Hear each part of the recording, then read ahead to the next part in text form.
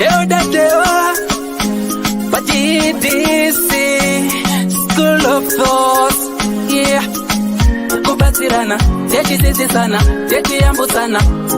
Frila, kuonesana, techisimutirana. Ya. Panondo patosangana, techibatirana.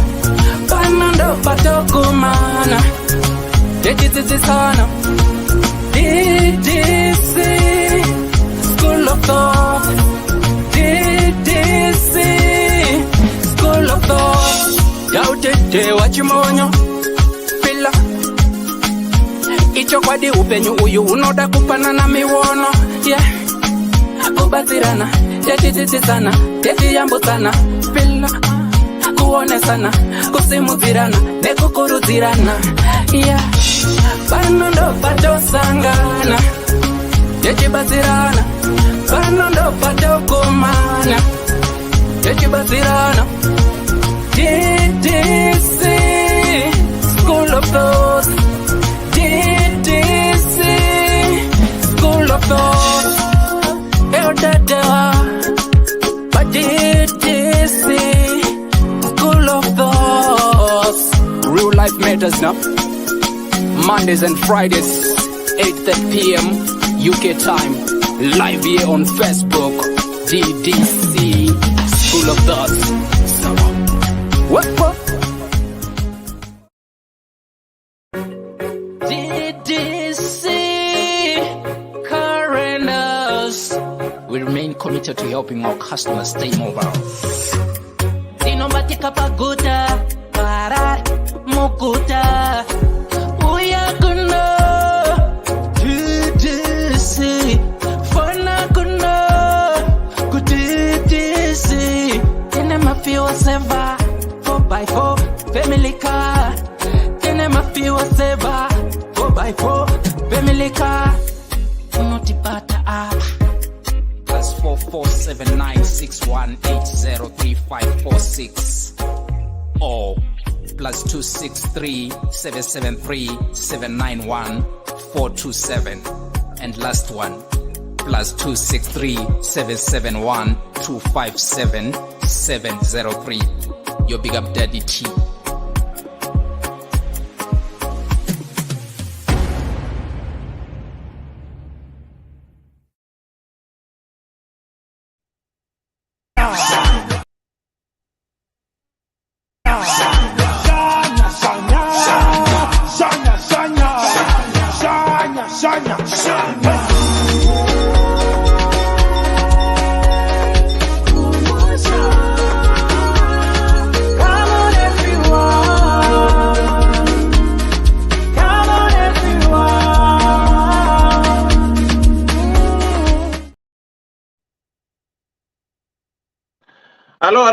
Hello, good people, say, salibonani mashabezuru amahle lindani mbawe tu murdo tagaenda na mkoma gwangu icho muri say. Right, siri famba. Abana muri wasino here. Yeah. Muri wasino here. Aiwa ndakaitenge bwana mumfana izvinzi amudhara usapoti asina yakatouya iri nyuwani ikayasi pana ateta ipapo ndikati ahudza ndipeki ndikoko takaenda nemaganazi iwayo asi ndinocherose zvangu. Anyway, good people, kana ini ndosapota iyo wakatouya zvikai ndosiziva unosapota Chelsea asi jezi ndiri kukutengera iri nyuwani rirambe toni. Good people, how are you wherever you are? Hope and trust you guys will find you all well. Woza Friday, Woza Mpela Week, where we discuss real life matters of the heart. Welcome to this Ddc program. Here we discuss things that happens to our day-to-day lives, or the things that you might have experienced or things that you might know. You can as well feel free to share with us your stories. Then we can do our case studies about your stories, or if you've got a personal story that you need help with, please do likewise get in touch with us so we can discuss and help you with your issues. Here we have professional people as counselors who can counsel you. If we feel we cannot counsel you, can start post you to the relevant people who can help and give you support. So please don't feel left out. This platform, we don't throw people, so feel free to comment. If you want to be one of our panelists there, you can just follow the link, or you can send 2 of your pictures. If you want to be on the poster, then you can put you on the poster. Or if you're a shy person, you can call on this Kambudzaka and say whatever your views and opinions are. Your views, your opinions are well most respected here. So the same thing you expect us to respect your views and opinions is the same thing we expect you to respect anyone's views and opinions. Like we always say, DDC is like a hospital. So my views and opinions might not sit well with you, but you know, as you go to hospital, at times when you're sick, you might stay long in hospital, might come out smiling, or you might die there. So this is how it happens here. Some opinions might not be what you'll be expecting, but we are here not to sugarcoat. We are always here to try to tell you exactly how we live in this society. So be embraced, but the good thing about it, we don't attack people. We don't go behind and start gossiping you. We don't do screenshots here. We are just a family who discuss the real life matters of the hearts. Sibo, how are you? Sibo? Right, Sibo. Right. Let me start by saying, no, we are doing fine, thanks. And you? I'm fine, thanks, and sit down. Good. Right. Right.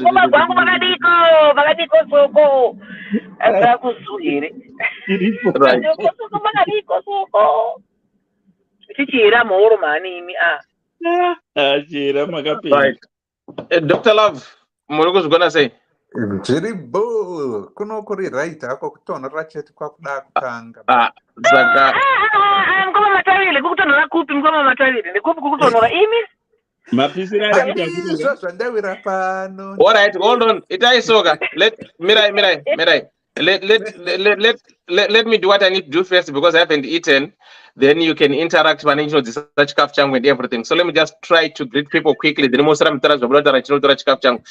right, Ali Senior, how are you doing? Maja Mafa, how are you doing? J Kim, where are you? I can't see you right.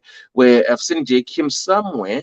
Right, J Kim Anis, how are you doing? Jesse was says Stable Cummings, how are you doing? Can you do it a long time no see? Ben was a long time no see. How Lois Mujare, how are you doing? Second Ben for the Mori says Magrem Dawan, how are you doing? Did I miss anyone?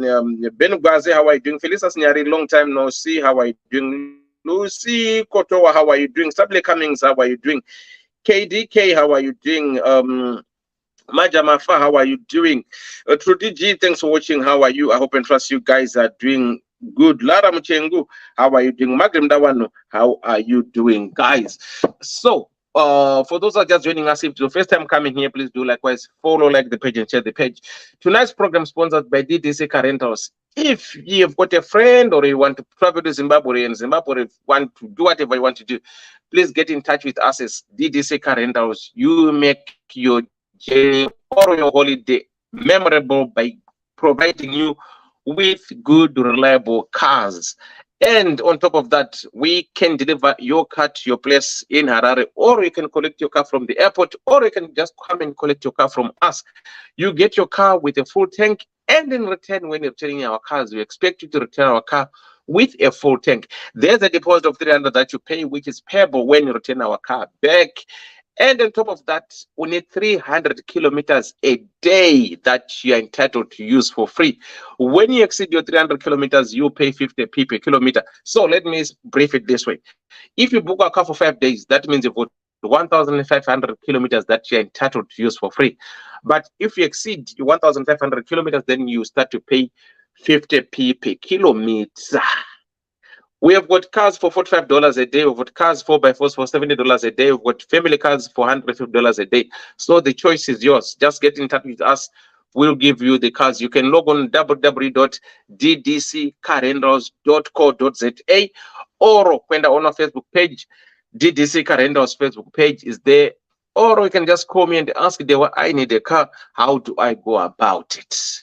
Secondly, Shanyai events or shanyai.com. Shanyai.com is a hub where you can search your holidays wherever you want to go in the world. Ingawe my flights, my holidays, car rentals, anything that you want. You know, www.shanyai.com. Everything is there for you. It's a Zimbabwean hub. Hotels, anything that you want. If you're trying to have an event that you want to organize, you want people to pay, ingawe birthday party, ingawe whatever, but you want people to pay, Shanya Events will facilitate that for you. Vanogadzirira tickets ako achikutengesera, you get your money. So that's Shanya Events.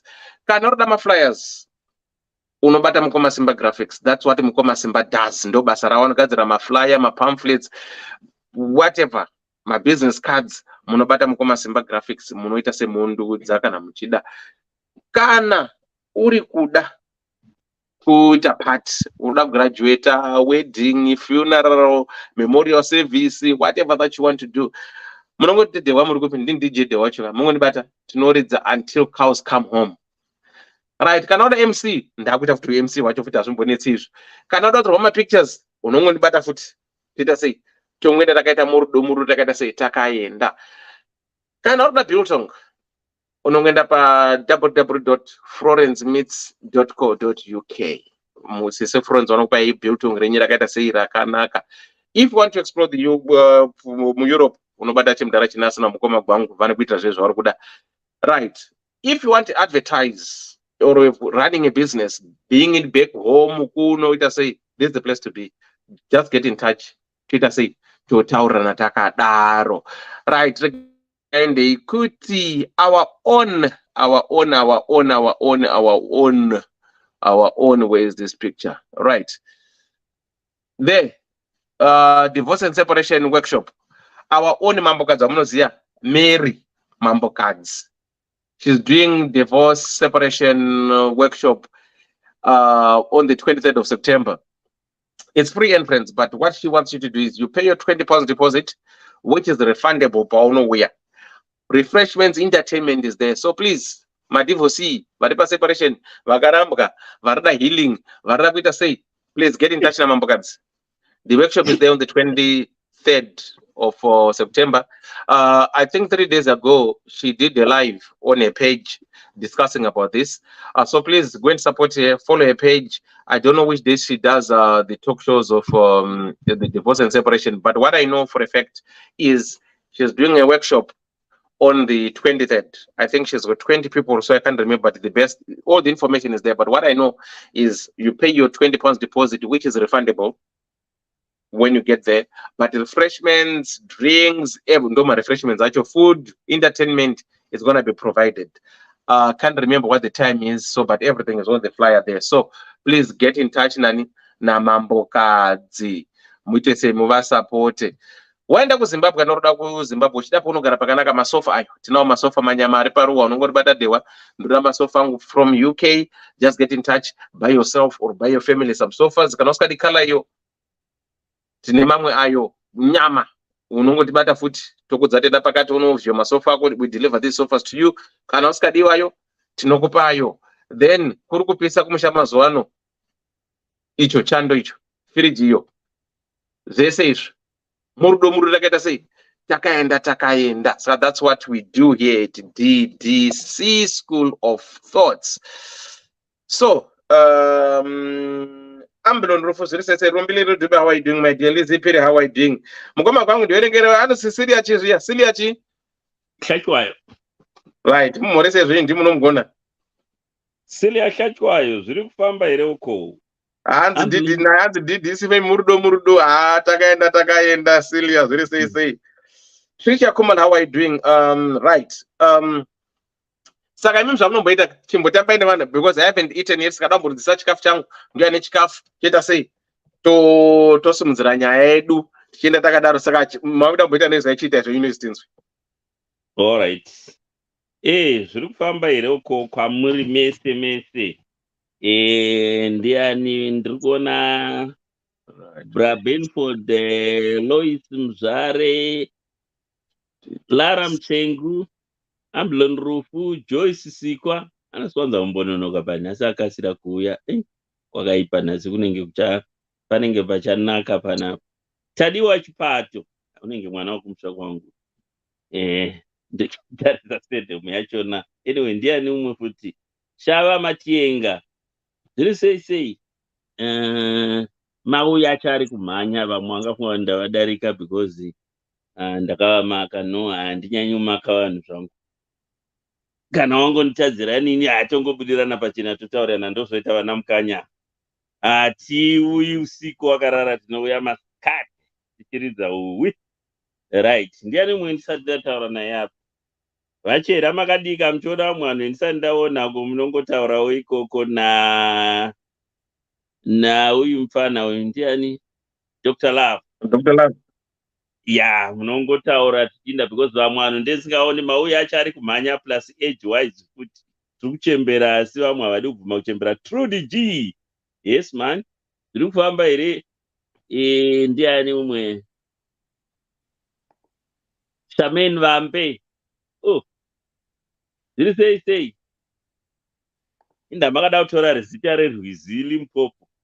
Handisi kuti vangani vanozviziva kuti Rwizi. Taura ndiri kudzoka. Rwizi rokusaidi kwedu runonzi Vembe kana kuti Vembe. Limpopo izita rokusouth. But redu rakangozoitwa override. I'm sure vashoma vanozviziva. Ndiani kuti mwapo. Regai ndicharire pane chifoni ichi pamwe ndingaona. Lara Mtsengu Margaret Mudavanhu, zviri sei? Anasiwo mondibetserawo because vamwe achona handisi kuona, ndiri kungoona panzvimbo diki uye ati haivi awonda pamukutaura naye.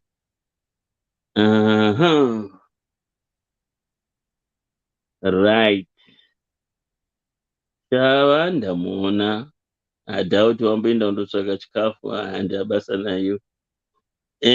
Saka ndikoko ndofunga mazvinzwa kunzi vanoda mota munongoona iye Dehwa uyu paDC Skool Car Rental, vanoda DJ ndiye Dehwa zvakare, vanoda MC kwai unozviita zvakare. Mabasa achakawandisa pamunhu wani. Rosalind Dudzai Mushaya, zviri sei? David Jazz, muri kufara here kwamuri ikoko? I hope we are fit and fine. Kunogwa takasimba njanji chaiye, asi mapisiro ekunoita kana I can't believe this is Scotland.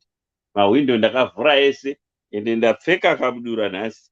Inini kabudura kazhinji haisi favorite yangu because tino ukumbo hwakatetepa huya hunenge hwechikadzi. Vakadzi vaya vanofamba vachizvidinga. Kabudura hadzinyasi kuita mushe patiri, saka asi nhasi ndandoipfeka kabudura kwapisa kunoku ndabvuma. Ndiani umwe uyo? Kwaite bicha. Ndaonana naye. Anasiwo muripo here apa kana kuti ndiri ndega? Handisi kukuhwai kana Chera. Hana Chera wakati nyarare havo, but yeah, tiriko. Kunyarara kukuvhara vanhu. Ndokai ndiyo kunyarara iyi. Aiwa, isiyo. Nhasi tichanzvirira.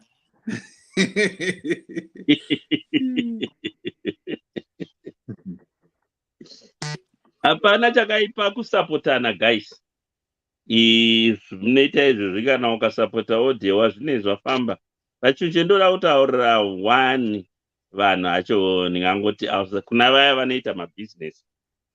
Pamwe une kashopu kako uri kutengesa zvaunotengesa unotengesa. Hazvibetseri kuti vanhu kana vakauya kungava kushopu kwako woita iwe basa rokufambisa makuhwa, unozvidzingira makastoma wega. Please vanhu vana mabhizinesi, garai makazviziva izvozvo. Woita mwe ndataura izvozvo ndahwa umwe mufana aida kushopu kwanhingi kuya handisvikiko. Stupid yomunhu akataura zvimwe zvinhu zvakandibhova. Musapinda mumaprivate life sevanhu kana muine mabhizinesi. Munozvikanganisira bhizinesi. Tichiri vanhu vashoma stereki. Ndapota vaya vane mabhizinesi. Musagosipa nenyaya dzemapamusoro pelife dzamacustomers enyu haavuyi apo newaruza imwe pamwe good customer. That's very bad. Yeah. Kungotaura vako haiwa pamwe zviri kunze kweDDC but tongoti tionesane because tisu vanhu vacho vari panapa. Right. Ndiani mwapinda uyo? Rosalind Dudzai Mushaya ndamuona ndambotaura nawo. Ipapo mataura chokwadi mukoma gwangu. Nekuti pane rimwe zuva randakaenda ndichiti ndiri kuda kusapota African community yangu, ndakafamba I passed at least 3 mababa shop evarungu ndichipinda ndichiona ndichipinda ndakati ndiri kutsvaga ine vanhu vatema. Ndaisvika pane ine vanhu vatema uyu I think angari Oromo. Saka vanga vari Eritrea, Oromia kuya kuEthiopia. Ndapinda kudaro, the first thing chaakangoita vanhu vose vakangonyarara. Ndapinda ndati pane tunoita here mabooking kana kuti tiri kuita ndinofanwa call ahead of time kana kuti I can walk in. Akangonditarisa kudai so akati the haircut is gonna cost you $40. Ndakati okay, handina kubvunza izvozvo. Can I get a haircut walk in? Zvakanzi no, you understand the haircut is $40. Ari kunditi the haircut is $40. Ari kufunga kuti handikwanisa kuibhadhara here, asi matarisiro akeka. Akangonditarisa from top to bottom. Ini ndanga ndine makadubura anyu iyaya. Ndine nengirikini ndakazvirelaxira hangu. Akangotarisa paside kudai so ndakati okay. Pamwe haasi kunzwisisa kuti ndiri kutaurei. Ndakambomira for about 2 minutes. Hapana munhu akambondicheukira.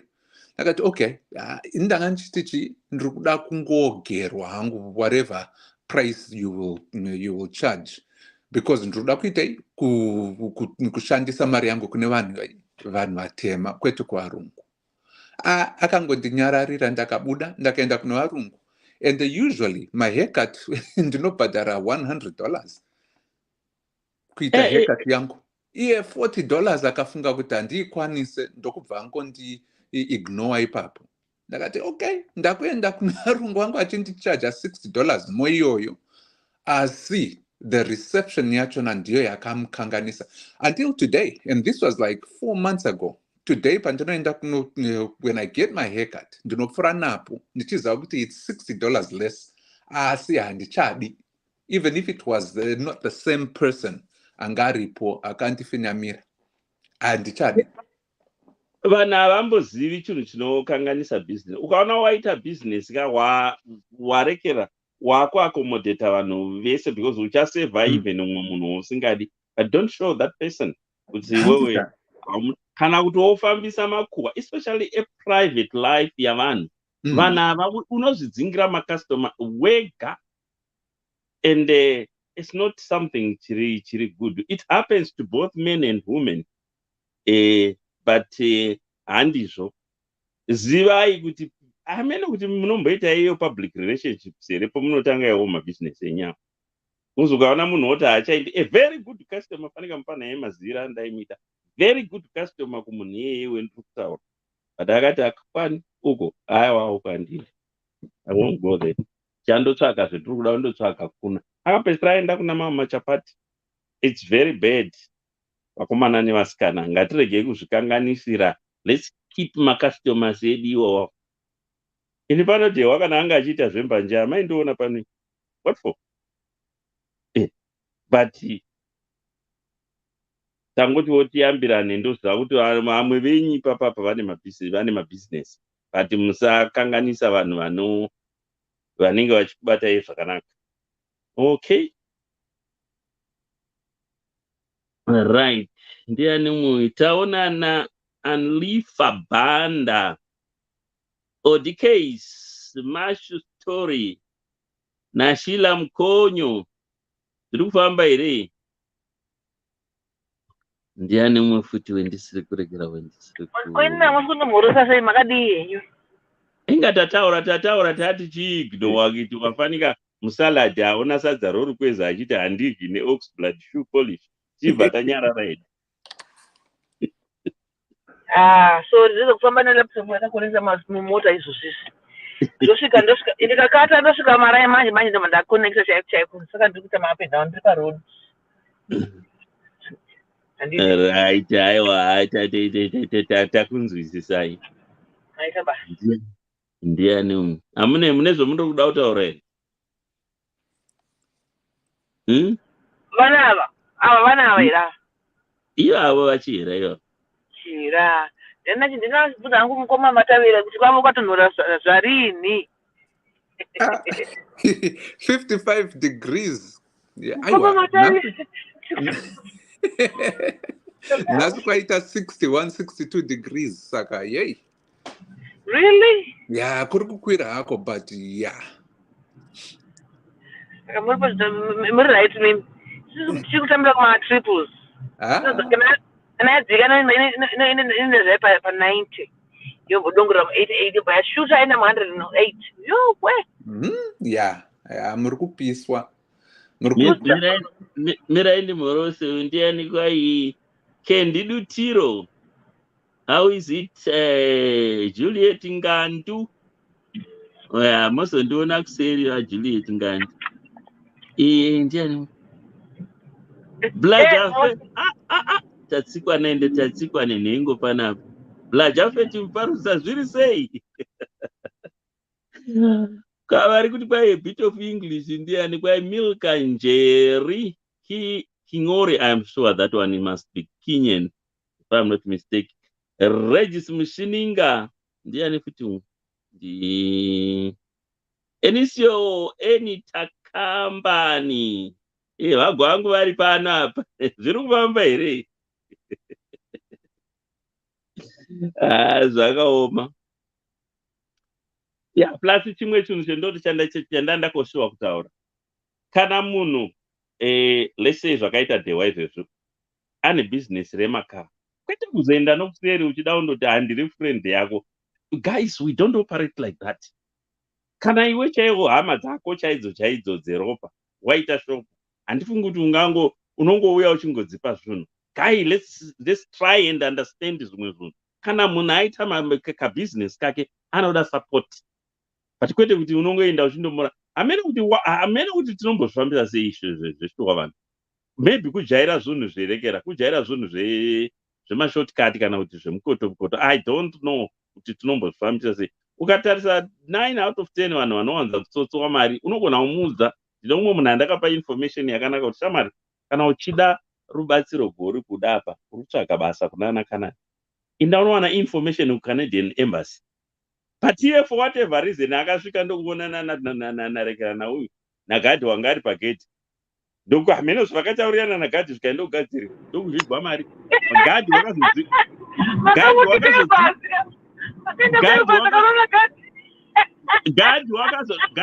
ndakamutaurira ndikati usataura, pinda utaure navanhu vomuembassy kana kuvaemerera kana kuvafonera. But nenyaya yekuti tajaira zvinhu zvemaback door akandotaura nagadhi ndokuzvigwa mari. Gadhi iye akazhamaridza vanhu vakawanda basa akadzingwa hake asi mari dzavo vakanyura. Kana munhu asitata kabusiness kake ingava friend akaita kombi ngandirege kupindamo ndichitarisira kukwira kombi yemahara. What's wrong with us people?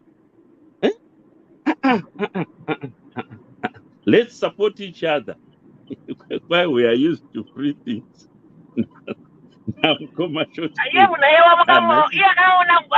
mahobho kapfuma dzakadzongozana kuti dzakadzanganyika.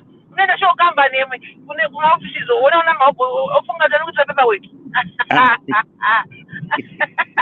Manje wakanyura but wakanyura mari yako. Akachira mari akatopusawo naye akatopusawo zvake aizimoshaika akangopusawo wake.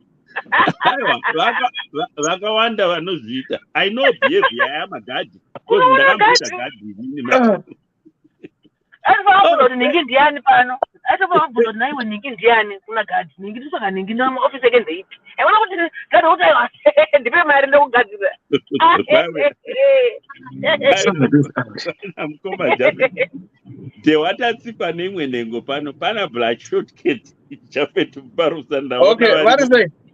Japhet mpasara kubhora here. Wabhora. Vebhora. Tisipate province. Tisipate province vakobana. Tosaluta pakadiko koba. Vanotengesa vana mauya akanaka stereki. Ndichakutorerai. Zvoita here ndotora mauya vanotengesa dewa. Endai moto. Mauyu. Mauyu taona mauyu. Tatengewo. Anguma Jafis, hey, the legend. Pana pakanaka pana. Tinodzidza tinosangana tichiviri. Totiko neprovince. Ndovakuru vakuru. Right. Ndakaenda kumhotsa ingoti makadi ndiri kudya ndanonoka kweya. Aka. Mondregera koni murinda zvese sei. Mukoma Benji muri sei nyasha shameni mangwinda how are you doing? Mukoma Jafet muri sei. Regis Mushininga, how are you doing? 80Ks, what's up? Charo chak ziri sei. I think our mama also dara. Eniso enita takambani, how are you doing? Ndo parakira rinodziya akuchipisa ari peke kuto aroda kutonhora. Ndikutsva. Ndakatenga yangu inini because ndo za Scotland inotonhora. These are very warm. Nice one. They come in different colors, but ini munongoziva sei ndakatenga yellow. And ndiri kutaura nyaya yacho. Ndongamazviziva. Ini blue, white namamwe akasiyana. Okay. Tapota mukoma shortcut. Ndomunga muri kuvaona vanongorota vakabata bhora. Thank you so much. They look nice. Akanaka zveita izvo. And my unisex anybody can wear them. Yeah, exactly. Right. Mukoma nesindoro. Party mukoma gwangu iri muna musi 26 January next year. But trikutsvaga venue. Tikangona venue will let you know, but the date is not going to change. It's January 26th on a Saturday next year. We are all invited.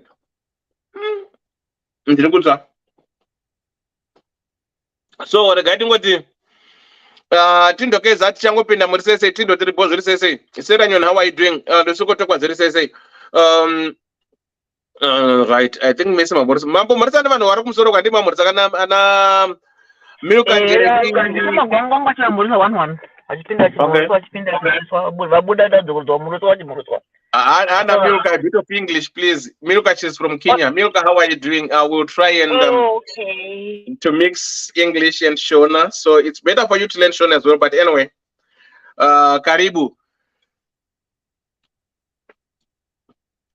Those who speak Swahili. Tawana and Nife Band, how are you doing? Mashu stories say Shira Mkonyo, how are you doing? Right, Ben. So, Debbie Jez, how are you? Rosindo Zai, Saka, let's start our program. Let's jump into it. Did you read the story? No, that's it. Okay. So our tonight's topic tonight is saying, marry anyone you want, but not Nigerian. Right. Hello, DDC. I hope you are all fine. I'm a 34-year-old Zim lady based overseas. And a good job, and all is well career-wise. I've been dating a Nigerian guy for 2 years now. 8 months into this relationship, I met a Jamaican guy. Akandifimba, and I told him Dinemunu, but he insisted. The pressure was too much. So I've been dating these two guys for 1 year and 4 months.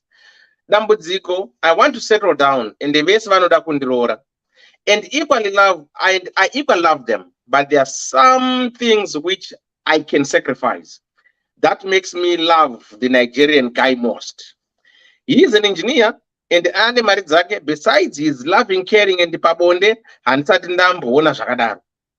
we were supposed to go for my introductions, and I was asked, I told them he is from Nigeria. Guess what? They were all against me. It was very bad. Hey, they are bad people, Havana respect and judge too much. You know how Nigerians are rated in the African culture. I tried, but vakati marimu Nigerian, no? Apana kana wana kamera nini. Vakazviramba. I need your advice. What should I do? ndogara here nemurume uyu toita vana vedu, and when I'm going home ndoenda ndega nevana murume osara zvake, or should I leave him and get married to the Jamaican guy? The Jamaican guy treats me well. I can say he knows how to treat a woman, but Babonde is not as good as the Nigerian guy. I can only marry him to please my family, but I'm afraid ndinozopoya because I'm Nigerian anondigonera zvake. I don't want kuzonyatswa mangwana. Ndingazoita vana vemuNigerian indakarorwa nemuJamaican. Pachivanhu chedu pane zvingazonetsa here. If I marry this guy without my parents' approval, please help. So our story for tonight, for the benefit of those who don't, because it's mixed in Shona and what have you. We have got this 34-year-old young lady who is overseas. She's from Zimbabwe. She's saying everything job-wise, career-wise, she was well up there, no problem at all. But the challenge is she's in love with two guys. She was dating this Nigerian guy, and within 8 months of their dating or her being in a relationship with a Nigerian guy, pops in a Jamaican guy who asked her out, and she refused. But because of from the guy, he kept on pursuing and insisting that, okay, I want you to be my girlfriend. So this lady accepted to date both of them. But her challenge now, so this lady is dating two guys, a Nigerian and a Jamaican guy. But the challenge which brought her here is that when she told her family members in Zimbabwe that she wants to get married, they were so curious, wanted to know where the guy is from. Then the lady said, the guy who wants to marry me is from Nigeria. And Black Rose, the parents were against it. They said, no, you can marry anyone that you want to marry in this whole world. You can't get married to a Nigerian guy. You can't get married to a Nigerian person. Why? Because publicity which Nigerians get. Oh, they are scammers, they are thieves, they use juju, they are like this, they get labeled a lot. So the parents of this young woman said, if you marry him, we'll disown you. So, because already she's got plan B, she's dating two guys. So she's saying, the reason why she wants to marry this Nigerian, besides his profession of being an engineer or money and everything, she's saying, this dude, when it comes to intimacy, when it comes to the da-da-da, he is good. You know, she's enjoying the benefit of being with da-da-da-da by the Nigerian guy. And he's saying, the Jamaican guy, he's a loving person, but if I want to compare them, no, the Nigerian guy goes with the flag, he's the champion. So now she's saying, is it okay if I am to get married to the Jamaican guy as disguise to my parents, or I get married to him, but the one who's going to father me is the Nigerian guy? Will there be any problems for the Nigerian guy to father me, yet I married to the Jamaican? Because my parents don't want the Jamaican guy. They don't want the Nigerian guy. So, Oro, I'm not going to be faithful to my Nigerian guy, to my Jamaican guy. I'll be still going out to my Nigerian boy, because it's the one who satisfies me. So this is the dilemma of this young woman, saying, why are parents trying to control, trying to tell her, you need to marry by this person, not by this other person. Yet the person whom they don't want, that's the person whom she's in love with. So if you're a parent, or if you're a woman, or if you're a guy who wants to marry someone and your parents tells you, no, if you marry that person, we'll disown you, what will you do? So this young lady, she's going to be here. Your opinions, your views, your advice, she is willing to take it on board. So, but for me, as me, I have a different opinions and views on this case, which I'm not going to say now, but my thinking is completely opposite and different. So that's our case for tonight. For those that are just joining us, it's about 34-year-old woman who is in a dilemma because her parents doesn't want her to marry any person who is from Nigeria, but her heart is with the Nigerian guy. But she's dating two men, Nigerian and Jamaican. So it is what it is. Mugoma kwangu. Right. Ina ndakangofanana nomukoma wangu naThomas Makumo ina drawing ndakayiga mutini.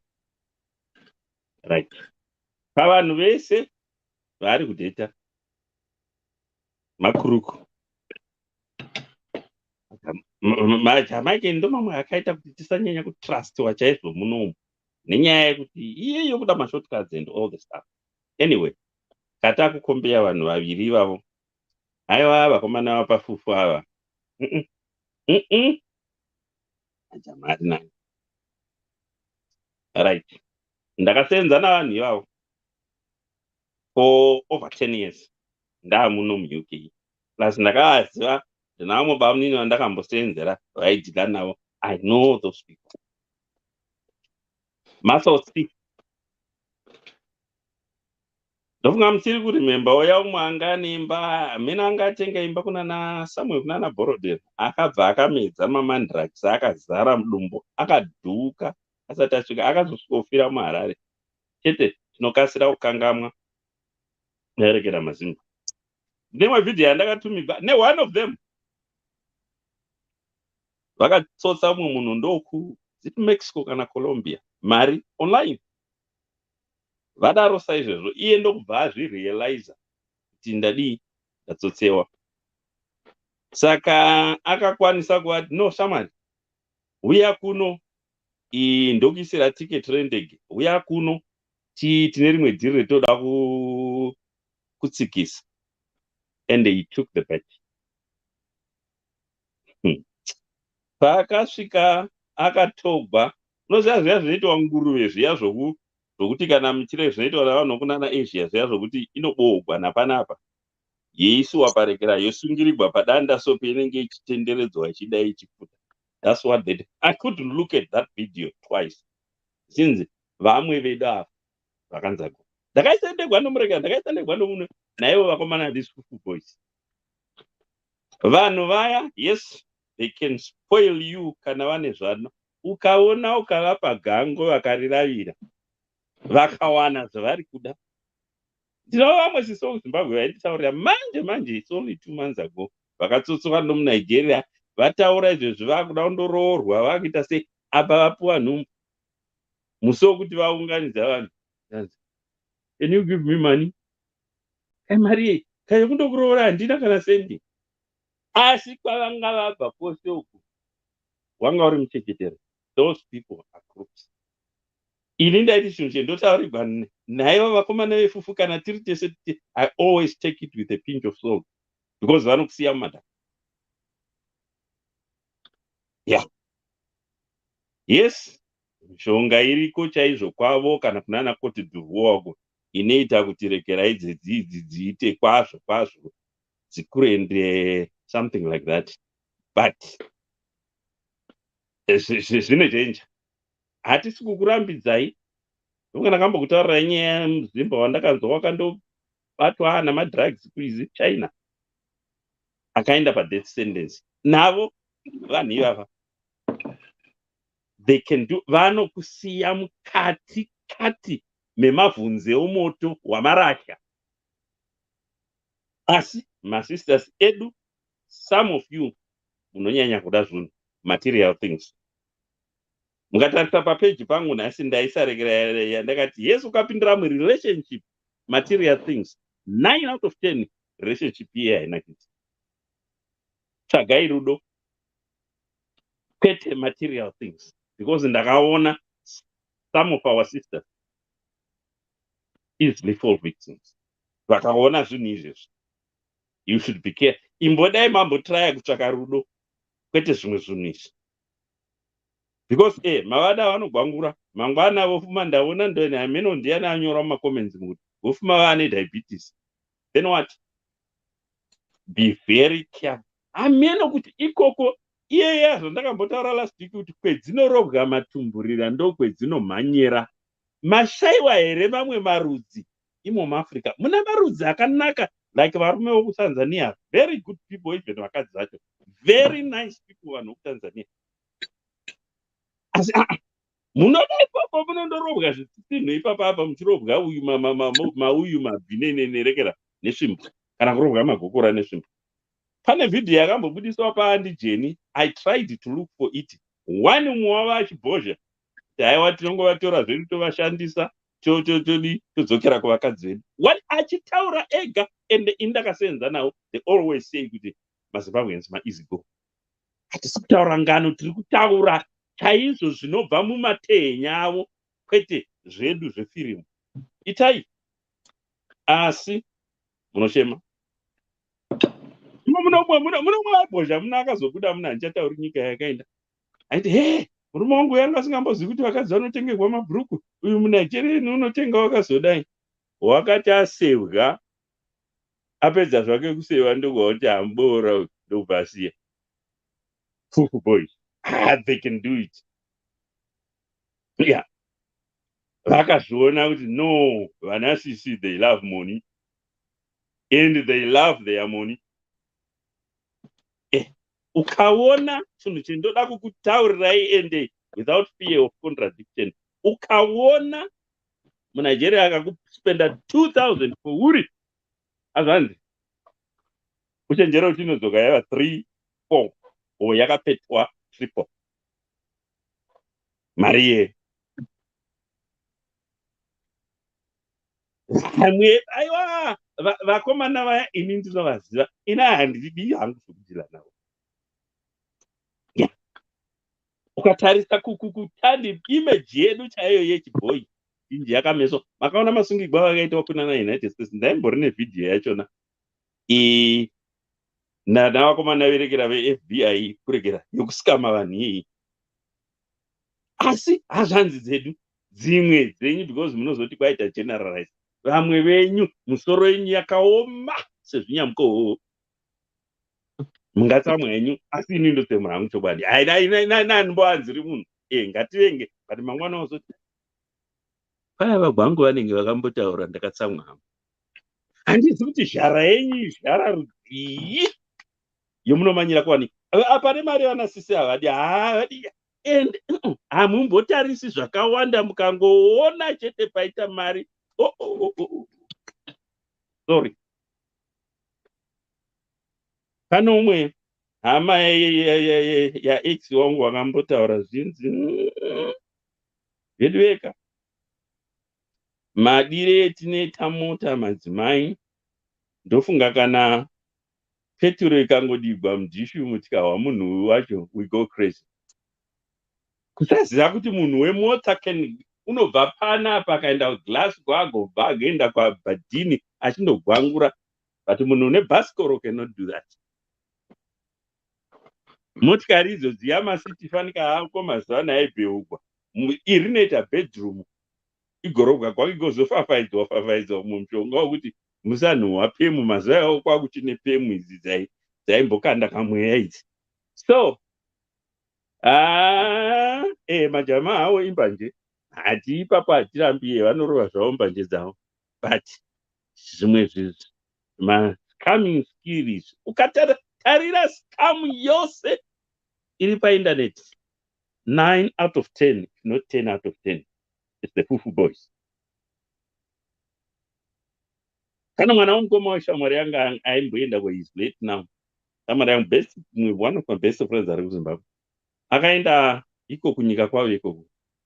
Zvikanzizvo unoziva unosvika pamba ugowana mumba imomo mune lathe machine chichi ine ichigadzira mafake things, but packaging ine iri yokuJapan zvokuti akaisa apo yasiliwa zvakanaka. Unofunga kuti ndatenga mapatsi emotikari abva kuJapan.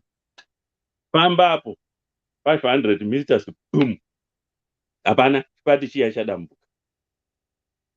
Ndo nyaya problem yakakonzeresa kuti vakomana yavo vaiti hakuna even up to today hakuna nyika ina mainvestis akawanda saiva panyika pawakomana vetiri kutaura ipapo. But after vadzidzisa vanhu saizvezvo vakashayiwa kuti vova accommodata kupi, ndo zvakapa pakuzoti vaite chikuruku, muwande chikuruku mukati menyika mavo.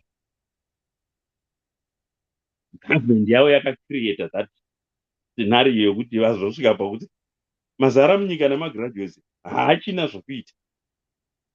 Muri kuona kana kwedu kumutoriro zvawava kuita ike zvino, because vamwe vanhu vakungogara vakuita vagraduata unosvika votengesa airtime. Izvozviya we are sitting on a time bomb. Ndo zvakaitika nyika yekoko kwacho komunoda ikoko kukuspoiler. Yes, first phase yerelationship kana usati wambozhiwa bhinzi inokwekwetua zvokuti ungozondogeza mushawa chine chaachira ane apedza newe. Yes, they do it. But kana vakazenge oda mari yavo back,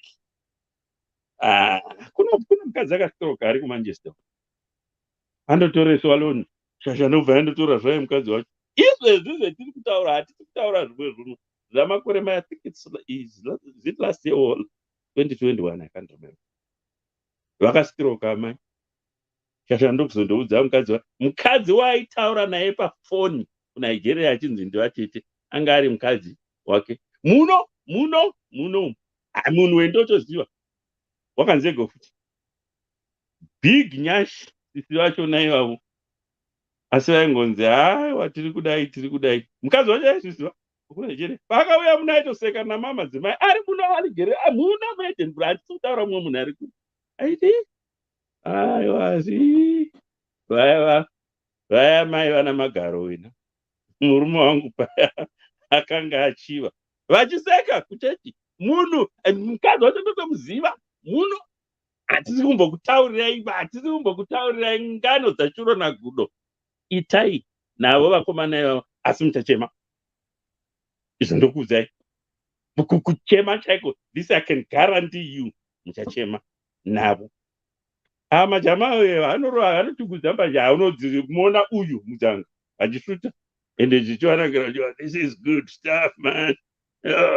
Yes, asi kana tiita comparison navakomana vefufu avo pafufu ide mari gavava. Thank you. Tapedza ndombomwa mvura.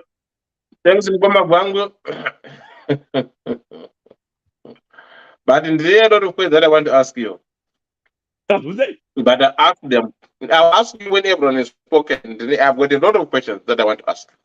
Ddc Skool and Anemi, I beg to differ on this one. Anyway, Simon, Connie, for instance, Sibo, your 10.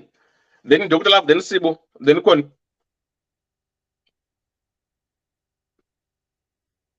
I was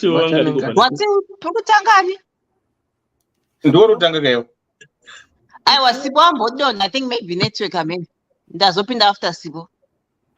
One day, because I only want to speak 2 minutes. Then that done and just so talk.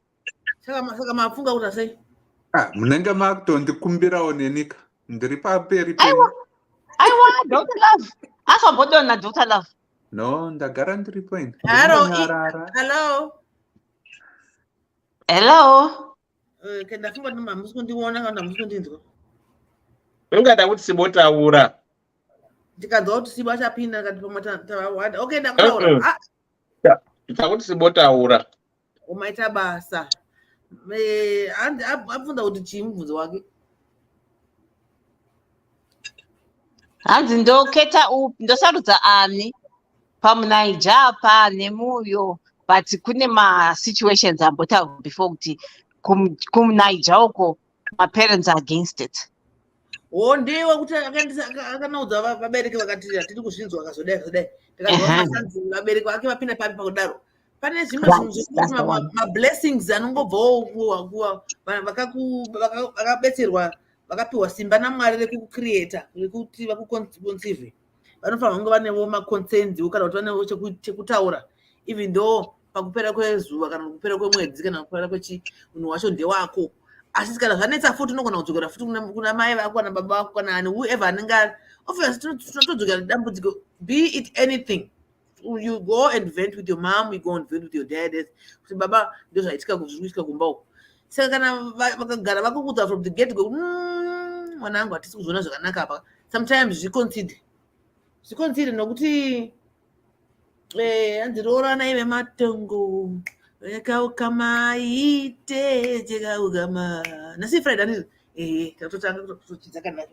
But anyway, so rake iye ndongoti ngaape angati yamai vake nevemhuri yake is another story, but iye chaiye kwake ari kugunun'una ane vanhu 2 zvimboitirwei, zviri safe here? Hazvisi safe. Saka iwe musikana iwewe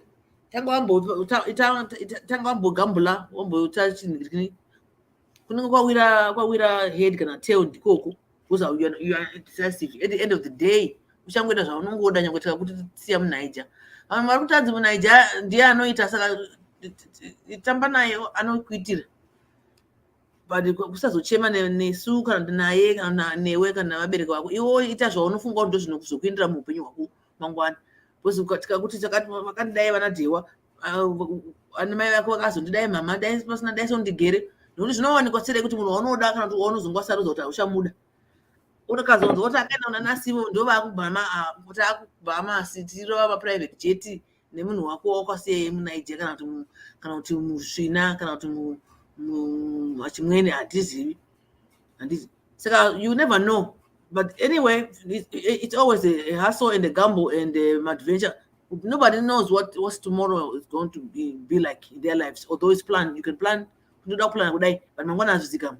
Saka wauri kuda uri kufunga ndiye uri kuda nhasi dzakanayo wazongotsanangurira wanabereki wako kuti at the end of the day baba mufunge ndiye anondibvisira bhurugwa yeyu kwete kuti imimi. Saka ndiwo ndakachusa. Unobva wapinda neshoko chaicho vatobva vavhara muromo hauna zvaanotaura ngoti baba munhu mukobana wamanga muti hamudi yeka mukuwasha wenyu wandazochuza ndiye anotondibvisira bhurugwa baba kwete imimi. Ndiwo ndada kuti andibvisire bhurugwa imimi namai dzakaine yenyu muri 2 nindu dzakane wangu zvikazondiwana mberi zveshuwa ndozodzoka undochema nemi asi nemadi mambo nditaurira asi wandafunga ndinhingi uyu zvataurwawo na Dr. Gwangu ndizvo zvinongoda tinongochema whether warorwa naye Jumba Musanduku kwaye tinongochema whether billionaire whether asina chana tinongochema chero whether saka hapana anzi rudo ibofu anzi moyo unomira paunoda hashi vanhu veshona vaitaura kuma zvese izvi daigona tsumu anzi rudo ibofu moyo muti unomira paunoda. Saka iwoka apa wangoya kutiwana nyaya dzangotaura zviro apa, but iwo uri kutoziva kuti uri kuda muNigeria nokuti afamba nembiri nditi ende futi zvimwe zvandinokoshesa inini nezvaunokosesa muupenyu mako zvakasiyana. Vamwe vanokoshesa kugara zvakanaka nyange achirohwa chabhiso nyange achiziva kuti uyu haana zvanazvo asi tinogarisana anogona kutotema muzhanje touya todya mazhanje tosheyana tichiita uyu haana chana asi anondibata zvakanaka. I mean, you have a choice. At least you have a choice. Pana mwasina anongoti that is that sadari pabhodhi. Saka iwo akochuza waona kuti kwakukawira matsoro dzako zakawanda kuti anogona kuangwana mari akanaka akadi anomoyo kana zvakawandira ikoko kuno ma yes enda naikoko asi mukugara kwenguva fangochiza kuti ndakasiya Thomas aindida chaizvo ndichimudawo asi aishoda chakati nokuti vanhu haungavezi munhu kahauzi mwari kana uchimuda munhu wako muveza waunoda nenzeve dzakadai dzakati pazhami ane kamhino kasiponono akadai asi pamari apa pamari ndio panozonetsa anilanisana makuita zvekuromba zapara munhu anongoyereka apiwa mari namai vake vachimuzvara paya kuti ndakutokuzvara nemari unless if it's inherited. Saka life is a gamble and life is a journey. You take step by step. Not so hard sometimes for the good, but you have to plan it and do what you do wisely these days. Wisely. Unozviurayisa kana unozosiya vanhu vese vari kuda vanozopedza vatodisappear vachikuda wozosara wawega manje asi wanga une choice yevanhu 2 wozosara kusina kana wekuchuza. Saka right now make up your mind and be firm with your mind but tanga wamboita maresearches ako ave kuNigeria. Tinavo vatinoziva vakatorwa nemanigerians vati vakatogara saka tingati havazi vanhu kana kuti havakwanisi. Unenge wangowonawo jumba musanduka, but 98% of vane mastories. So you have to do research. 98% of those guys vane mastories, or 2% ndo vanogarisana nevakadzi vavo ende vachivada chaizvo zvauri kutaura izvozvo. Handizvo zvona. Saka ndongoti chi mwoyo wako ngaumire pawada. Vabereki vako unofanga gara pasi na uri close na mai kana baba wako. Because ana baba vaitrodzi gara kana na mai pasi kana na tete wako vanyatsotsanangura tete mufunge munhu wandiri kuda ari kunzina na mama havasi kumuda uyu ndiye wandakatoona akadai wapa mama max ako owedzera tete wobva waenda kusaiti kwako zvako zvaita ukangomanya uchingoti ameno ndiyo tiri kutaura kaameno iyo inozotititsawo mangwana wadzoka pano munhu uya akazondodai. Dr. Rose makadiko tete? Esi muroora wangu. Ndakamanga ndiramba kudhara kuti zvangu zvichirangarira kandi munhu karamba unoramba uri muroora wekonya usadiwe. Kana wakatombororwa kwangu tete uri muroora wangu full stop. Saka mutondidi naye munongoda kuti nditewo akambororwa kwedu. Kumbororwa kupike uri wedu zikama iwo. Ndiye usacheme. Kuti akumusodzi wakanyarara. Ndizvo ndonyaya yangu ndataunogesa. Aiwa ari kuchambodya sadza ari kutsva musikana kana uchidya sadza unosweta. Mari mbendera mberi nenyaya. Sikubvefoni makadii chepo mhorisa vamwe kana vanhu vakuru vapinda. Ayo iwe endera mberi nenyaya kana wapedza tozomhorisa nevanhu. Right. Ayo iwe tanga wapedza kutaura nyaya yako. Then paunoti ndapedza, then we greet those who just ended. Tazvinzwawo. Ningirikini saka inini ndogumisira ndichiti pachikamu chekutanga chinochi ngaaevaluate zvake zvese mai vake family yake andamanyatsanzwisa hangu tsamba, but ngaavape value kuti avaone kuti what is their point, vari kunyanya kuti chii, vari kunyanya kushora chii.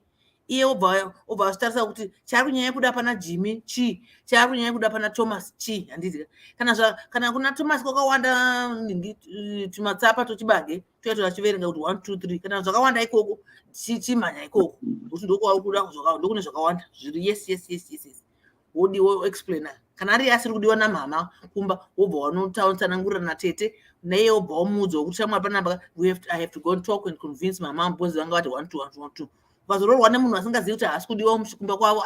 Zvinorambwa futi, zvinorambisa izvozvo. Wazororwa uzonzwa kunzi wakagara usingadiwe kumusha iwe haagoni kutsemura huni kana kurova gushu haagoni. Ndiye mukwasha chii, akutotukwa otozogara akatoziva kuti haadiwi ototi saka ndakuendipe mari yangu. Andozvona usara futi uye wakaramba kuti uchadzokera unzoti wakaenda kuna timi idzokera kuna timi wako. Saka mahumbwe shamwari, mahumbwe. Alright, ndasvika ipapo pakoma tozopedza later. Okay, thank you so much. I just need to read this one quickly.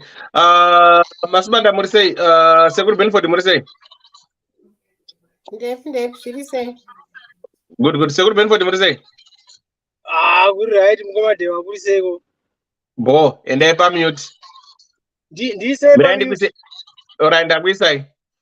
Right. I just need to read this one quickly. Martha said, people are different, so don't be stereotypical. Marriage is for life, so don't base it on one's jiggly beats and how they perform in bed.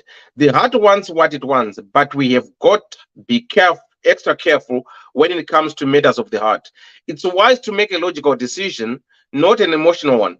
There is a whole lot of questions you need to ask yourself about your potential life partner before you can make a decision. These questions are about the spiritually, emotional, sexual, financial, and social aspects of life. Lastly, the man is to love you more than you love him for the marriage to work.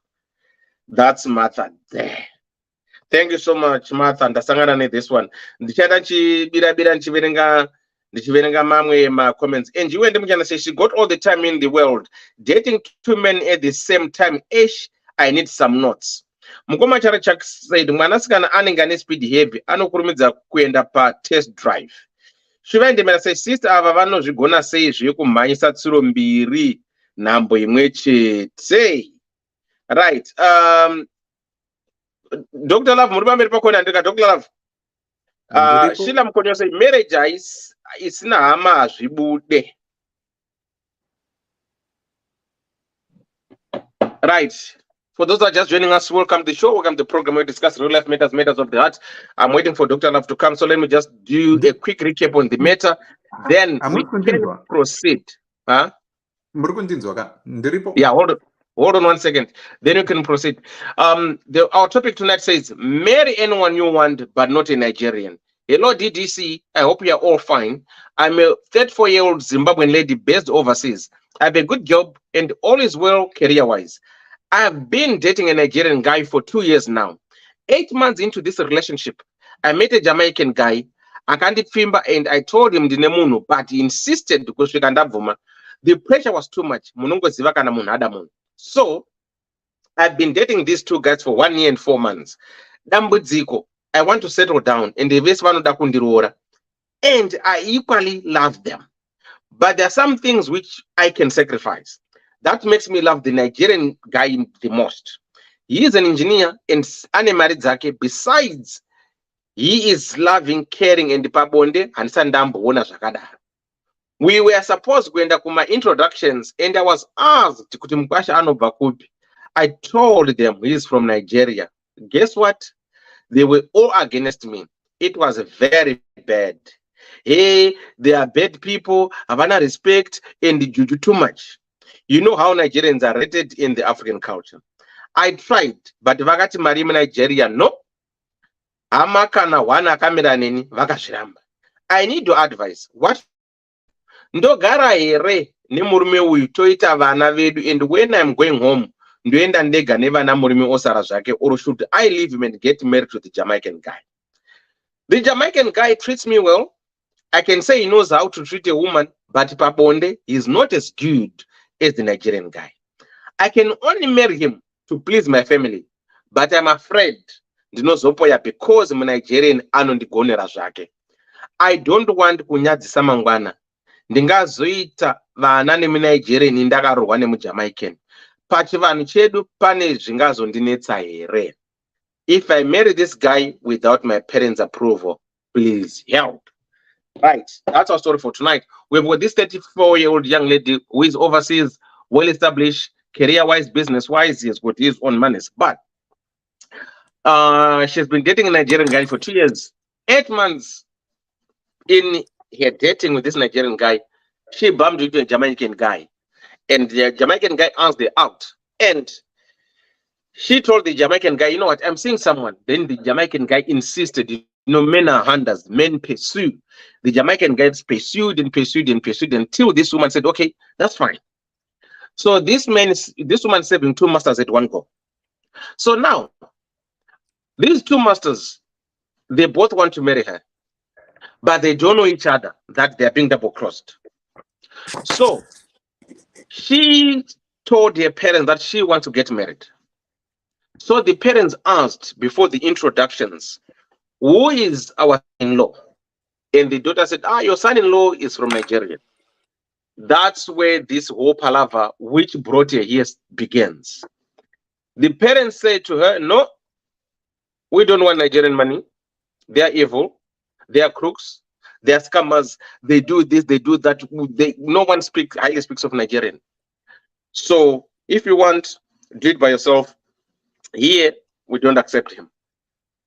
So it was a no. None of her family members stood by her. Everyone was against the idea of her to be married by the Nigerian guy. So she's saying, should I marry the Jamaican guy just to please my parents? Saying she even loves them, according to her. She's saying the Jamaican guy is good, taking good care of me, very loving person.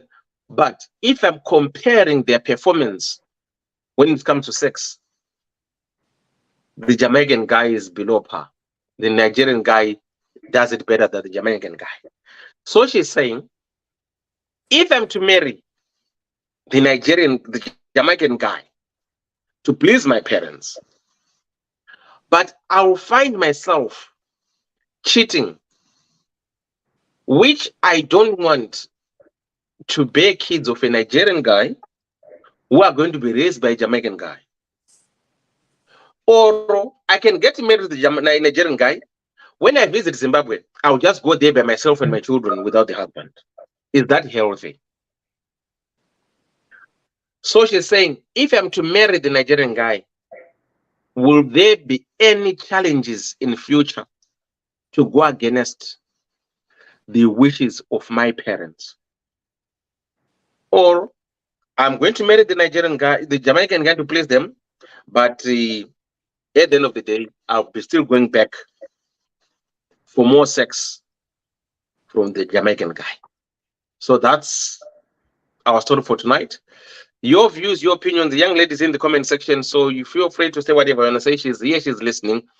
Then you might help her with your brilliant solutions and ideas. Right, Dr. Love, over to you. Dave. Bomadi. Inhangu ndichabaka nasi. Kuri kutonhora asi ndikutoda kutotsva kutopisa chaizvo. But ndikuda kutanga ndichingomutaurira kuti well, let's kuna vasinganzwe chishona, let me try and speak in English as much as I can. First of all, when she says that she does not want to embarrass her family, she's already embarrassed herself.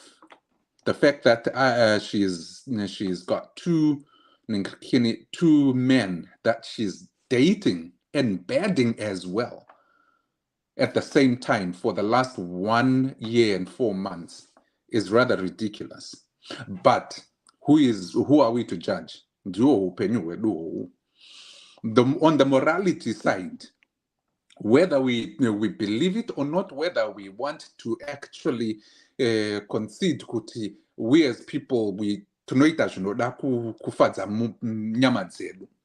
There are times when you have to speak truth to power and speak truth to the situation and bear it as it were, without favor and without fear.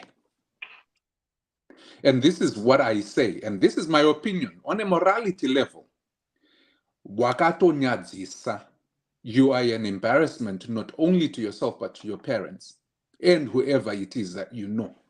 Anokuziva. But I might be harsh on that one, but I stand with it because it is rather ridiculous to have to stand by that. I am dating two men. One dakamuti, I won't sleep with you, and the other uchimgwangoris. Even that is impractical. So, Ipapo, I'm not judging you, but I'm just telling you where on the moral level, I think and you are embarrassing yourself. Kozo we apanyaya yekuti hanzi, as Nkoma Dewa said, you cannot serve two masters. You'll either like one and despise the other. And the Papa, what you have already said in your letter is actually conclusive. You like the Nigerian guy, and you want to start a family with him. The only problem is that your parents and your family members have a very diverse or divergent opinion than what you have. What I would suggest you do is, one,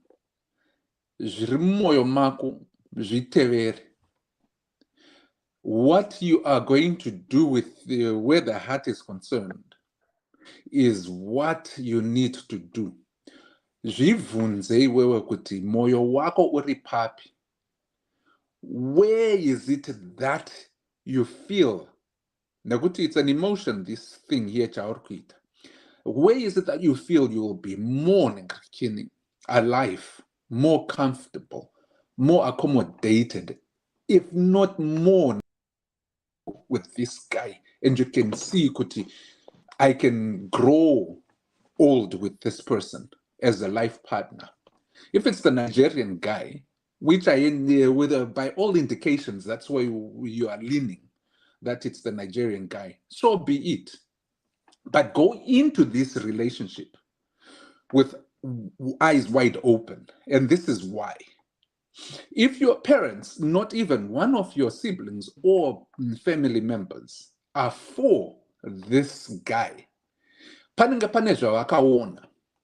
maybe it's not directly at him, but it might be because of other things, anecdotal stories or stories anongotaurwa in and around the world. As a matter of say, statistically speaking, and I haven't seen these statistics for quite a little while now, it might have changed, but Nigerians are based and also known to have the highest or rank at the top of corrupt and scamming people in Africa, notwithstanding the fact that Zimbabwe is fast approaching that level as well. But the Nigerians have been, and for a very long time, been associated with that. It's unfortunate. Whether it's true or not, I've had personal experiences on at least 4 issues Zandichada Kuku share with you. And make your decision based on that, because you know your person. You know where he is, what he does, and how he does it. And I don't know. I've had so many Nigerian friends of mine, some very close, very good people, and some questionable. And some I discovered they seemed so good. I see they were wolves in sheep's clothes. And this is one story. The first one was a guy, I knew him just the minute I came to the States, and he was like, okay, you're going to be my young brother, and I'm going to tell you everything that you need to do so you can get ahead in life. I knew, based on experience and my critical analysis, okay, let me hear what he's to say, because I'm not going to throw the water with the bath water with the baby auntie. Let me hear him through. Ndo jaja, because I'm not going to invalidate his ideas. He did well at first. His own decisions, his own advices were just on point, and I appreciated them. Kwakazouya one time, Pakati George, you know what? I have a wife at home, right? And this wife here has been working, and I've been taking care of her the last 6 years. And I had known him 2 years at that point. And but here in Kwandiri Koknoko, I knew him as having a wife, Angari Murungu, Nemwana, Angane 3 years at that point. And then why is it that you have a wife who Nigeria and a wife here? Iakati no. Ndakaita mkadzi kuti ndiwane mapepa, so that mkadzi wanga azouya kuno.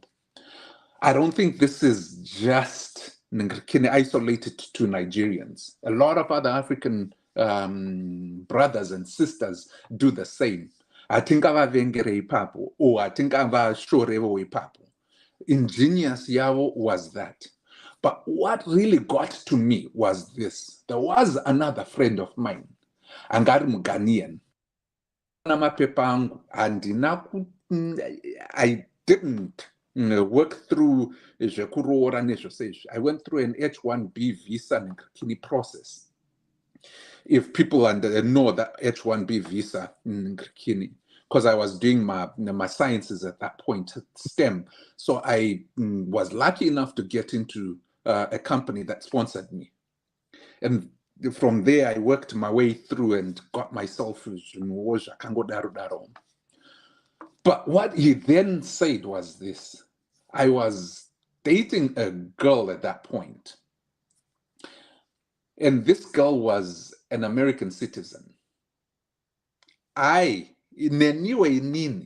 having a girl that was an American citizen, maifunga kuti ndaizomhanyira kuti ndinomuroora iyeye kuti indiwane mapapers angu kuti akwane kudaroka. You would think so, but that wasn't my motive.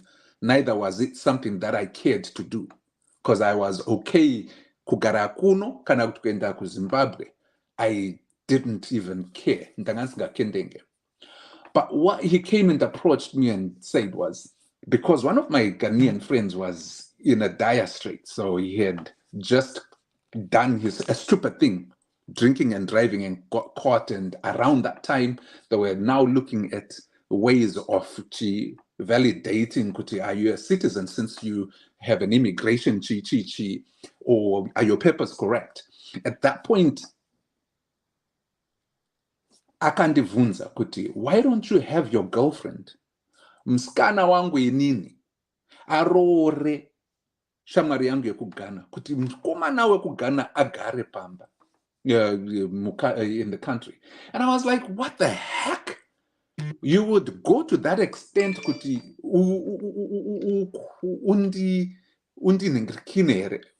what kind of a compromise is that? I just had enough. I severed my ties with them at that point, because I couldn't even further myself doing that.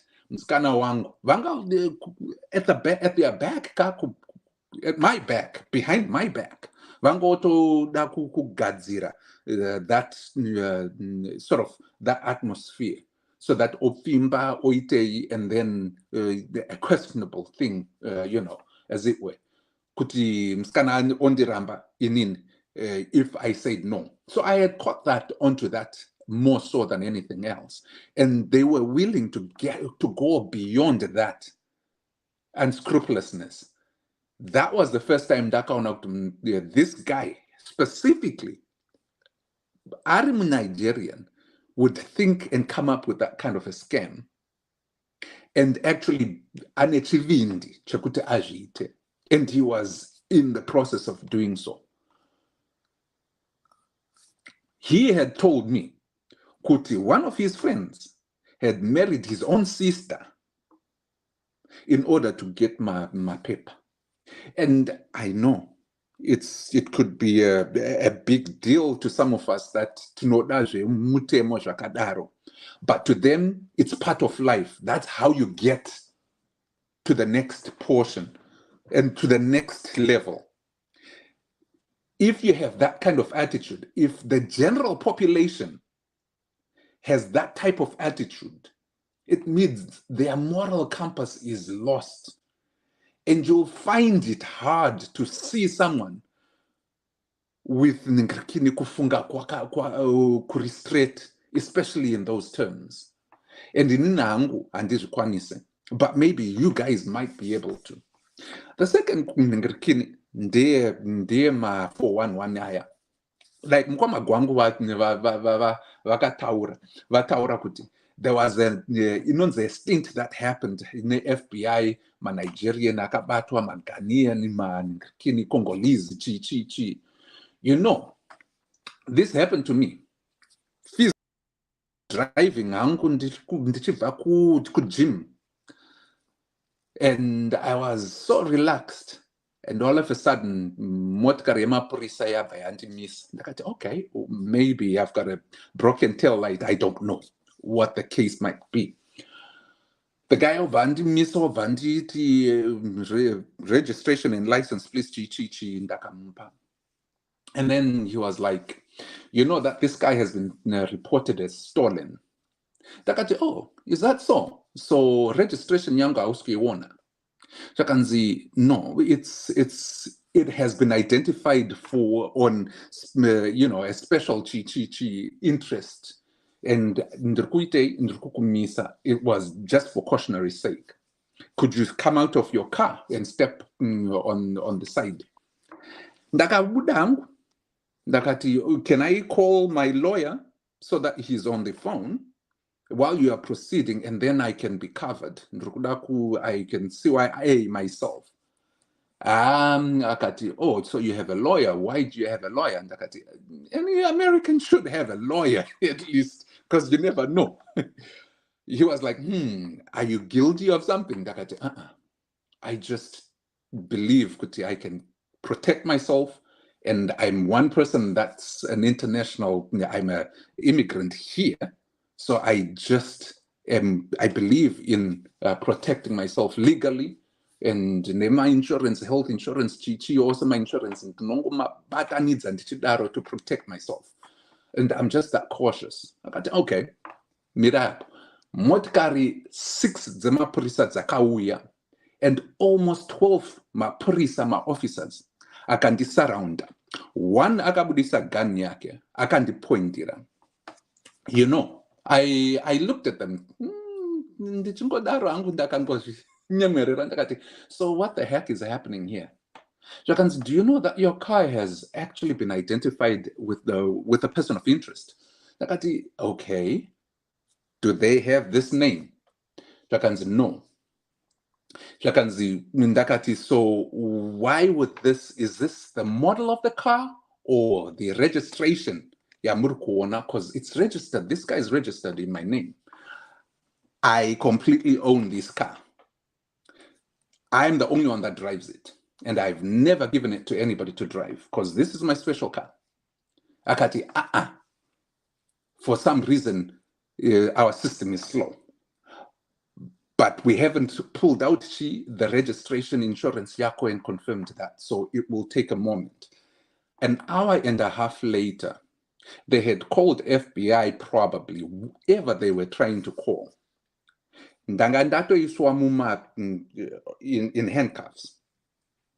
Because presumption, Yachun and Yokuti, I am the person that they are of interest. Only to find out that there had been a stint the day before with a person or persons that used to drive motkari zakafana na neyandangandishi drive. And this was a big car. It was more of a Brent car. Ndangandine tint yangu inini, it was legal tint yachona kuno atibvumidzwa kuisa dark tint. Ndakangoisa iripo yekuti ndinoona panze vanondiona, but they cannot see my features as much nekuti handidi kudaro, you know.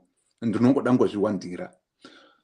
What transpired in that 1.5 hours was that they had to look into my immigration, look into my place of employment, and also registration and insurance. My attorney was on the other hand, and I was just quiet. They allowed me to get off after an hour and a half. Vakati, you better be to drive as fast, or don't get into trouble in the next couple of weeks. If you have another car, use that car. Ndakati, why would I do that? The next day, because that stint yakawitwa 2 days before, they were netting on other people that had escaped. But it was a Nigerian, Ghanaian, Congolese net yangaya iswa in the state that I live. And at that point, my car, I was built most of the time. Are you Nigerian for some other reason? I don't know why they think I'm Nigerian, but they thought that I was Nigerian. Nobody apologized at that point. Mapurisa anaku apologize. Apana munhu wakanditi ichi ndio zvaitika, vakangoti chienda nemotikari yako. After an hour and a half of embarrassment, of degradation, of being degraded like that. Police brutality, whatever you call it. Yeah, I've experienced it. It wouldn't be the first or the last time I actually got that. So ndakuzwa kuti motikari dzandinodriver at what time dzinenge dzakamira sei. That's the other something that was actually caused by a Nigerian mafia style that affected me personally. The second one, one of my good friends, as I said, he was actually very good to the point Chakuti, I would have him stay at my place once in a while, kanatainda out for dinner or something, and it was late, and I didn't allow any of my friends to drive kanawakadakwa. And only men, never allowed women to come to my place anyway. But that's another story for another time. This guy essentially had a roommate, Angarum Nigerian. And this roommate had a very beautiful girlfriend. Mkomana yeye shamari yangu yakabva yaenda kunorara nemusikana achiziva kuti shamari yake roommate yake yanga yatoenda kunoitsira word kune vabereki vemusikana uyu kuti akuda kuroora. But my friend basically was like, she was there naked. I went, I got her, I did what I did, and it doesn't matter. Shamari yake, they vakamborwa vakarwa vakaitei, but just the sense yakuti, he didn't feel remorse.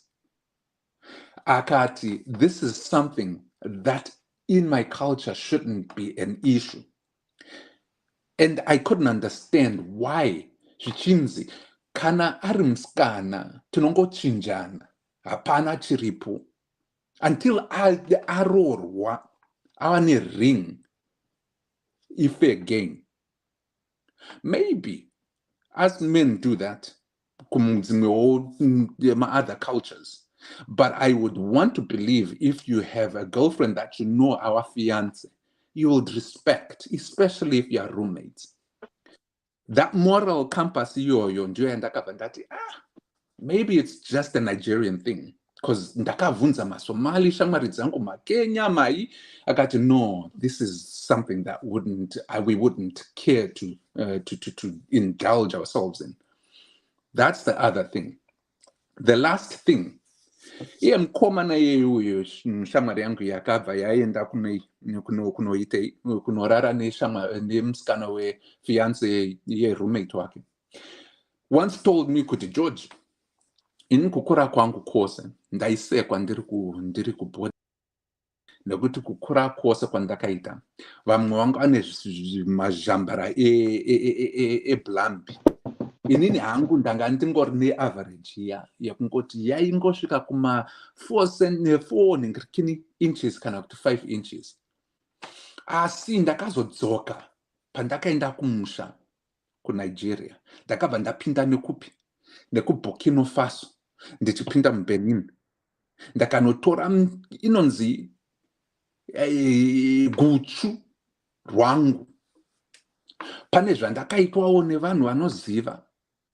Pandakadzoka ndanga ndava almost 9, saka it was double zvanga aite zvakakura nazvo. Ndakati shamwariwe, zvawana 9 iyoyo, and it is inokuitisei chii chauchaita uchakwanisa here kugara, to live with yourself.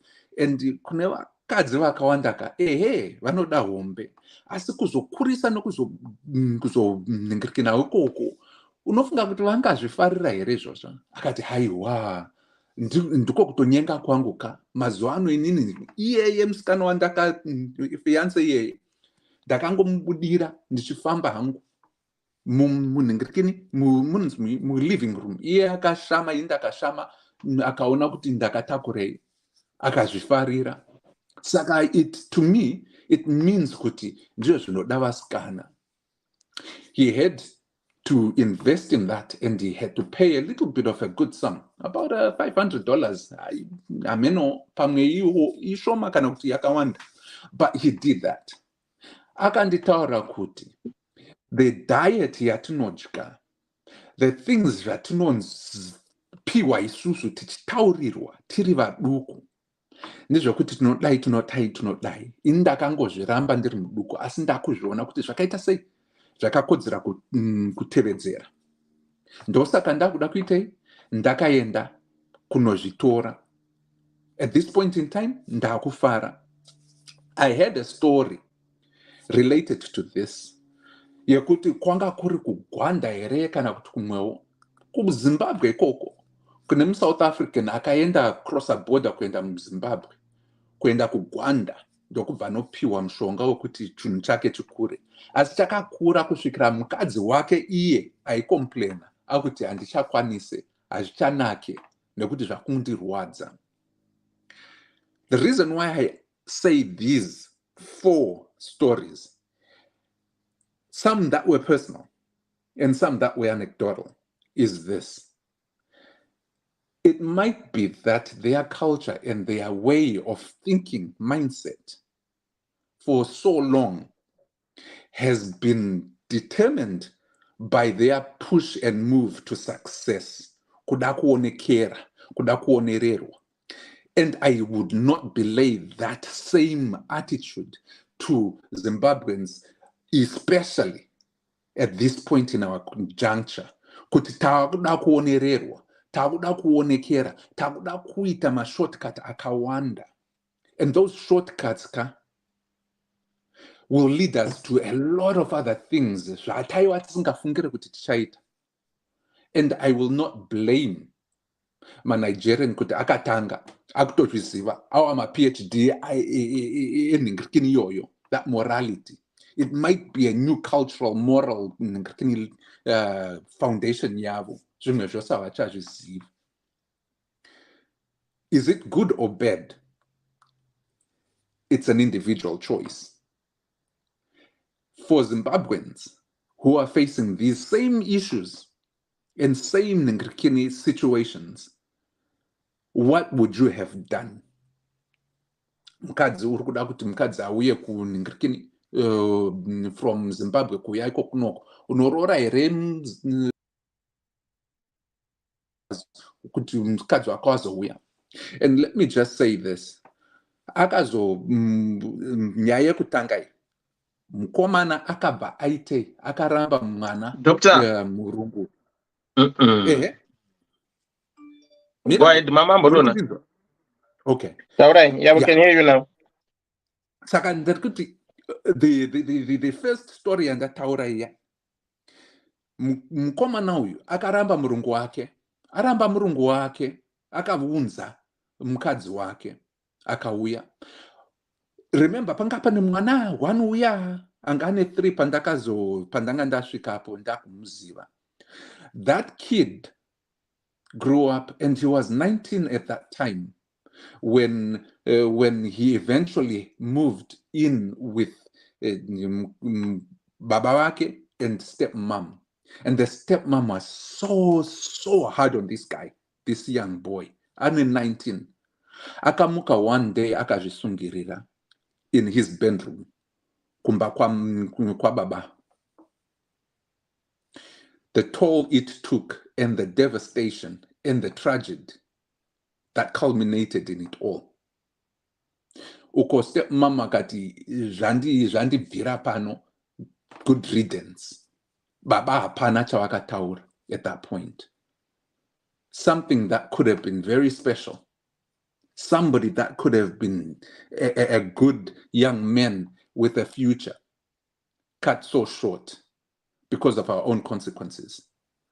That's not the story, Yanas, but those are stories or my experiences. Vameo isusu, kana tozonzi Nigerian, kana kuti Jamaican. Inini hangu. I won't want to be too biased. It's an individual choice. Kuneke kune moyo wako. But understand kuti the mindset and the culture yevamwe vakawanda, especially in Nigeria, you've got my Igbos, my Chichi, depending on that culture and their background. Please get to understand them first. Get to understand their culture and their mindset. Kuti vanotrita vakadzi vavo sei, vanoda kuitei, vanoitirwei. Kana wozoenda akusi kuti it's not just your parents. What are his parents and his family? What do they think of you?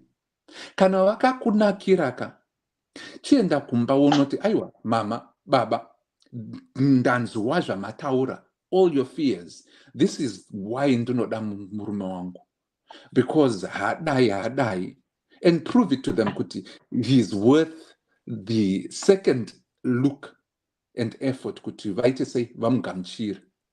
You have to work on that angle. Otherwise sezvandataura pekutanga,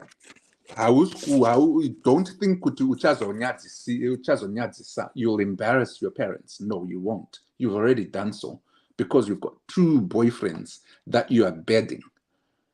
And it could be thinkable for many people, but in Inihangu, it's unthinkable. You might find that morally okay for you, but it is not in my books. Ndoku pedzerai ndichidai. At the end of the day, the Jamaican guy knows kuti wanga une munhu wako. That's already a moral red flag papo. Kuti ari kutoziva kuti uno munhu wako. Nigerian uyu ndingakuvhunzai hangu hanzvadzi kuti anoziva here kuti une muJamaican. Nekuti muJamaican pakadai soka tatoona kuti hunhu hwake hauna hwakaminama sehwako. Saka muNigerian uyu anoziva here, akaziva achati chii. Kana if you answer that question, maybe that's where your answer would be. Kuti it is morally wrong, but at the same time, your answer is already there. Jamaican, morally corrupt is like you. Pamwe makatofitana muri vaviri. Chingomubatsira kuti aite akwanise kuita basa rake mu bedroom resezvere muNigerian uyu. And you'll be right in the at home now, because at the end of the day, I don't see where this would the future with any of the 2, to be honest with you. If anything were to happen, I would suggest kuti either stick with the Nigerian, ramba jamauyo usiri kukuitira chunhu, and tell the Nigerian kuti what would he do or say if he found out kuti you have been cheating on him the last 1 year and 4 months. If you can answer that, and if he's not going to be happy with that, the answer is right there.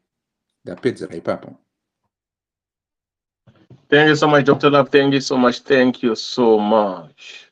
Right, I just want to do a quick recap, but before I do a quick recap, somebody wrote here. Let me see if I can get it. Right, Milka and Jerry, she's from Kenya, wrote, say, in my opinion, all this comes down to what you view as a priority, or rather your non-negotiable when it comes to marriage.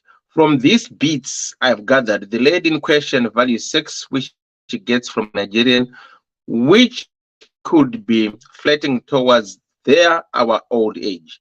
Question is, what happens when they get to that point? Hope I'm getting the storyline here. Yes, Milka, you're getting the storyline correctly. So let me just do a quick recap for those who are just joining us. And for those who are getting stars, just want to appreciate you guys. Thank you much for the stars. Your stars goes a long way. And for those who are watching, please keep on watching, keep on watching. If it's the first time coming down here, please feel free to share your views, your opinions. If you want to call, you can call on Gambuzi, or you can use the link up there to come in as one of our panelists. Your opinions, your views. The lady in question, she's here, she's taking notes, she's listening to what the guys are saying, and it is what it is. People bring their stories, then we talk about their stories. Some they call it and hear other people's views and opinions. So let me just try to do a recap. Someone asked me to do a quick recap about this tonight's story. Right, for those who are just joining us, I'm now doing it for you purpose. You asked me to read it to you, my sister. Right, it's a marry anyone but not a Nigerian. Hello elder,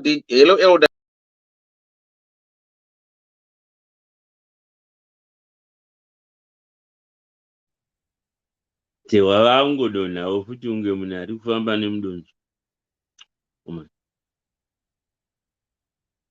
Muriko here vamwe kana tangodonha tosi tosi?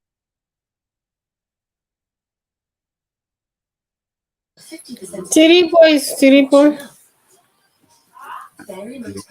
Wacho vadonha 10 dziya dzazimbotaurwa Roger confirm. Over. Stand 10 by. dzazimbotaurwa naKoni kuti ndedzekwangu idzakuda ndo dzakubuda handichazivi. Koni ndeipi Koni? Kudzikama nhasi kwakanaka. Uripo here?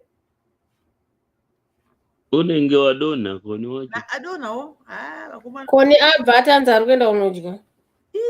Ndasana ari kukara nhasi kudya kutedzera Sibo. Chenjeri. Anti ndeipi? Yes, Sibo.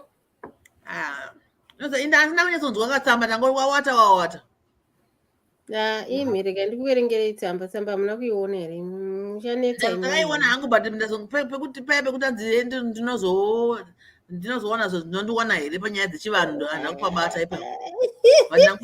Anzi, hello DDC, I hope you are all fine. I'm a 34-year-old Zim lady based overseas. I have a good job and all is well career-wise. I've been dating a Nigerian guy for 2 years now. 8 months into this relationship, I met a Jamaican guy. Akandipfimba and I told him ndine munhu, but he insisted kusvika ndabvuma. The pressure was too much, munongozivawo kana munhu ada munhu. So I've been dating these 2 guys for 1 year and 4 months. Dambudziko, I want to settle down.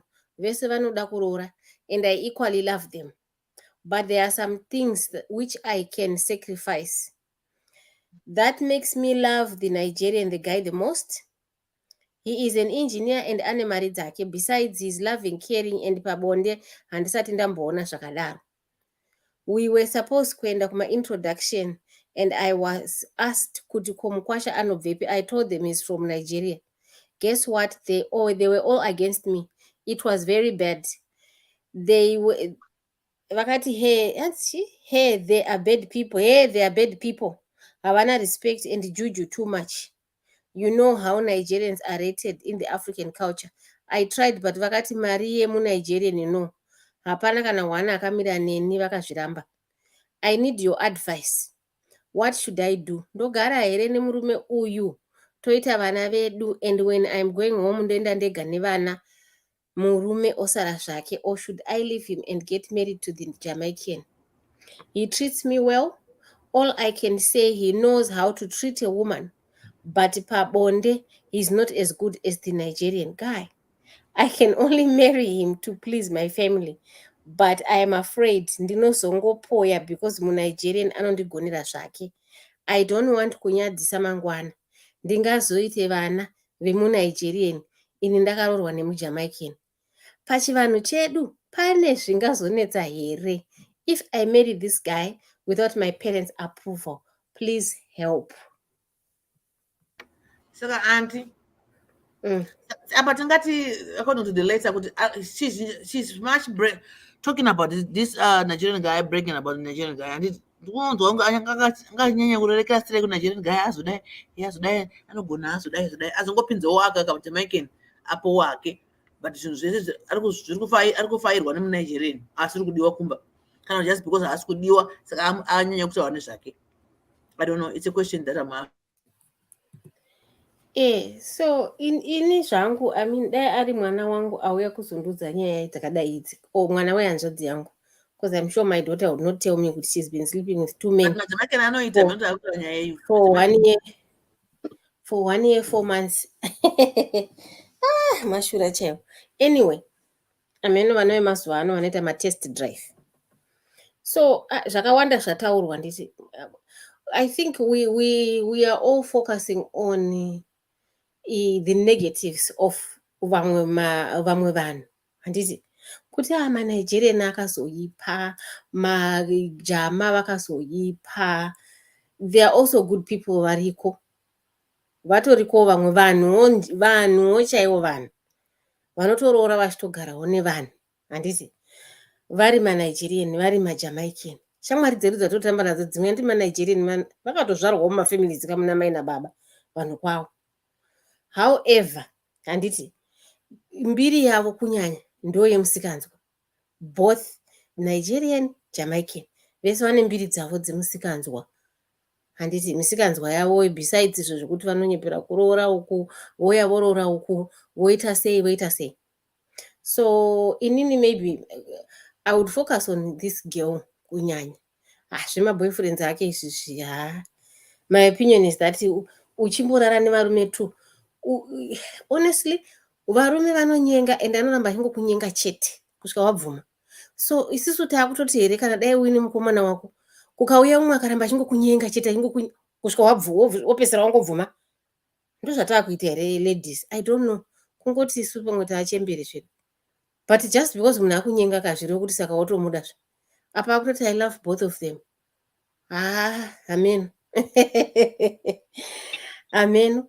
But also unofanira kuzvibvunza mwanasikana ndanzi ari comment section kuti mujama akagarirei exactly. Ukada unyazozvifungisisa watomuudza kuti nini ndine mukomana, waari kutoziva kuti brazi waridzive zvinhu vari kupota vachiuya iye achiuya achidyawo imupoto imomo achinomborawo achitiza. Saka I don't know kuti handizivi kuti tingaiti cheating here. Ameno. Asi ari kuzviziva mujama kuti muNigeria aripo, asi ari kuuya achidya mupoto imomo achiendawo. Even futi kudya kwacho futi bota racho futi zviri kunzi azive zvaari kuita. Saka iwe uri kuitei naye? My question is muJamaican ndezvanhasi izvo wazoudzwa nevanhu vekumba kwenyu kuti hatisi kuda kuti uroorwe nemuNigerian handiti. But the past 1 year 4 months you've just been sleeping with them just because mujama akakunyenga kusvika wabvuma. Something chitori wrong newe iwewe. Vazoramba nhasika, but before warambirwa kuroorwa nemuNigerian mujama anga agara aripo.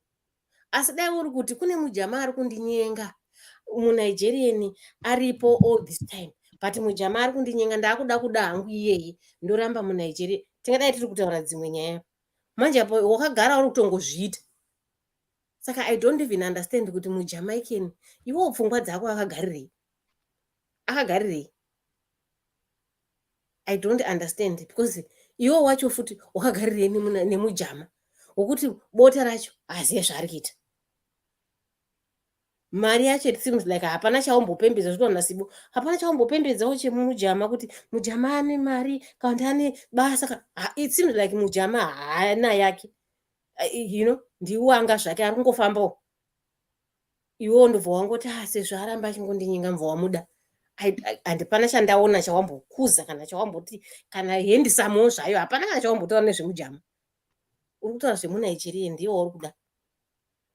So if you were to ask me, I would ask you kuti chinombonzi marriage my daughter unazochihwisisa here iwe? Is this how we make a foundation for marriage? Amene yakuta feedback kuti tinoita tu varume tichirara navo then tazosvika pafinish line tochiti right apasa ndegwangu, asi uri kurara navo vese kubva uko. Izvo zvandityisa.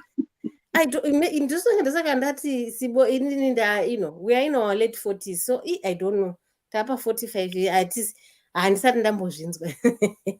Zvatinotonzwa ndezvekuti no wanda ndichida ndinhingi asi ndarambidzwa kuroorwa naye saka ndakuendawo kuna nhingi, wosvika kumusha kwenyonzi ana shumba hativadi wochiti ndakusiya hangu ndoenda kuna nhingi. Kwete kuti unawo vese vari tu, wagara unawo vakomana vari tu, wagara kutobuda mumarriage uchabuda. Even muNigeria akakugwangura zvekuimba chaiko, kunyora gwiyo uchigwangurwa uchatobuda because ndo hunhu hwako hwauinawo which you should get rid of before you even start thinking of the word marriage, not even the covenant of marriage, word chete ringoti marriage. Because already kana wakutofunga kuti ndogona kungoenda kumarriage then ndobva ndazopota ndichirara neuyu ndichizoita vana neuyu, hausi kutoziva zvauri kutaura mwanasikana. Chii chinonzi marriage? Marriage yekuti wakutoronga kutogara waronga newe Sibo ugara waronga kuti ndoita vana vadhewa asi ndichigara namukanya kuScotland ndopota tichisangana wakutoronga kudhara havasi kutoziva chinombonzi marriage yacho chii in the first place. Dzokera futi ikoko kwawakanovaudza ndauda kuroorwa vakurayire kuti chinombonzi kuroorwa nekuita marriage chinyi. You don't know what that is. Hakuna munhu anomboti marriage yekuti unosvika uine maboyfriend mairi wauri kurara nawo wositanga kuti habhati uyu but then ndogona kuroorwa neuyu then ndozoramba ndichirara neuyu. Utori neconfusion yekusatoziva kuti chinombonzi marriage yacho chii chauri kuda chacho icho chauchizivi hautombochizivi. Ameno panapa pane vaimbotaura zvokuti yekunotest drive pada ameno I don't know ndo matest drive acho ekuti totest drive dzese dzakapakwa pagaraji dzese tichibuda nadzo yangopfuura yese mukanya nayo dewa nayo shumba nayo tichingotest drive at the same time. I don't know. So inango mwanasikana, you need to go back to the drawing board. Ask yourself, what is marriage? What is it that you are committing to? Chinombonzi kuroorana nemunhu chii? Kana wanzwisisa ichocho, your choice will be very simple. Kana zvekutomboti manaija machii zvese zvauri kuita zvinobva zvapera. Because wega uchatozoona kuti kwatiri kutoenda nemujama hakutorina chiriko chihurechi. Chete kungofara. Ende ukakontinywa naye unenge wakutozoita opposite wakuita manje inchi shandikuminya wakuita opposite unenge wakuchigara nemujamaican wochinohura nemunigeria zvinhu zvauri kuita izvi zviri fani. Anyway, maybe zvinoda vechidiki dai lolo haapo eri naidhewa kufoni ambouya ambotuzoti vana vadiki vemazuva ano hai vanondipedza ini kuti peye chaiko even pfungwa dzacho dzekuti ndobva ndazoroorwa ndobva ndazoitamwana ndobva ndazoda ndinoenda kuZimbabwe ndichisiya ava ndisiye murume ndomwana navana chete. Handiri kunzwa mai vasonofara mukwasha asara kumba akachengeta musha ungazobiwa. Chinonzi mukwasha chii mumhuri kana utanzi ndozova ndinozonyadzisa.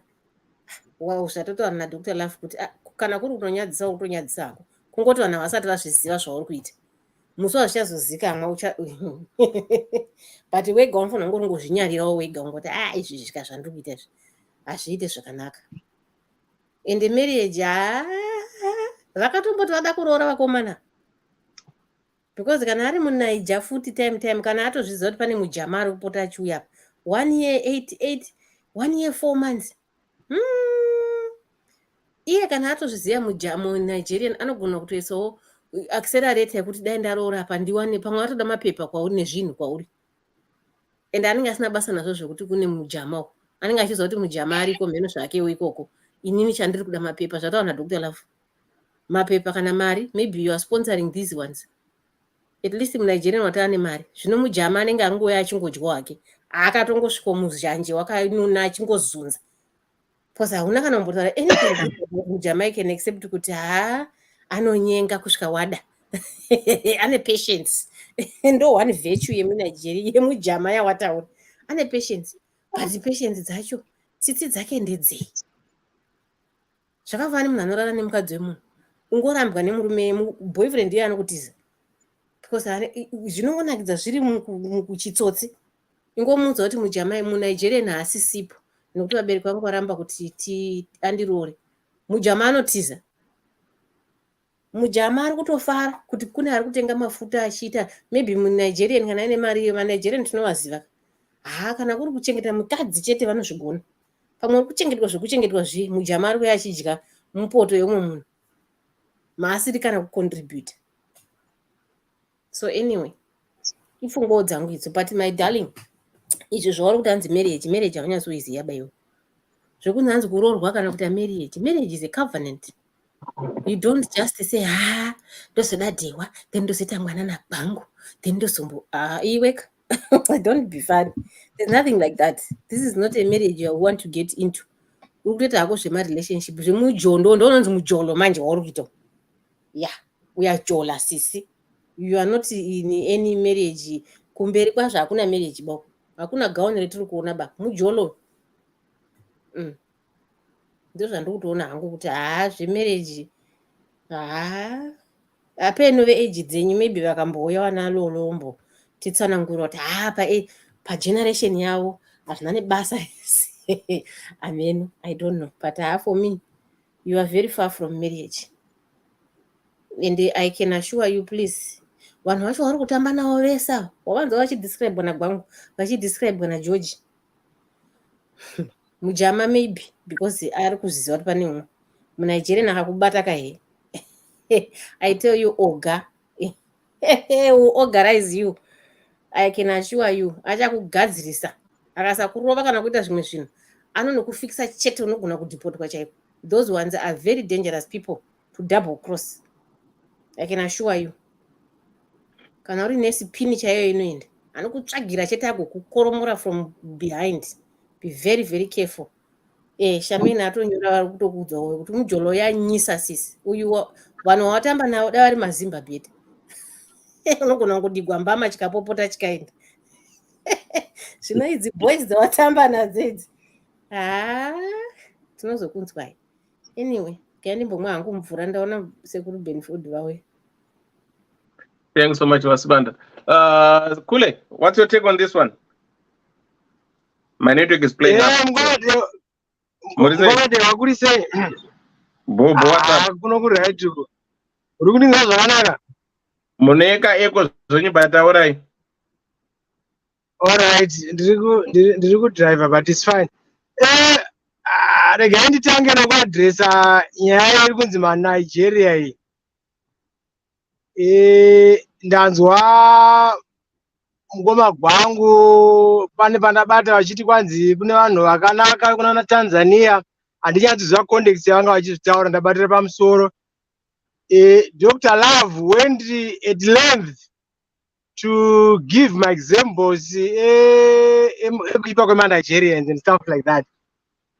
Let me say, people, hakuna nyika ine vanhu vakanaka, hakuna nyika ine vanhu vakaipa. That is why each and every country has a prison. Andizika? Nyika dzese dzine vanhu vakanaka, dzine vanhu vakaipa. We should stop generalizing about people and stereotyping people. Let's look at people as individuals. Munomu tikatarisa isusu eZimbabweans tikabvunzwa izvozvi tine makesi evarume vekuZimbabwe vakauraya vakati. How do we feel kana tikati toda kunyenga vanhu tonzi maZimbabweans musavada because vanouraya vakadzi?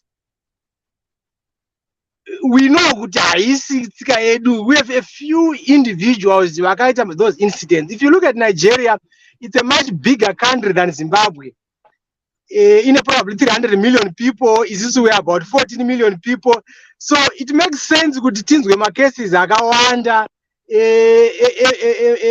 fraud scams about Nigerians than Zimbabweans because we have a smaller population. So inini, my policy is I will never look at someone describe the nationality. I look at somebody as an individual. I know of Nigerians who are some of the humblest people on this earth, very, very family oriented, no scandals, very, you'd almost say perfect people who are Nigerians. So this generalization, whenever I hear about it personally, it's a discussion I don't even want to give time on because I know a discussion here. That's the first point I want to mention. Let's look at people as individuals and stop this generalization of Nigerian and stuff like that. Then talking about marriages, I always tell people, you don't marry for your parents. Okay, you marry for yourself. Zvokuti kwanzi mai vangu kana baba vangu vari kuda munhu vanoda kuroora or havasi kumuda ndezvekwavo, that's their own problem. Izvozvo zvaari kuti tinatsika kuti kwai ndozoenda kumba ndega here kana nechi. I don't understand all of that. Okay, you go now, you just make my arrangements, I go, you can ask somebody in that's their only funeral. You nyengera munhu wavo vakashara munhu wavo, but now vakuda kuuya kuzoimpoza vanhu vanodiwa nevamwe vanhu. Hatidi zvinhu zvakadaro izvozvo. Now coming to our sister, I to be honest, I agree with what some of the speakers, some of the panelists have said. Unofanira kutanga waclear nzira yako iwewe to start with. Make a decision kuti unodani pakati pemuNigeria nemuJamaican. Stick with one person. Izokita vanhu 2020 it doesn't work. Particularly if you are talking about thinking about marriage, it doesn't work. So for now, I would say make your own decision. Make your own decision based on who you are. Kana vasikadi muNigeria muNiger ndezvokwawo. Iwewe kana ari wauri kuda, stick with that person. So that's my advice. Stick with the person you want, and it shouldn't matter what nationality yaari kubva. Hakuna nyika, as I said, hakuna nyika ine vanhu vari perfect. People are individuals. I gave you a good example, a simple example in one of our shows a couple of weeks back. If somebody atarisa vanhu kumhuri kwedu, he would probably say zvidhakwa. Okay, but I was there,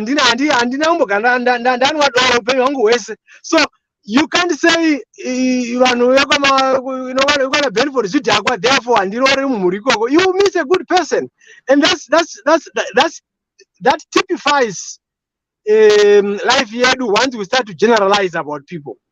So that's no main point I'm going to do that. I'm going to do, in short. Thanks, Kule. Thank you so much. Right, thanks, Aguru. You know what they always say? They always say an apple will never fall far from its tree. Murugona Selubin for this, my mother. Murugona.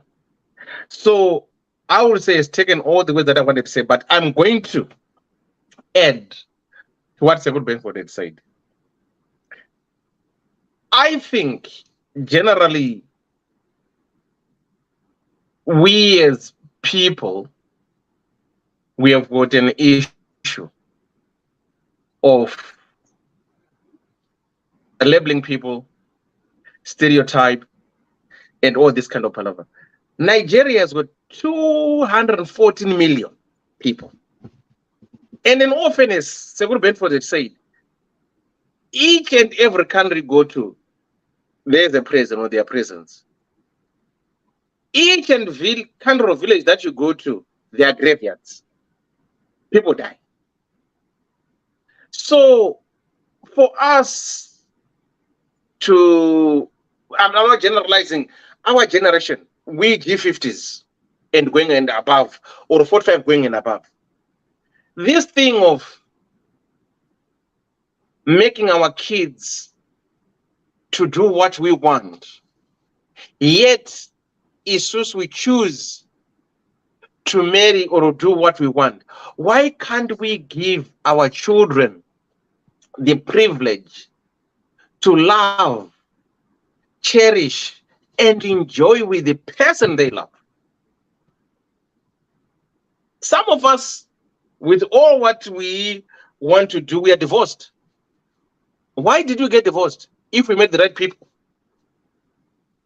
So who says if my daughter or my sister marries a Nigerian, they're not going to last forever? Who says that? We cannot label them all. Yes, scams are there, Zimbabweans are scammers. Look at the Suez. How many people are being scammed by Zimbabweans against these Zimbabweans?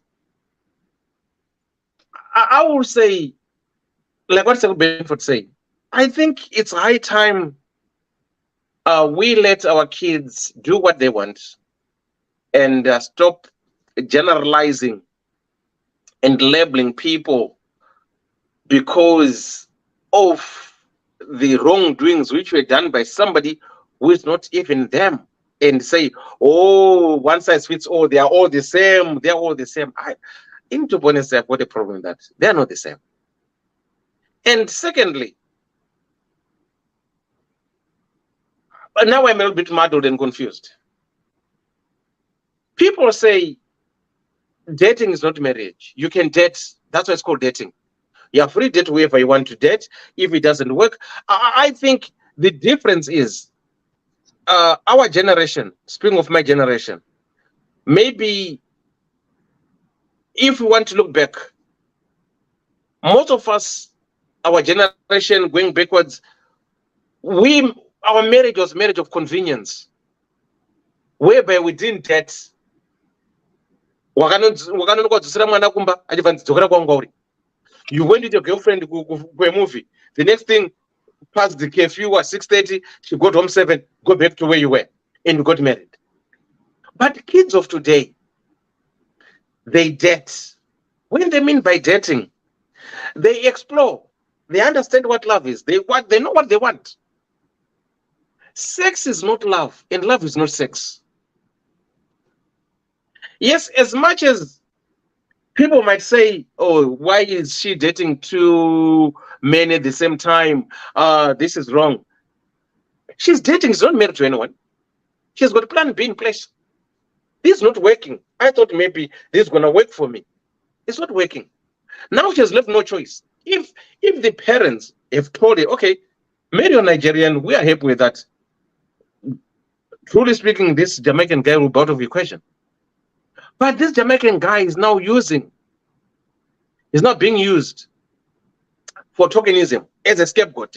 Okay, I'm not going to blindfold you because the person that I didn't want to marry, I want to marry, say don't want him. So what I'm going to do, I'm going to bring this one as a placeholder. Boom. And this Jamaican guy is the one who's going to suffer more because the woman will be cheating on him. And he's an innocent person. He's marrying the woman that I love. But that woman is not there. Why? Because the parents denied the opportunity which she wanted. Same applies in our generation. We're not allowed to play football. We're not allowed to play guitars. But look nowadays. People are making millions. Look at Benaboy. They are making millions because of Magida. Look at Anambape. They are making millions because of playing football. They are making millions. 200,000 a minute just to kick a ball. If our parents made us to do what you want, maybe play football, maybe now should be a millionaire. So let's refrain. Let's get away from this mindset of saying, marry the man that we want, marry the woman that we want. No. Let them be. Let them find each other. Let them marry. We are there to support them. If it doesn't work, that's not the end of the world. We just tell them, oh, you know what, son? Yes, you did your part. You loved your woman or your daughter, you loved your husband, but it didn't work. Life goes on. Do something else than to block. Say, no. No, one man doesn't represent Nigeria. I don't represent Zimbabwe. I'm me. This is me. Yes, I'm a Zimbabwean, but I don't represent every male figure of Zimbabwe. If you want to judge, you judge me as an individual. You judge me as me. But if you want to say, pile it on top of me, I don't think it will work. So, for me, I will say, we as parents, we need to think outside the box. We need to make our kids marry the people they want. We just need to support them because when they get married, they're not marrying for us. They won't be with us.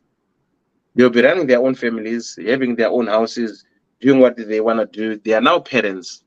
And we are there to support them, play Nevazukuru, or we say, if you go choose to roll up a ningi, for me, Ango, personally, I don't think. I'm not a woman, so I don't know it appears as if some women, they value sex more than anything else. I don't know where the catch is. I don't know. So I cannot answer that because I'm not a woman. Because at the end of the day, you might have good sex, but without happiness. I don't know. But the good thing about this woman, she knows what she wants. She knows exactly what she wants. I think we always advocate, Kuti, you should know what you want. If a woman knows what she wants, most men find it very, very difficult to deal with that kind of a woman. It's either we call them names, they are very stubborn, they are like this, but no. She's telling the facts. This is what I want. This is me. Let's try to accept them, those who have the guts to say, you know what, I want this, I want this, I want this. That's what they want. But it's more of a challenge. Ndingavunza, kana mchiti, she knows what she wants.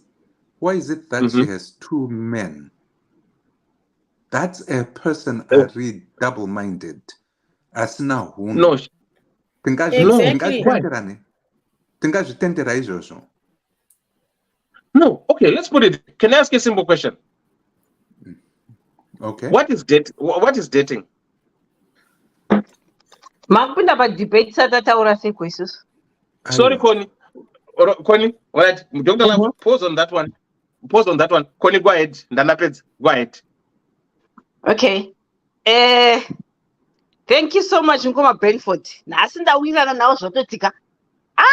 Ndiyanzvadzi yangu cheche pamoye.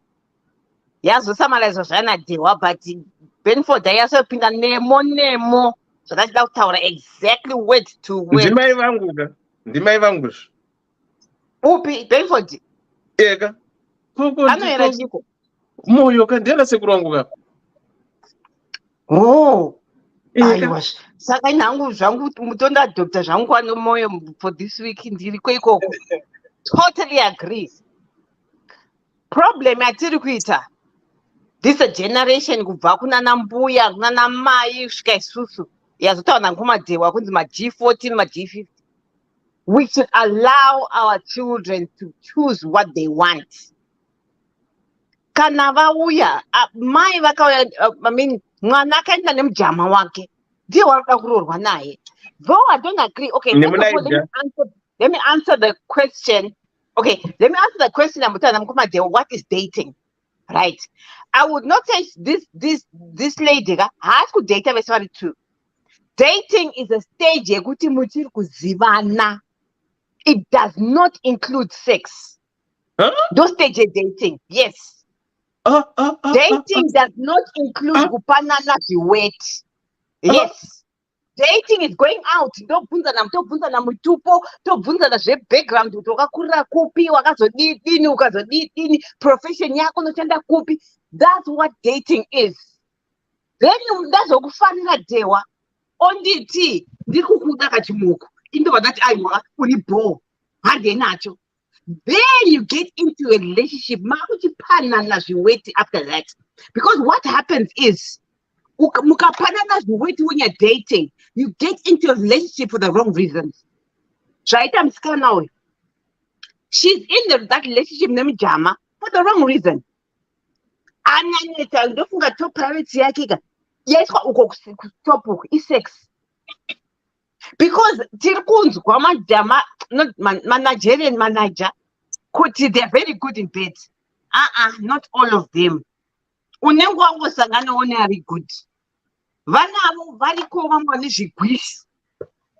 Vane vamwe vakata mwanzo musenga bere whatever uyaziri unozidanda lino. Kune vamwe vari ordinary. Zvakangofana kuZimbabwe. Hatingati varume venyu magwisi.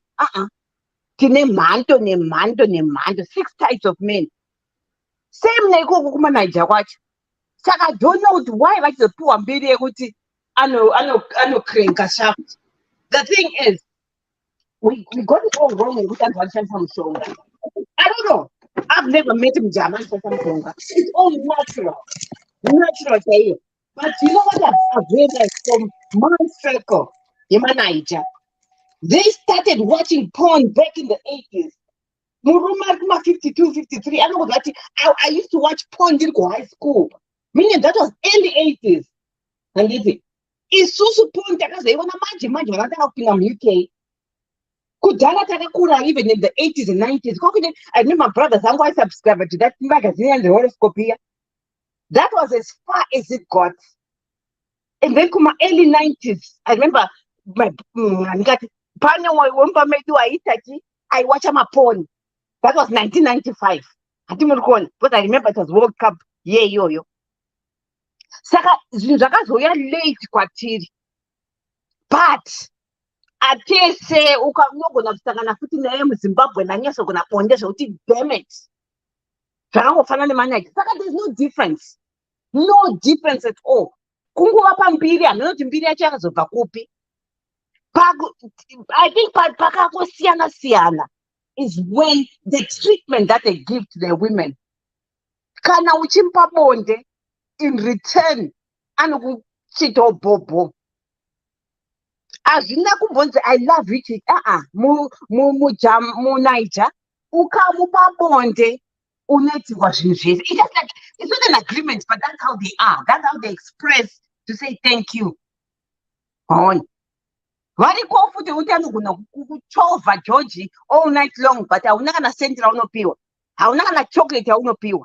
Same newe kumaZimbabweans futi. So it's all about your choice as vakadzi. Kuti who are you choosing? I've said it before. Problem yatiri kuita atingoti munhu akangoti ndokuda musikana wakutoti yes. No, they need to be vetted, these people. Veta chaizvo. If you're a Christian, wora tsvagama Christians ako iwayayo. Usazoti wora uri Christian kauinda kugomo every night. Wakunorora zvako wana day one gara rumba mabhawa achiridza. It won't work. Because ucharamba ndiko musoro kodza hey chichi iyo mangoma muri kuridza hey chi wakuzoti mangoma dzangu panozonzi kwanza na mangoma na sigi ma demonic music aiwash wangochiza munasiri from the start choose the right person for you. Ndo pane dambudziko ipapa apa azotiwo muNiger vakuzochikrenka ivesati but ndinoda kumufamba idzo musikana uyu komanaka. It's not easy kurohwa kwangu for 1.5 years. Nemanu 2.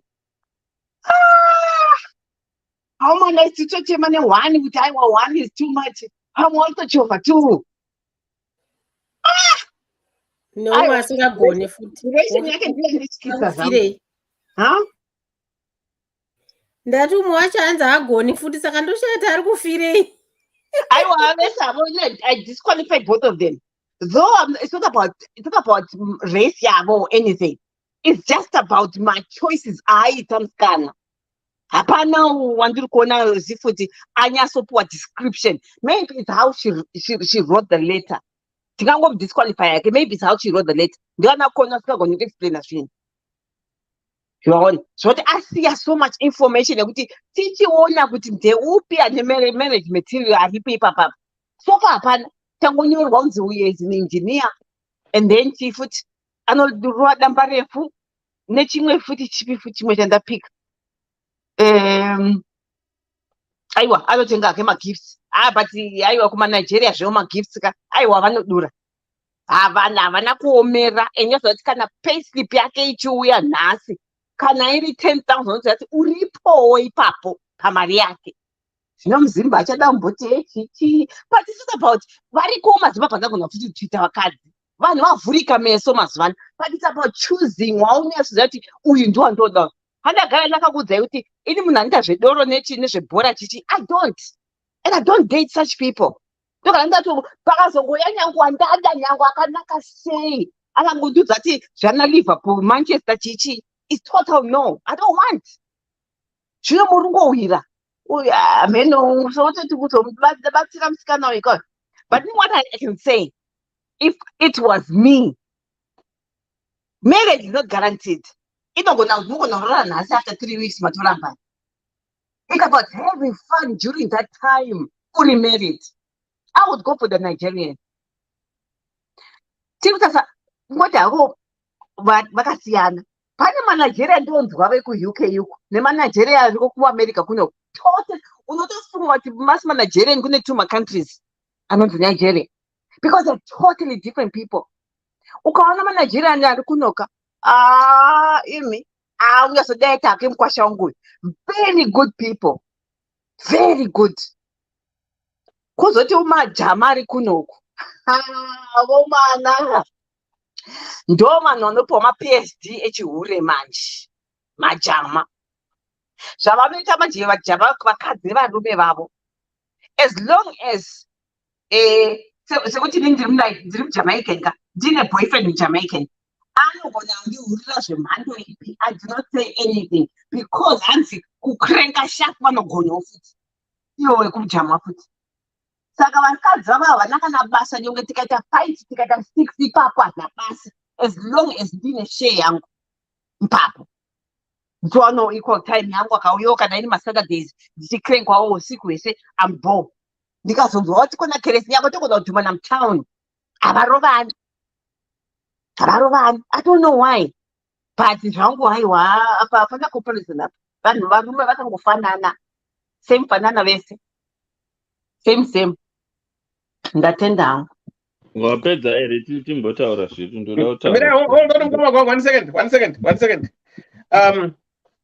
Right. Miriam Milka say here, in my opinion, problem with life is never black or white. We cannot blame the parents in this because at the same time, all parents want what's best for their children.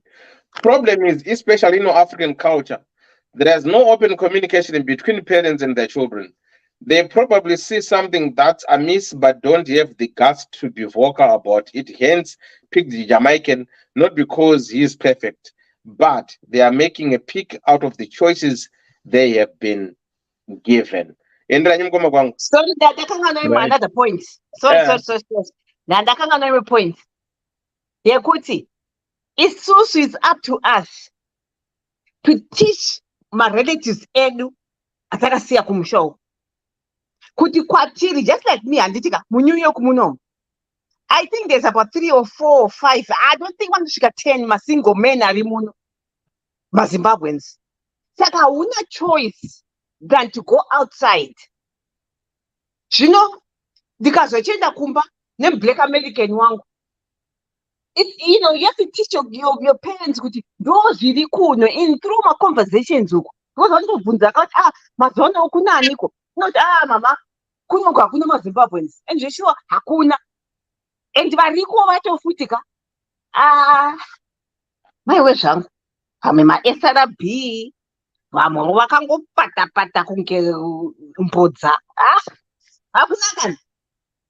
Saka zvinototipusha but it's up to us isusu kuti tivaudze kuti just like kuti vakawanda kuUK masisters edu akuroorwa nevarungu because maybe area yanogaraka anoona varungu vega.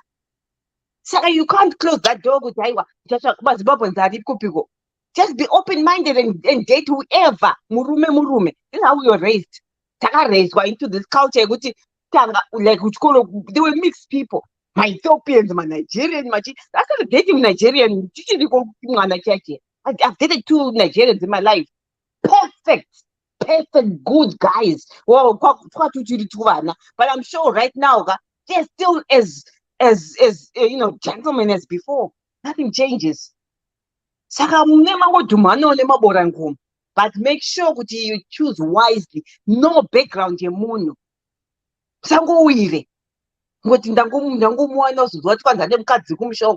Obviously, ukasangana nemunhu 47 years. Chibvunzawo kuti zvakamira sei uko. Ako the cousin of mine akazvitwa izvozvo. Yeah, early 20s akaroorwa kuSouth Africa kude muNigerian. Kwakuzonzwa kuti nemukadzi. Apa ane vana 2 already. Saka it's tricky, but these things can be avoided. Know the person you're dating. Haungowiri. Kana ngopinda muchato usati waenda kumusha kwavo. What for? Musamhanyire my sisters. Find out munhu first and attend hangu. Masibandalo Roma mtsvaga uya ari comment section tara nyungu magwangu. Right. Lolo ngauye pano. toda kunzwisa nenyaya yekuti yevakomana tour. Right. Inini, I stick to my guns. A Nigerian, Makruk. Izvezvo, I won't buy to anything. Kana tichitaura kuti kuZimbabwe kunoitwa kune kwazara mutoriro youth and all the stuff, we are looking at the bigger picture, not one individual. Kana zvakadero kuti kwai hakuna nyika ina mapenzi, hakuna why vachinominatwa varivo chete kuchitadzwa marudzi anenge maZimbabwean, maSouth African. Africa has got 54 countries. Yes, nazvabata umwe munhu or what? Inini, I stick to my guns. Kana tikati ke zvino kuZimbabwe hakuna mabasa, kuna amwe anotarisa basa mumapepa vachiriwana. But we look at the bigger picture. Vanhu havana mabasa, 90% unemployment. These are the numbers we stick to. Ehe, zvafanayo vanhu vanosungira mabhomba muzviuno vaya. 9 out of 10 vanhu vanobva kunyika dzisati chataura mazita adzo. Hakusiwo kuti vanovengwa, hasati wambowa kuti kune 1 akabva kuZimbabwe, South Africa, Malawi kana kuti kupi. Nyika idzedzo dzavanobva ndo zvetinotaura, ndo mamisire etinoita nyaya dzachona. Vanhu vaya mascammers. No doubt about that. Yes. Imo munoti kalebhliwa kunzi kwai maZimbabweans imhondi dzavarume. Of course, namba yedu ndio iri pamusoro. Makore apera 36 bodies dzakaenda kumusha. Wotsamwa naizvezvo. Yes. Ndo zviripo zvacho navanhu vacho vanochengeta marecords. Ende dzine dzisinema zvinotsamwisa. Tachitaura kuti kugeneralize pano. Vavo generalize vanakoni kunzi aiwa maNigerian mikwende zvakazodai. Zvamamtiramba zvepanapa. Let's facts, facts.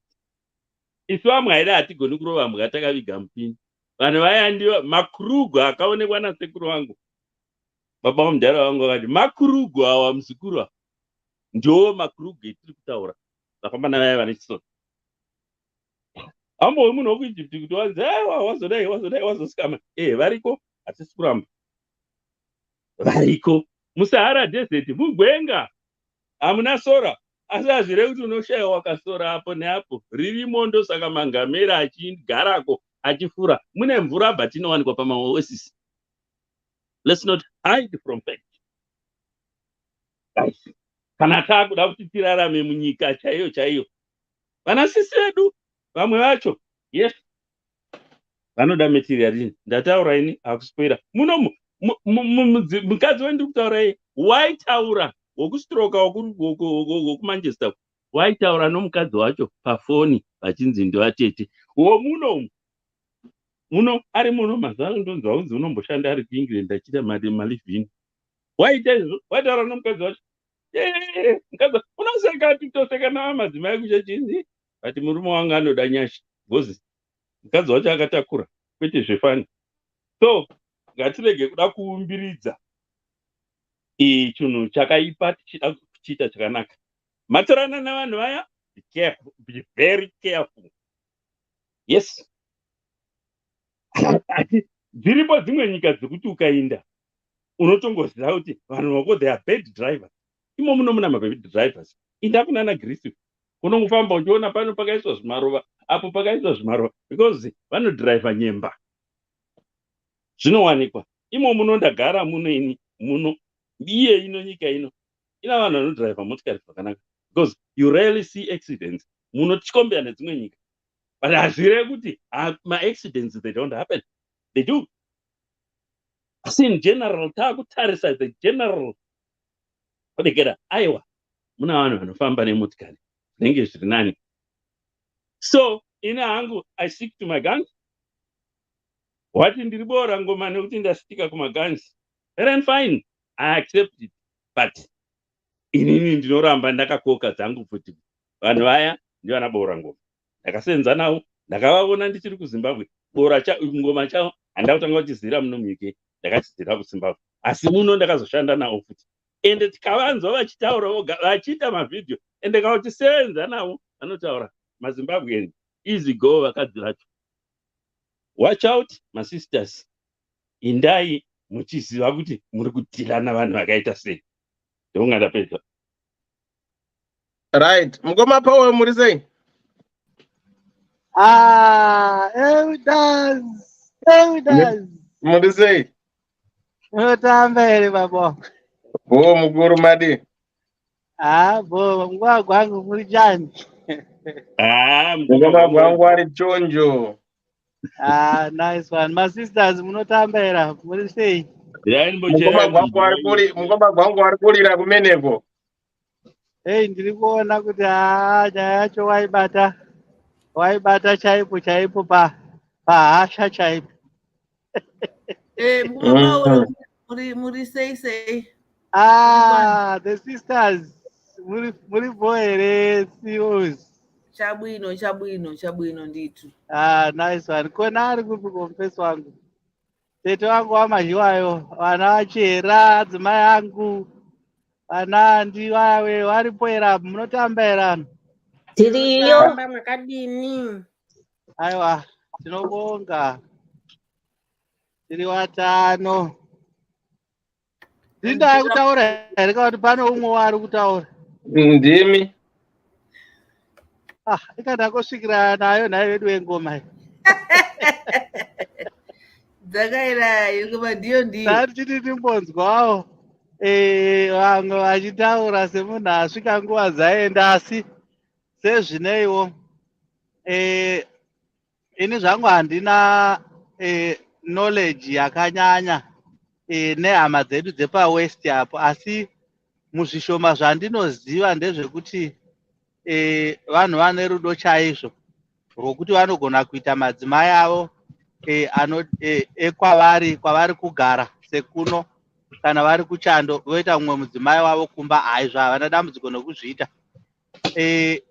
Dambudziko randakaona zhinji rinoitika nderekuti those people kana vasina maparents ari sighted overseas, it's very difficult kuti ugamuchirwe as muroora. Vanhu kuNigeria vanonga wakati simbei patsika nemagariro avo, zvikuru dzei pane shona yamunotaura yekuti hanzi roorana iwe matongo.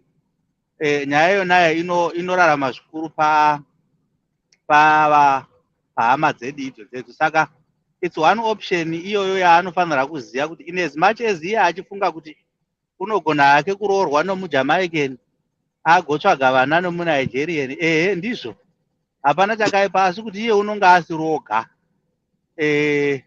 Unonga asiroga unless kana mukomana yenaye ari based kuUK kwaari kwacho ikoko for good and family yake iri ikoko, but for as long as aine mhuri iri kuNigeria, she is not safe. She is never safe with those people. Zvechokwadi kuna vamwe vanhu vanokanga poto idzi zvokutogona kufudza kuti hakuchisina imwe poto kuzoku. Ndo dambudziko remai experiences epoto aya anotiita kuti tisazova vanhu vanogona kudhisaidha zvinhu zvatinogona kuda paupenyu, nokuti tineta kufunga poto nezvinobikwa mupoto imomo. Saka pakazouya amwe vanhuwo vanonga vasina zvavanoziva, havachisina mukana nyange vari vanhu vakanaka. Saka masisters edu aya anoda kuzivawo futi kuti dambudziko iri idambudziko riri kuramba richirarama ende rinogona kutotadzisa vanhu kunonzi kuita chii, kuva stable mumarelationships, because macomparisons zvechokwadi anoramba achirarama. Nokuti vamwe vanhu vanogona kuribata basa racho zvakadaro zvokuti unosiyiwa panhamba iri nani chose, zvokuzoti kana ukazoona umwe munhu nyangwe akada kuti anoribata kudai, une uchingoona ngoti une wakatosviba mwoyo nekuda kwezvaunenge wabatiswa kudhara. Saka ndo imwe dambudziko zverinoitika nokukura, kuti marelationships edu tikaabhesa nezvinhu zvimwe zvakaita sebonde anogona kutinetsa mangwana, nokuti what happens kana murume akachizopera simba iroro raashoma yaapapirika, then what is going to happen to that relationship? These are some of the issues. Of course mune manakirwa nguva yamanakirwa iyo nayo, ndizvo hazvo hapana chakaipa. Kukana zvikazoitika after 5 years kuti musana wagova, and then what? So madecisions edu ari right here kana achibhesa nezvinhu zvakadaro. Ina handiziwo. Kuda kutoziwawo kubva kuvanhu vakakura sana mukoma gwangu nana Elder Dewapa munogona kundivhurawo meso kuti zvii zvetingatarisa kana taakutaura nyaya dzekuroora nekuroorana kweana edawa. Tochiti bonde ndoroende panumber 1 saizvozvo 5 years down the line musana orema then wotsvaka mumwe. Saka zvinonetsa manje izvozvo ndo nhau dzetinonga tiri kuda kuti tiite tichionesana vana sisi vedu kuti zvimwe zvacho zvinogona kuzokuremerai mangwana nokuti hakuna munhu unogara ari healthy nokusingaperi. Icho ndo chokwadi. Asi at the same time kana imuchiona zvakanyanya kukosherai bonde iroro ririro chingwa chamunonyanya kukoshesa bvaita henyu asi mangwana munodzoka mochema. Mukomana wakujamaika uyu wanga akanakawo izvo zvinomuremera remera hazvo zvekukufadzai nenzira yamunofadzwa naye nomukomana wakwedu kumusha munokwanisa kumuonesa muchionesana sezvo mazuva ano kwaane nyaya dzekungoonesana mune muchingoonesana of course nokuti mweya wamutori nawo ndiri kuona kuti hausiwo koma amadi henyu kuti muchibvisa marelationships acho ese ndaasi kubatsirai chikwe mukuonesana chikwe handina kunzwisisa kuti musatora zvibhende katizonzwi mukureva kuti chiko munoona dambudziko riri kuitika nderekuti relationship yatete wedawa kare gai nditaure zvinonzwika itori yakatotangwa foundation yayo yakatodhakwa already because ine chokuita nebonde ndo chinhu chikuru chandaona chakanya kukosha kwaari ende pfungwa yake munhu uyu kana kuti musikana wedu sisi weda vanogona kuroorwa zvavo nomukomana wakujamaika asi vagokondinya nokuti izvi vazvinyora ndochengetesa mwana murume vana nokuda kwokuti mukomana wakunigeria uri kugona hake kugadzirise zvinhu zvake mumba. Saka relationship ine wrong foundation. Inini pakuona nepakufunga kwangu. So it's very difficult kuti musikana agone kumendena chinhu chinooneka kana kuti chinobatika chinogona kubuda parelationship iyo. Even if nyangwe akaroorwa newokujamaika wacho, she's bound to cheat. Because pfungwa yake yakafadzwa nezvaakaitirwa, which is bonde. Ndo chinhu one chiri mumind make. Saka zvimwe zvese zvokuti he treats me right, he does what, izvo kwangu akungovharavhara. Nyaya yake chaiyo iri pakuti iye uri kufadzwa nebonde. Ndo chinhu chiri kumufadza. Ende hazvichachinjika manje. Nyangwe akachizoroorwa uyu, uchangoramba achiita izvozvo. Handioni change. Apo henyu mungazongoti mukoma pawo asi handisi kuona change. Kana muri kunoionawo pamunoionera pacho unonga aroora acho yonayo unonga ari kundochengeta asiri ake vanzwa kunakirwa nezviri koko. Saka kuti vachizogamuchira izvi zvishoma zvonetsa. Zvinhu zvacho zvinosiyana. Vamwe vane zvishoma vamwe vane zvihombe. Saka zvine zvida kugadziriswa. Nyaya idzodzo hadzigadzirisiki. Vamwe vanenge vajaira izvozvo zvakati kurei. Vamwewo vanenge vachingovawo comfortable nezviduku. Ndosaka maiona paya kuti kare zvairaramika munhu ane zvinhu zvake zvaakangokura nazvo zvaanenge angoziva izvozvo. Zvinobetsera ndava uchazvichinji. Zvino kana wambotanga kuita maexperiences aya kuti apa wadya, then the mindset, the body, zvose zvinhu izvozvo hazvigoni kuzogamuchira chinhu chimwe chete. Saka advice inonetsa kupa sisi apa. Asi decision iri kwavari. Kana vada kuita mutamba kwese kunzungu nekunyimbo, guva riri padhuze navo. Nokuti hazvinakidzi. Asi kana anga ari umwe ngavangotanga marelationship nyowani vasiyane nevanhu ava vaende. Kana vada havo ngavarege kusetla vangoramba vaine mukomana wakunigeria. Nokuti mukomana wakunigeria kana asiri based kwavari ikoko achitombova nemhuri iri kuAfrica, aigara ndiyo 100%. Ukoko tete wedawa kugamuchirwa kwawo kunogona kunetsa. nokuti vasikana vavo kuNigeria madzimai vana ambuya vangu paNigeria apa vanoda varoora ukwavo. Icho ndo chokwadi. Saka ndombomirira ipapapa because nhasi ndiri kunzwa kuti mweya wangu wakapwanyika nenyaya yataurwa naShisha. Background yavo nerelationship yavo zvairi kuda zvacho hazvitaridzi kuti munhu unoda kuita settle down because it's all about sexual activities. Saka pakusafadzwa nebonde ndo pakuparadza relationship yacho. Saka hatina kwatiri kuenda.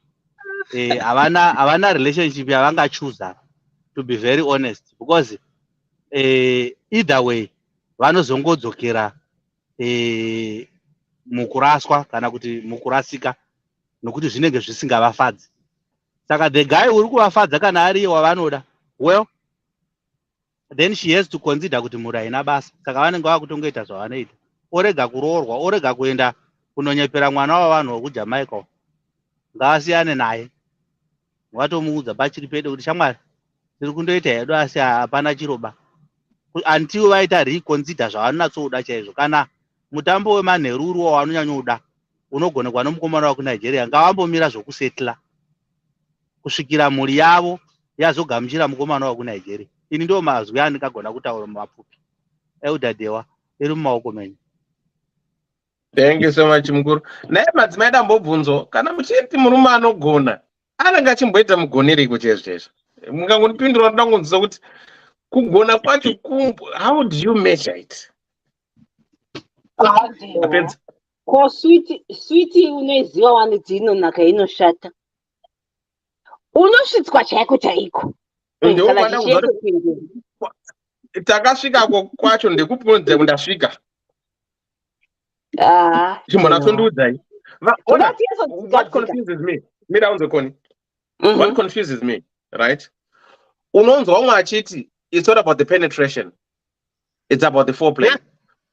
Mira, hold on. Unonzwa umwe achiti G-sport iri pekutanga tanga kana kudai nekachigunwa you get satisfied. So that means what pamuti muda watch where because the depth of the vagina is not more than 80 inches. People are different. Every woman's canal. So that's what I want. I think the question here one by one, because we're all different. Sakatanga one by one, and are you free to talk about it? Then you can answer. All right. Are you free to answer me? I'm going to be the last. They are so good. This is right. The Gambo Bisamanyazi. Nimbonati Vananga. And then I'm not about Ddc, so I'm free. All right. Sex is just in the mind of the person. It's in the mind. Because I don't want 4 rounds of Sugona, 6 rounds of Sugona. Yes, vakadzi vanongosiyana siyana. Vamwe vanokuvara nevanoda kuwanzikwa foreplay. Vamwe vanoda dance. Mugoma chimbomirai hamusi mukadzi. Turakunzwa aiwa tichakubvunza mirai vati because ndirakunzwa kuti kugona kwacho pavanoti munhu anogona anenge anyita mugoni. Ndotombonatsotisanangura kuti because rules nadanzi it's all in the mind. Mukadzi rudaro. Saka wakati munhu pindura kuti kana munhu anogona anenge amboita mugonere chako. How do you measure kugona kwacho?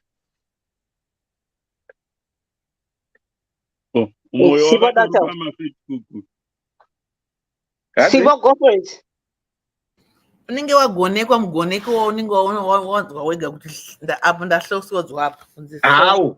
Chimbotara kugona wacho kuitwa sei? Alright dewa. I think zvinosiyana ndosaka pane vaya vanotoda hombe toda diki ndazonzwai handini.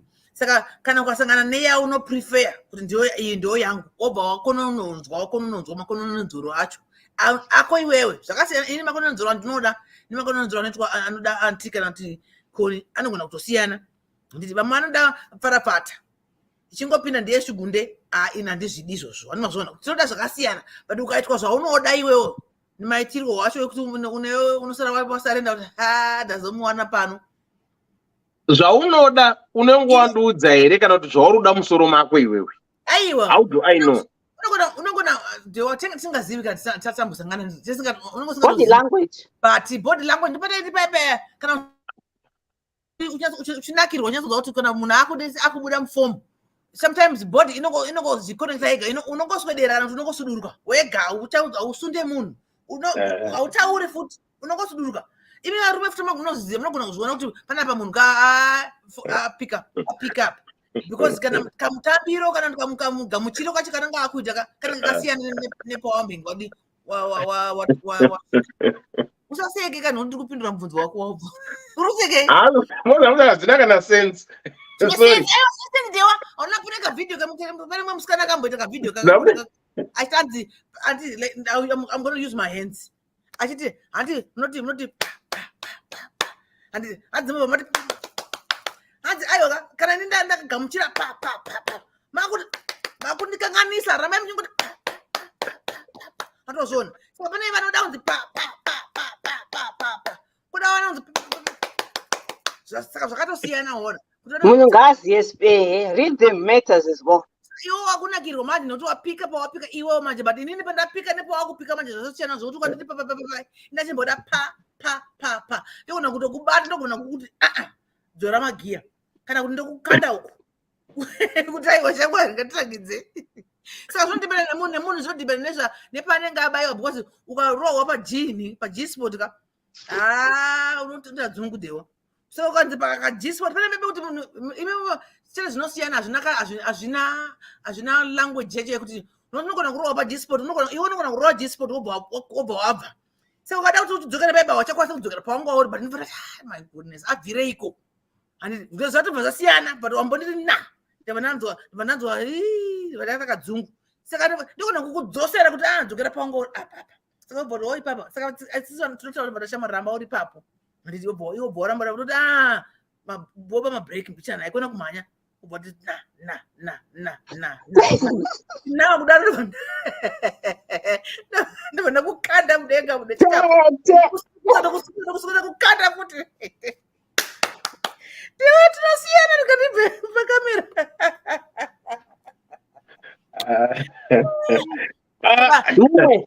tinosiyana zvishuwa. Dr. Rose pindaitinzi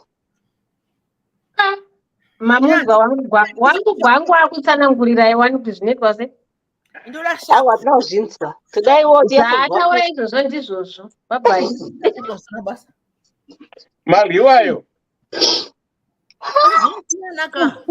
zvingambofanani andimaryiwayo vari pere anti vari kunyara aiwa kudonyarwa ndiyarei kunyara muroora wenyu ndikukuudzaiwa zvandinoita hanzva dzenyu wani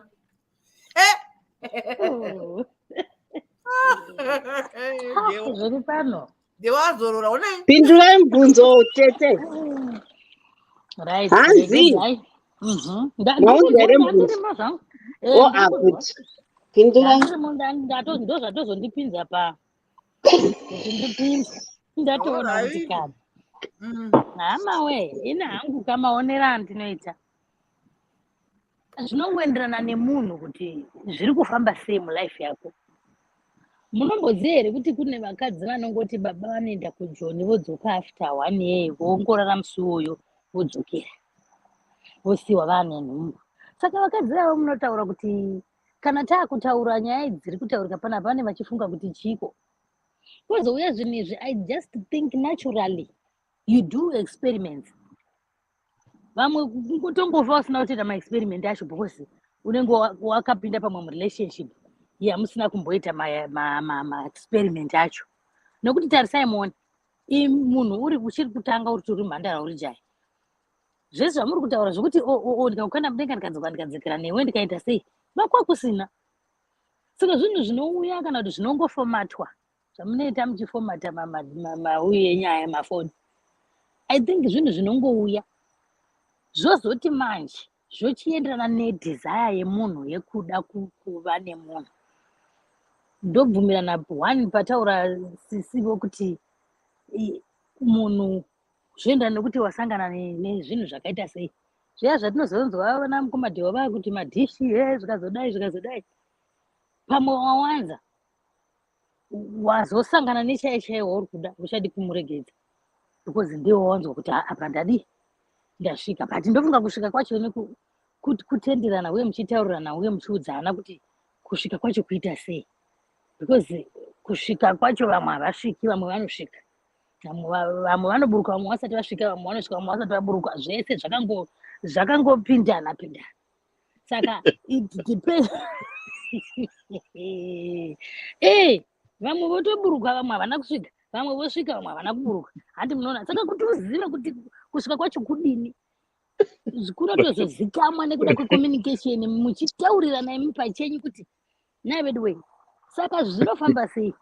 To be honest, ina hangu ndoda kutaura chokwadi. Unofanira kuti mubvunza kuti zvinofamba sei, because zvakasiyana zvinoitwa. Unosangana neanoti fugunde, alright. Wosangana neanobva newe kukitchen kunobuda kubedroom. Wosangana pamwe neanongoti mudining imomo zvapereramo. Wosangana neanenge achitoti izvezvi weather wakatsamuka kuti hauna. Saka unosvika sei kuti pamwe wakatsamwa munhu achiita zvaanoita izvozvo. Ndokuti nguva kuteedzera kamutemo kuti murume hanyemwe hazvina kutsamwisana, izvo zvinenge zvisina kutsamwisana. Saka haufaniri kunyima murume wako. Saka kusvika kwacho manje it all differs. Indionase kuti vanhu vanosvika vanhu vaya vasina varume vanenge vachibuda kunze uko.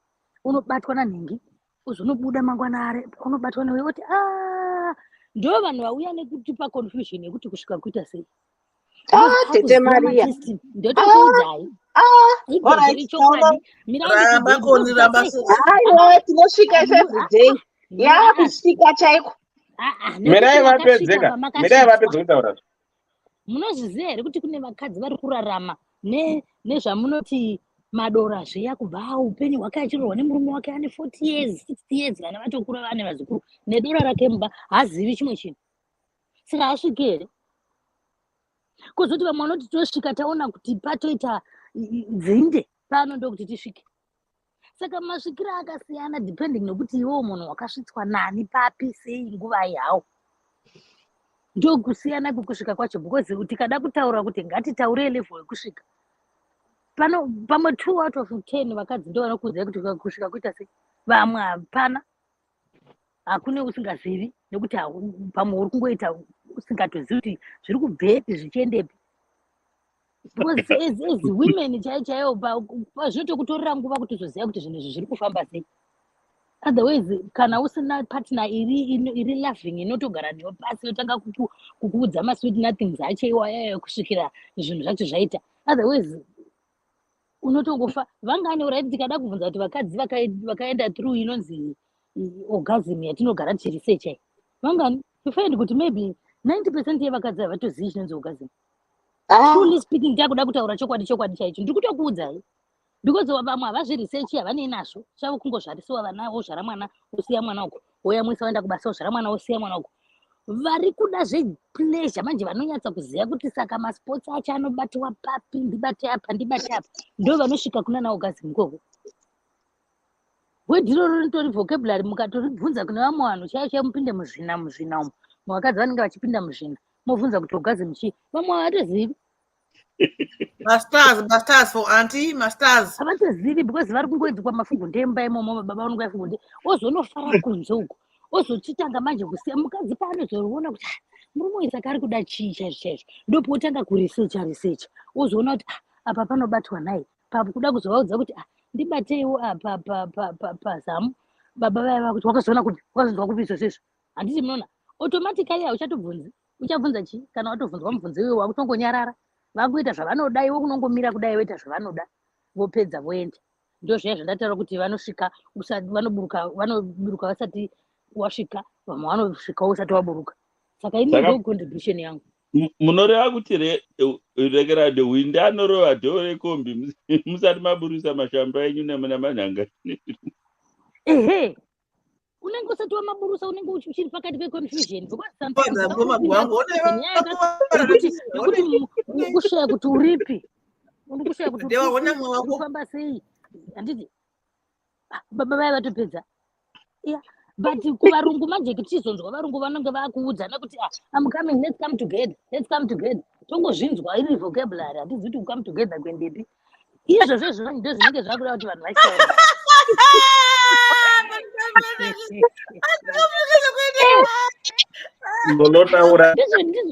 I wait for you. ndimirire maabho here madam ndisati uraiti mozondiudza kana zvaakuita zvacho pamwe hapana communication yekuti zvaakuita zvacho pamwe havana kuita pamwe vavoita because ini chinhu chandinoziva ndechekuti murume kungoproduce apedza mukadzi wedza aaproduce akakuti haana varume vazhinji havane nazvo saka kana kusvika kwacho kuri kuproduce kwevakadzi ndiri kutaura zvandinoziva ichokwadi kuti vanhu vakatotaura zvamunoita tinyasonzwisisa kana kuri kwamunoita vangani vakadzi vanoprodusa vachidzarwa nevarume but varume automatically chero mapinda munotoprodusa kuvakadzi vangani vanovhunzwa kuti zvenyu zviripi sample yababa yauya sample yenyu iripi hapana aiwa kana mukadzi body language inotaura yomukadzi nikuona asina kutinda unenge usina kuta basi nini mutemo munozviona nekuti nekunzwisisa kwangu nekuverengawo nekunzwawo zvinoita vamwe vakadzi maybe vane fluid inombobudawo inobuda isiri kusvika but iri fluid saka pamwe varume vofunga kuti ndokusvika kwacho mukadzi wofungawo kuti ndokusvika kwacho saka zvinonzi kusvika chako changu kunongonzwisiswa nemunhu akasvika andimadliwayo ndine umwe munhu wandinoziva watakambotraya kubatsira kuchechi kumakanseling uko handiti akazongosvika pakuzoti takazombomubvunza after about kuti zvakazofamba here akati Dr. Rose ingozivai kuti ini hangu pachangu she's 52 now zvikanzi ingozivai kuti ini upenyu hwangu handakaroorwa ndiri mhandara asi kuroorwa ndiri mhandara zvireve kuti handisi kuzvifila kuti pane pandiri kufanirwa kusvika sahandisi kusvika kanzi saka asi ndakazongozviudza kuti ndofunga Mwari vakangoti inini ipapo handifanirwa kupasvika because baba vaka zvese zvamakavadzidzisa zvese zvavakaenda vakanodzidziswa navanhingi vakanzwawo kupi vazvitadza saka inini ndakangoresigna ngoti tongoita izvo zvataingoita makore ese waya tongoita izvo zvizvo zvokuti inini miri wangu ndiri kunyatsonzwa kuti pane kamwe kapesendi kasara kasipo she just resigned herself kungozviudza kuti inini handiko ikoko akazondobatwa navagwangu ndizvo zvacho zvataedza kuudza murume wacho ndozvataedza kuudza murume wacho kuti dambudziko nderekuti one day chete pachangoita kamwe kamistake ende musi waanopasvitswa ipapoka chembere yaona futi muri kuona zvamuri kunetserana mai mazane zvokuti chi zvatarwa naRoslyn kuti it's all in the mind paachaenda kuna wagwangu achatenda brain yake akasvika kudhara kana vagwangu wakaita seka akatosvika kudhara because atozudza brain make kuti uku ndiri kutonosvika muri kuona it's all up kwete ndaramba ipapo because one day mukomadzera murume uyu akaudzwa kudhara nevanhu kuti batsirikana pamai wako uite so mukadzi ndobva atokufana atosvika paya achifunga kuti murume zvaaudzwa yangova maneti kuita zvaangaudzwa imi mukadzi uyu akaswicha aiwa dewa murume uyu handiti ndova yavanga vachagwana sibo akangodzirwa kana muzvidya umo anosara ongoti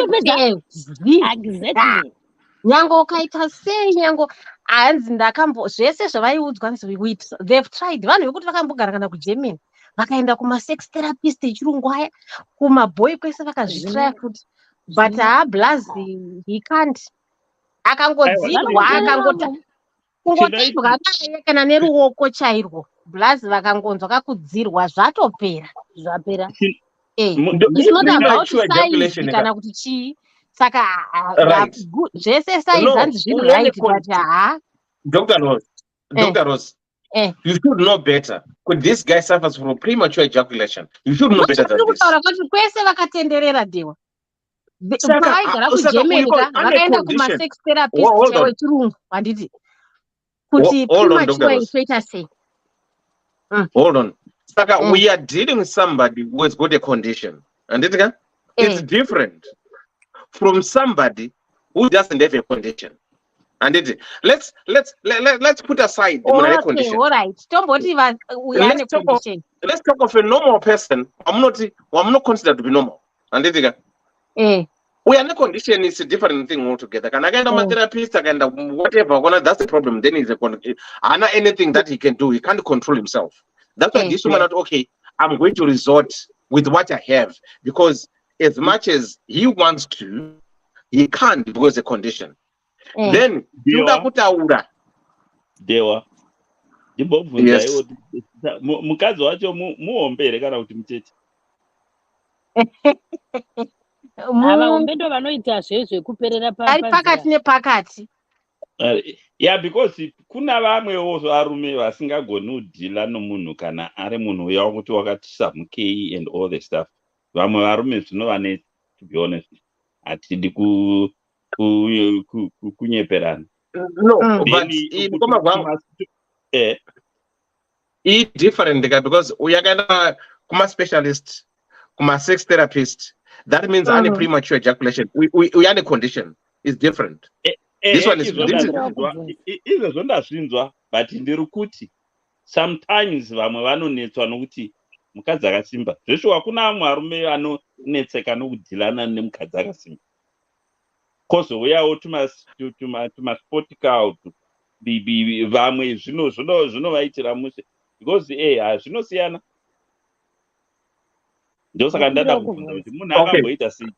Ndokumbira kuvhunza ipapo musati mabva ipapo kuti handiti munoona Dewa kuti varume vaya vane iyoyo shoti whatever yamataura awana mukadzi asarudza kushingirira condition yake, but it's hard. Murume ane dora pamwe atsunyatso kusvika kune uyu munhu anotraya matoi ese kutsvaga vatete vakobvuva achizvisatisfya achisvaka kugazini yake, but tsitsi dzichanzwirwawo sei riini ava vane vari kungoti ngatichigarai condition yababa ndiyo iyi, ngandichingogara ndingoshinga necondition yababa.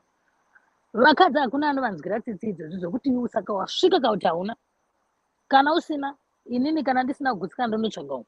Why is it varume hamugoni kuti nzwirawo tsitsi kudaro kuti imi kana mune macondition tinokuzwisisa.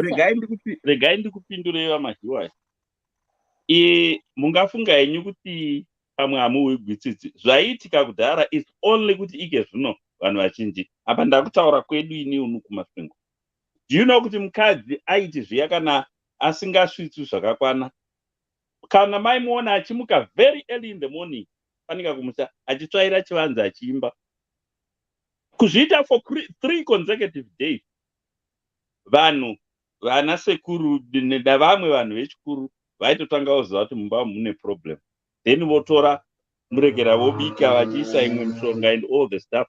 But zunhu, just because hatichazivi zvinhu zvaiitika kudhara, ndo zvaitwa. Wanga usingangohwigwi tsitsi, but waisakwanisa kutaura kumurume direct kuti aiwa hamusi kusvika kuregera kubait bridge kwendiri kuda kundohodha zvinhu, because zvainzi kunge kudherera murume. But waimuona very early in the morning tsvaira chivanze achiimba, vakuru vaitoziva kuti okay, something wrong. Yeah. I think problem inoitika musa ndekuti je ndekuti ukanyanyosembla vakadzi vakasiyana, varume vakasiyana, paunozogara nemunhu waneka you are not satisfied. But ukangoti dzaitsanzika ziyana, ukaziya munhu wako one kusvika kana kusaisvika unenge wakatosvika. Hold on, mirai makada lolo ndepi lolo uchipera ndakati naloro apa mufunga ari kuseka kubackground. Mirai don, hold on, mirai loro, hold on.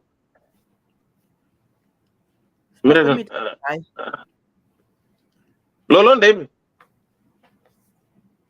Masaka say. Much Dave. Oh, Mamuka say. What can she get? Mate? What can she get? I don't know she go. Aiwa, sibo chimbomira kani. Aiwa no sika. Sibo. Mira. Aiwa. Mira. Imba tinzo.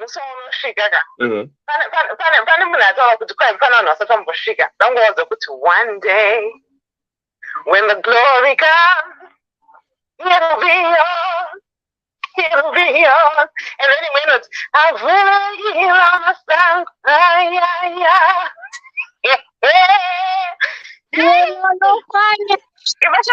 I'm so scary.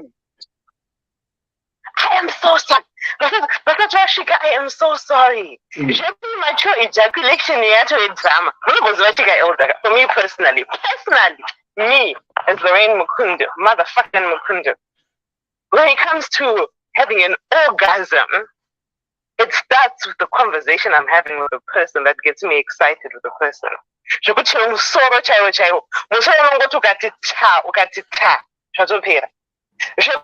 Zeta 2 minutes noodles. My totani and my battle and indeed and this dating.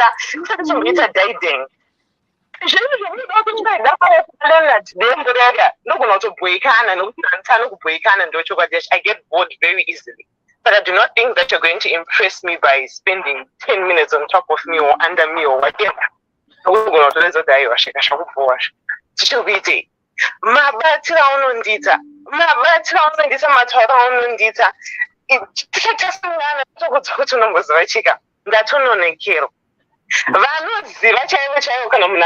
on my way and I'm 20 minutes away. But I can't tell. There's nothing going to admit. At this moment of time, no good actually admit it. But most of the time, toilet can I got 20 to no puta. No, what to that? Or such a matter. So I can learn that to so I also took a meaning. I also touched another tongue. When that no put I should pack up the rest of the packing the doesn't know guess of top. Could you push it to get a bit no more? The pushing not way. Especially when someone understands your love language, it makes sense. It's easy. Je peux tout cas, comme ça pour 2 minutes, it makes no difference. When you have an orgasm, what can I do? But can I feel I got in that 2 minutes? I'm not gonna put that I will say good it. And then that's I'm going to kiss out and go no shit.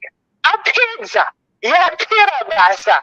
I'm not good shit. Each more. I'm not good shit. I can't find good shit.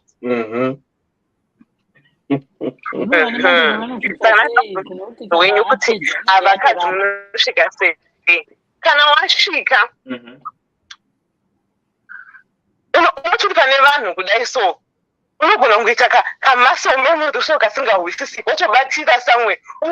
Are you okay? But you know, Elsa, you don't know.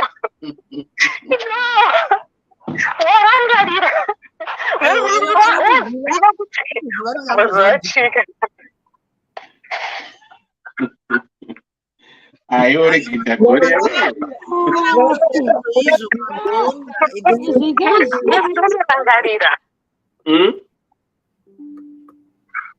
Ndikatumira unorangarira Elda kuti kune kwatamba kune kwatiri kuenda. It's literally preparation before you see the person and after you see the person. That makes sense. Sometimes when you switch off and for a woman to eventually switch off on something, on someone, it's how everything is done. For me to eventually say no, let me switch off because being in the whole situation does not make sense. But for the light to be turned on, but okay, fine, I am ready. It's the small things. Women were extremely stupid. Well, I think we're the most stupidest people. Nothing is around I'm on very statement like I'm going to name a degree 2. I'm going to put some money in the state. That's how stupid we are. On a degree, my reading, when I never birth certificate, I'm going to go for feeding it 2 minutes. Couldn't then jump to organize. The thing that Chonga Shagat, that's all confused them and a birth certificate. zvisingautisiki because anenge achiziva zvokuita at the right time at the right place. It's usually it's like the small things, the right questions being asked at the right time. But are you okay? Are you fine? What guy? Earlier on we talked to are you okay? It's the small things that get us to a certain level. By the time that person does anything to us, I am okay because guess what? You came to me at the right time at the right place. Kune vakashingirira vasati vatomboinzwa orgasm inhangu inini zvitadzo unosvika ndichibvunzwa najehovha kudenga uko kunzi saka never ever waimirire taura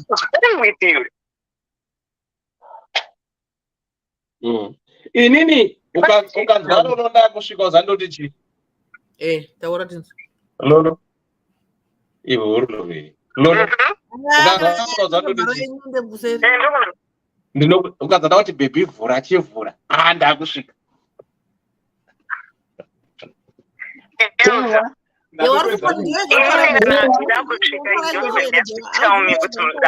nokuti mavhuriro anenge ndakaita even madairiro atinoita so tine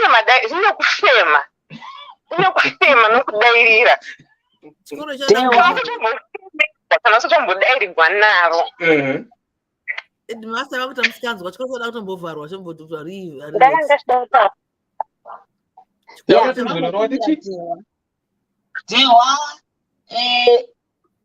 question yenyu, it was like generalizing vakadzi. We all don't have the same answers. Vanoti vakadzi vapinduri mumwe nomumwe ane zvake zvavanoda. Vanzwa sipo atanga akavhuro yake tanzwa something different. Rose nenyaya yekuti anotaura zvechibhaibheri anyara kutaura pano, but otherwise ndio manamai vanoyasoziva zvegwangwa havadi havo kutaura pamaplatform. Loloyo futi neengo yake. Vanhu vanosiyana siyana. Izvamataura mukati hanzi ukanzwa ndakuti chivhura makumbo wakuda kusvika. A person like me ndo vanatoziva kuti haundizivi. Because it's supposed to be the body language that speaks, not your mouth. Kuda kutoti tangodhumanidzana zvinoita hatisimbori relationship. Kwaona wakutodaro. Tofanira kunzwisisana kuti wakusvika. Iwe unofanira kunzwawo futi kuti ndakusvika. Tofanira kusvikirana. Okay, that's how I do it. It's very rare kuti murume anosvika ndisingasviki. It's very rare. Paya panenge pachibuda siyani mukuita yeke. Panenge pachibuda spam paya. Handinenge ichishuta mabhillet. Zvonditekenyedza futi. I can come. Doko nange ndandisiri ready. Anditika. Ukaona ndaphakamisa so bottom view yangu so ukaona kuti phakame so mbichana. Bhazi yati kona asvika mu-ICU. Anoda kutsitwa. Murume vatairiwo futi. Murume akanzwa kuti kona kupisa. Pane katemperature so kanongoitika so kanongonzwikwa nevarume. But ukabvunza murume wako anyasokuudza kuti ndinokanzwa. Women, go and try this. Ubvunze murume wako kuti pandinosvika, what do you feel? Anokuudza kuti panongoita kamekau. It's not kuti stiff, but kwava pachinja temperature. Kwava katanga kunonzwa kuti pa kunge kufema so. Pesa kunenge chipi. Ibhozi yati konyo ati atopinda mu-ICU. Murume anobva futi tivatapedzerana. Zvatopera. Zvazvokupangidza mind.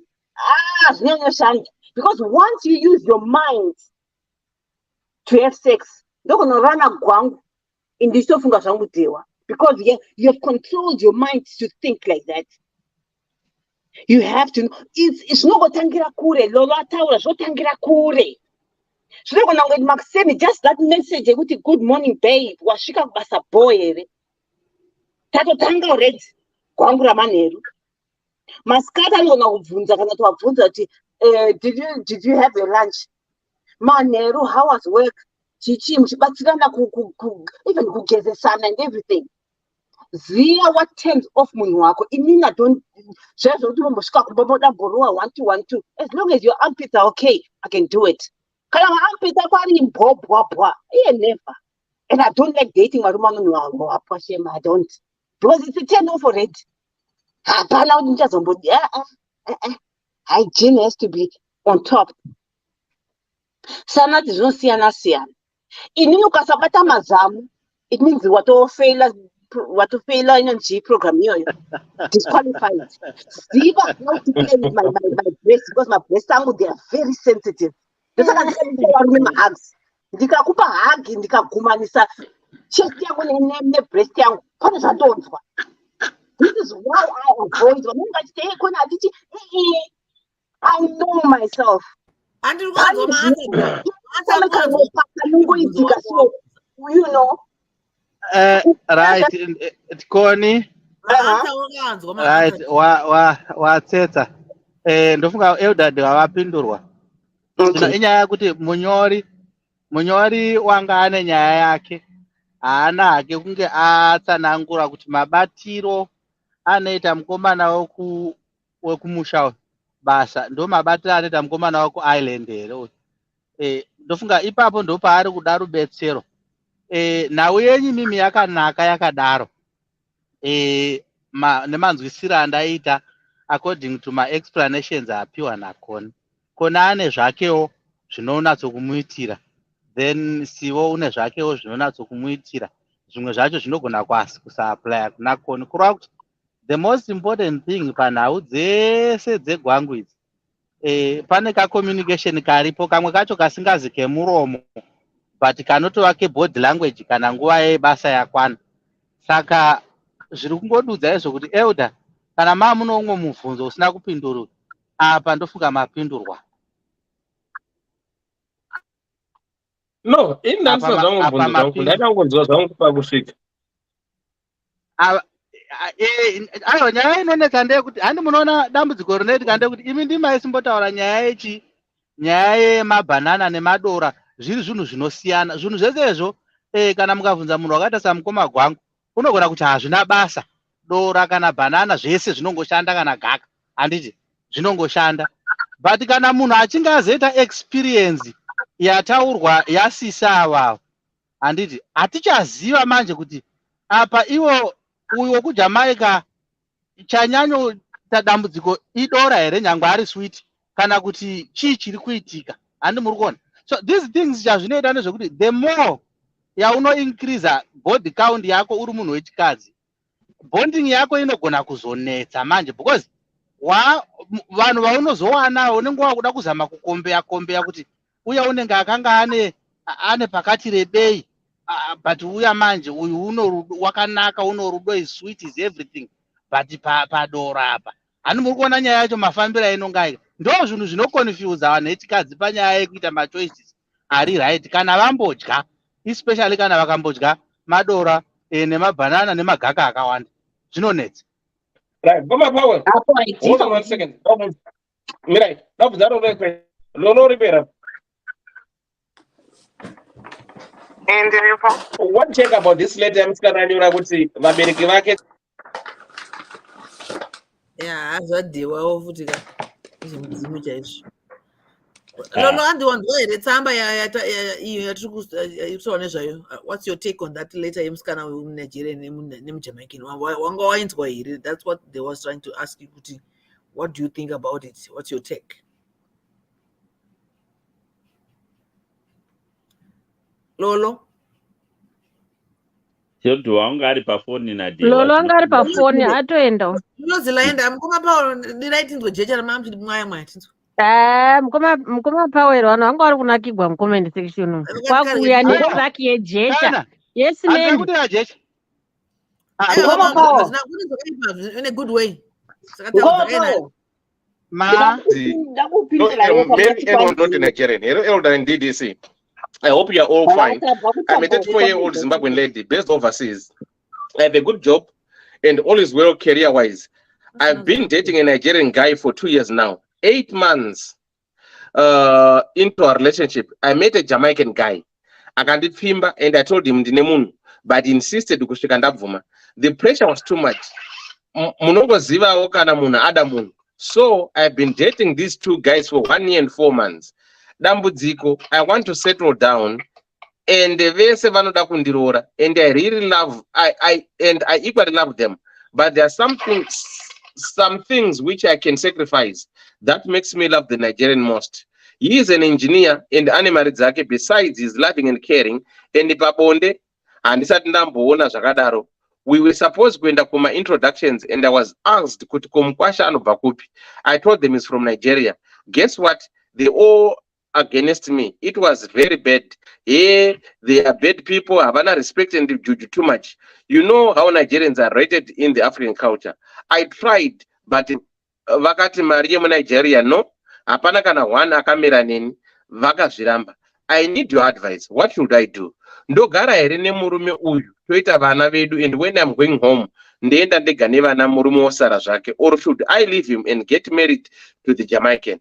He treats me well. I can say he knows how to treat a woman, but pabonde is not as good as the Nigerian guy. I can only marry him.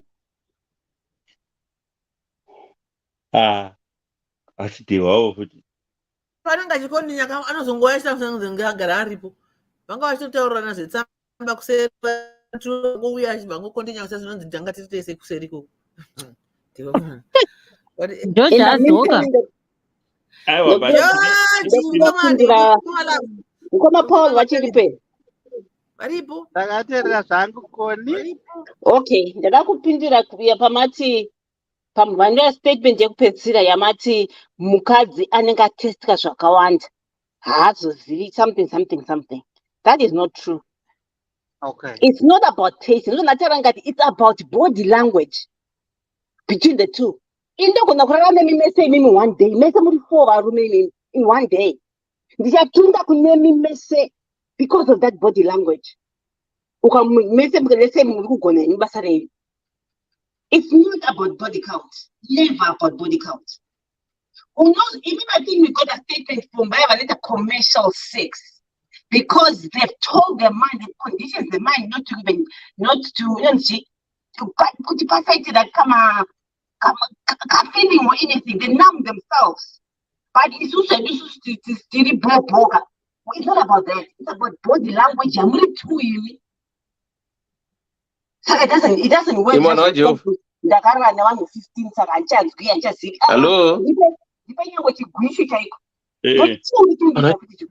Right,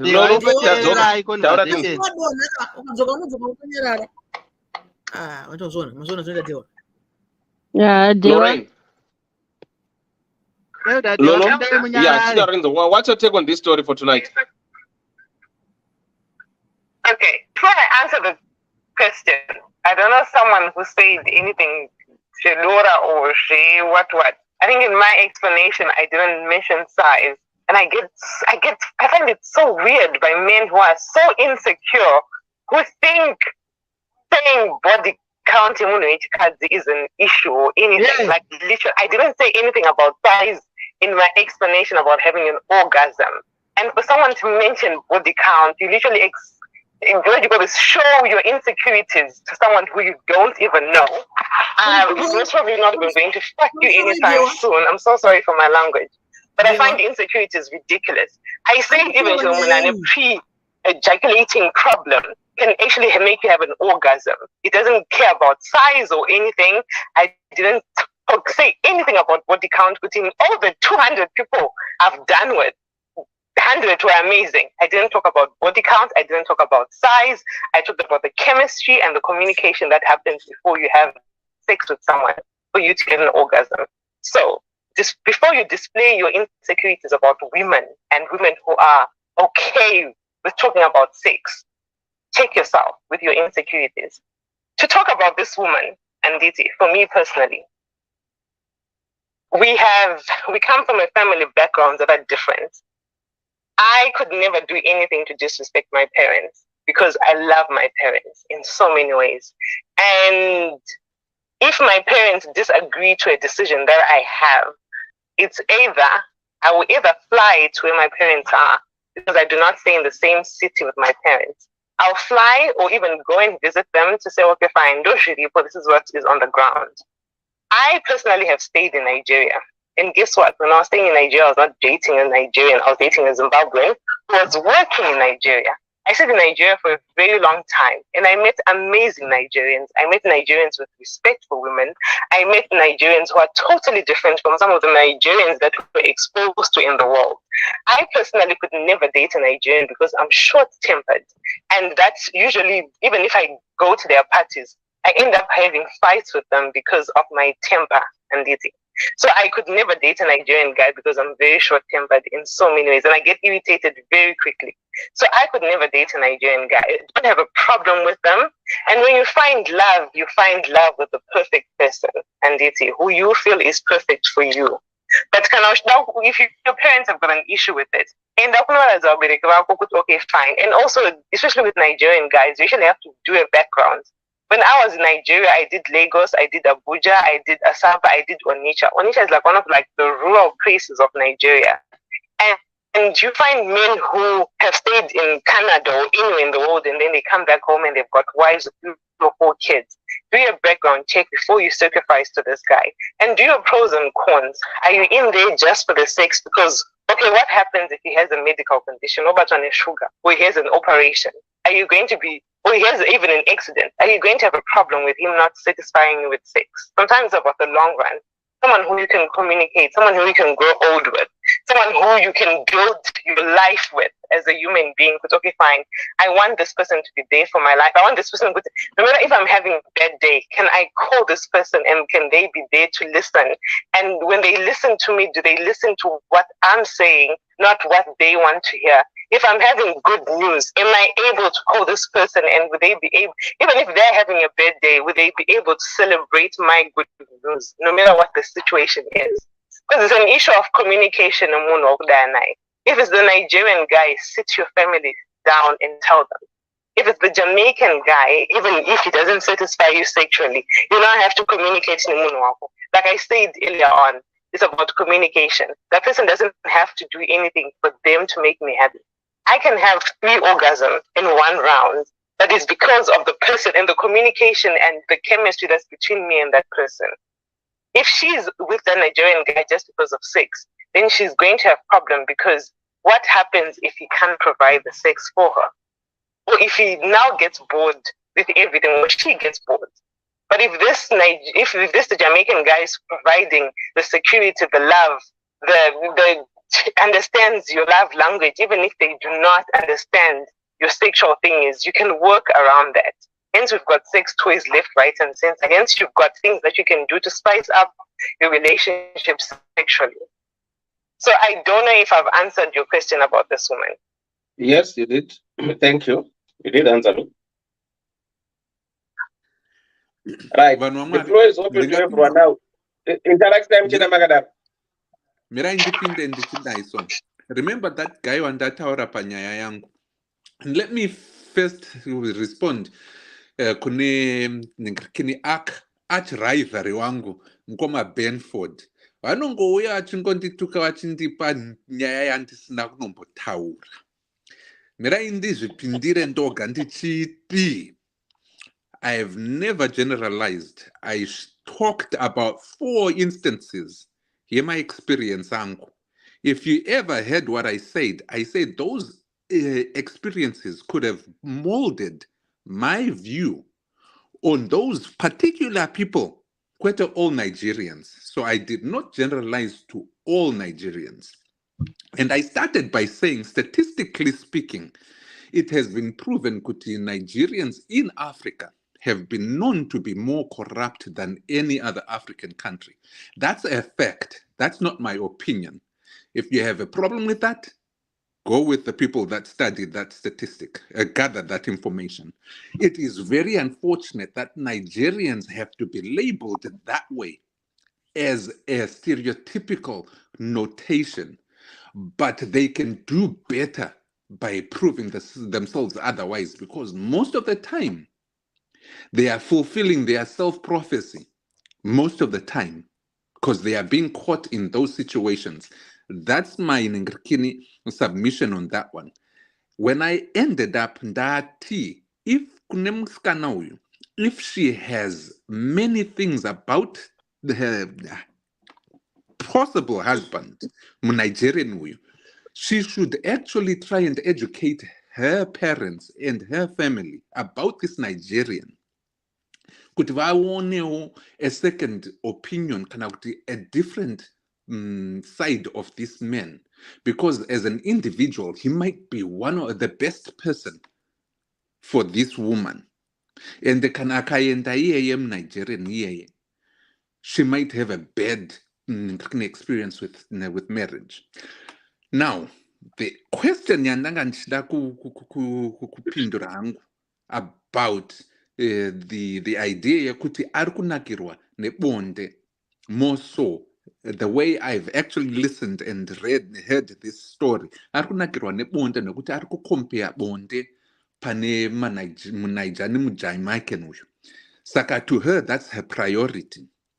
Ndichikutaurirai zvakaitika kune mukomana uyu.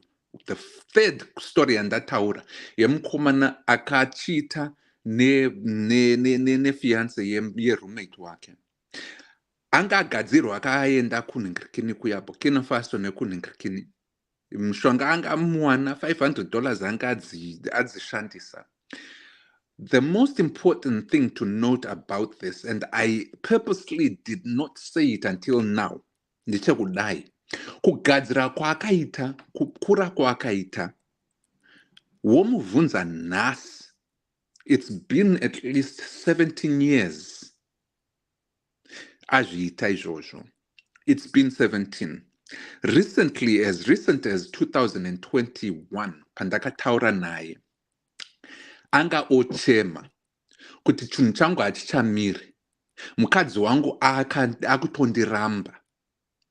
Ndadzokera ndakadzoka. Uko kuno kumadoctors haasi kuziva kuti chii chiri kuitika. Vamwe wekwedu tinobva tamhanyira tichiti akagadzirwa. Pane mukadzi akamugadzira kana kuti chii. I don't think so. I might think it's his psychological mindset pamwe. But chinzwai akagadzira bonde riya, mukadzi wake akamufarira iye nebonde nezvebonde haachakwanise kumisa chinhu chake. Chinongomira once in a while. Adya certain foods, but even that doesn't go as sezvaanga achimboita achiri muduku. Akura zvinhu zvaakudhamba. Almost pandakamutaura naye 2021, he was almost divorced. Anga achitofighta. Mukadzi wake, the biggest thing chaakacomplaina nchekuti handichanakirwe. Inini ndiri kuda kunakirwa. It is in my prime years. Iwe wakuda kundichita. You are short changing me. Inini ndakuda more so now than before. Iwe wakudai. Akutotsvaga umwe. Ane vana vaviri. Very beautiful kids. Question yangu ndeyekudai so. Wanakirwa nebonde vakura. Things happen to the body, however he's going to keep himself healthy or not healthy. It might affect bonde. If that's your priority, it will only last maybe 10 years, 20 years. Ukoko, you still have another 30 years to go. Are you going to stay with this guy? Uchiziva kuti bonde ringakwanisike. There is a possibility. Medium to high possibility kuti richachinja at any given time.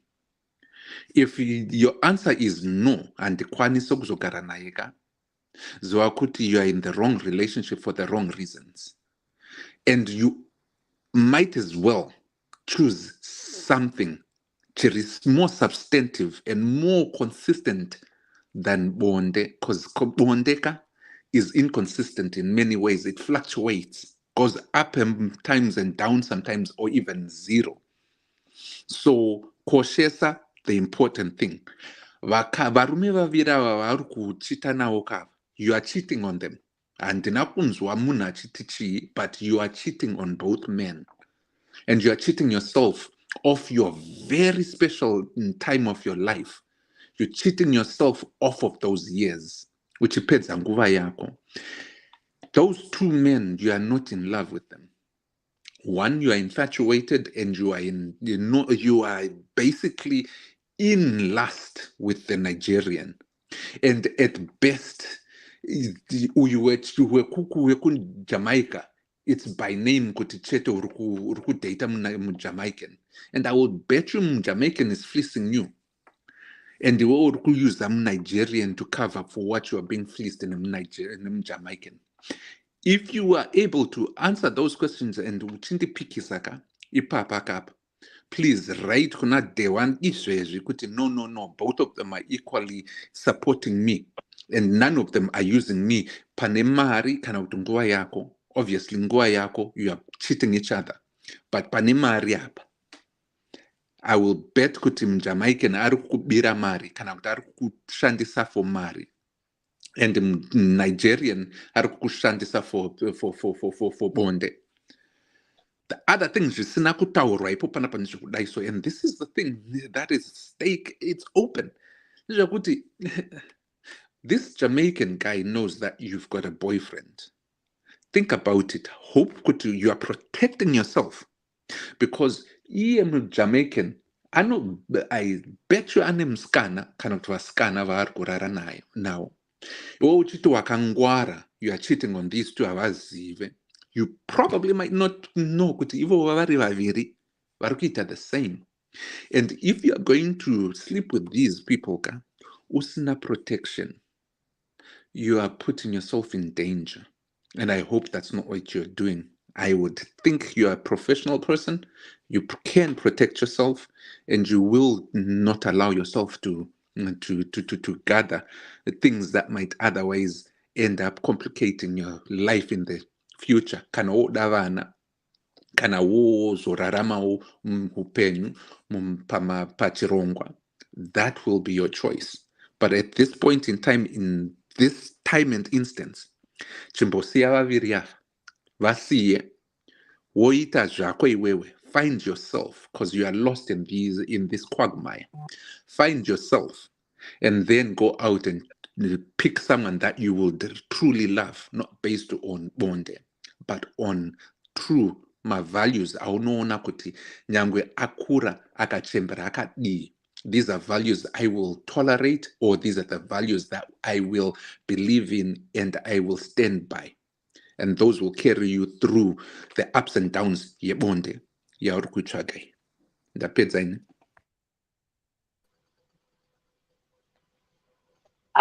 Mafamba. Yeah, tambozitaura kuti honestly muJamaican akagarirei. Ndudzewo kuti mujama uyu akagarirei. Anzi bonde hapana. You know, like why is he there? Anotozwa kuti mu Nigerian ariko. Saka this girl is really funny. Saka akagarirei 1 year 4 months. You know, muJamaican ndiye munhu ari kutodyika mahara manje. Akangopinda muequation yevanhu vana nothing will come between us, ndo nothing iyoyo. Akangoti pfe zvake. Dr. Rose.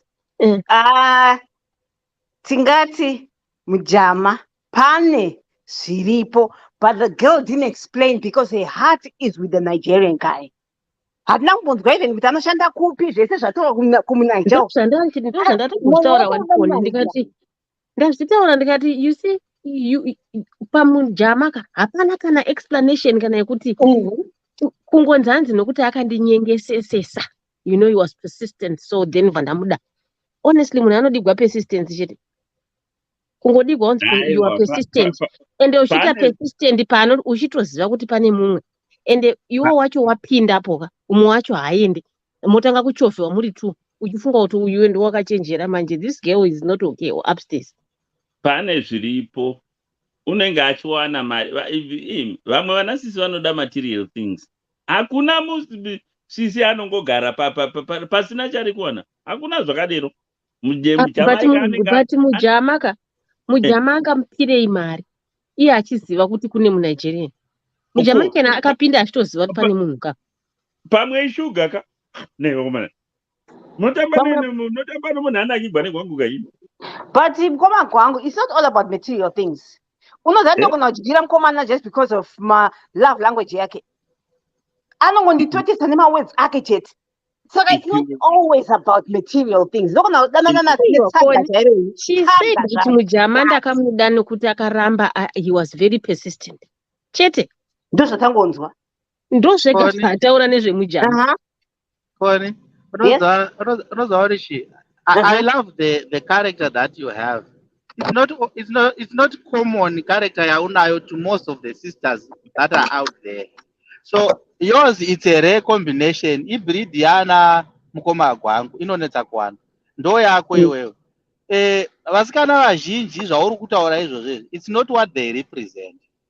They represent those things zvauri kutaura kuti material things. Ndo zvacho zvavanotoda izvo. They don't care getting from all sorts of corners vachiwana, so ndo zvavanenge vachitofarira. Most ladies, they like that.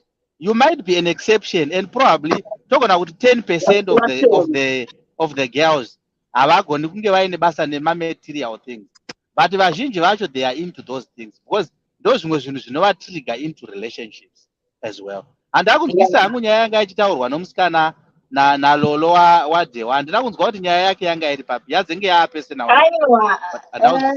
I can explain. Actually, no, there's one point yandabata yekuti it's just in us isusuvanatema wekuti like me, if we talk about sex, I andinyari kutaura about that topic. Ndinogona kutobhara masento ndikudescribe nemo, you know. But when I do this like public platform, vanhu vanofunga kuti pamwe ndiri hure or anything. No, you know. Yeah. I don't know why tichidaro. Okay. But I'm not free to talk about anything. Pane vamwe nekutoti kana even kuto zvakufana musikana unogona kuna musikana ari free to kiss in public. Unosikona sakana nemwe musikana asingato izve kana kubatwa ruoko, you know. Saka I think let's all be open minded. Inini nyangwe zvese hapana topic yandonyara kutaura ini. Nani. Zviri kubvunzwa namukoma Power vamentionwa nalolo. Mukoma Power vati zvoni. Abva afunga kuti Mukoma Power was answering to, because Mukoma Power vataura after lolo.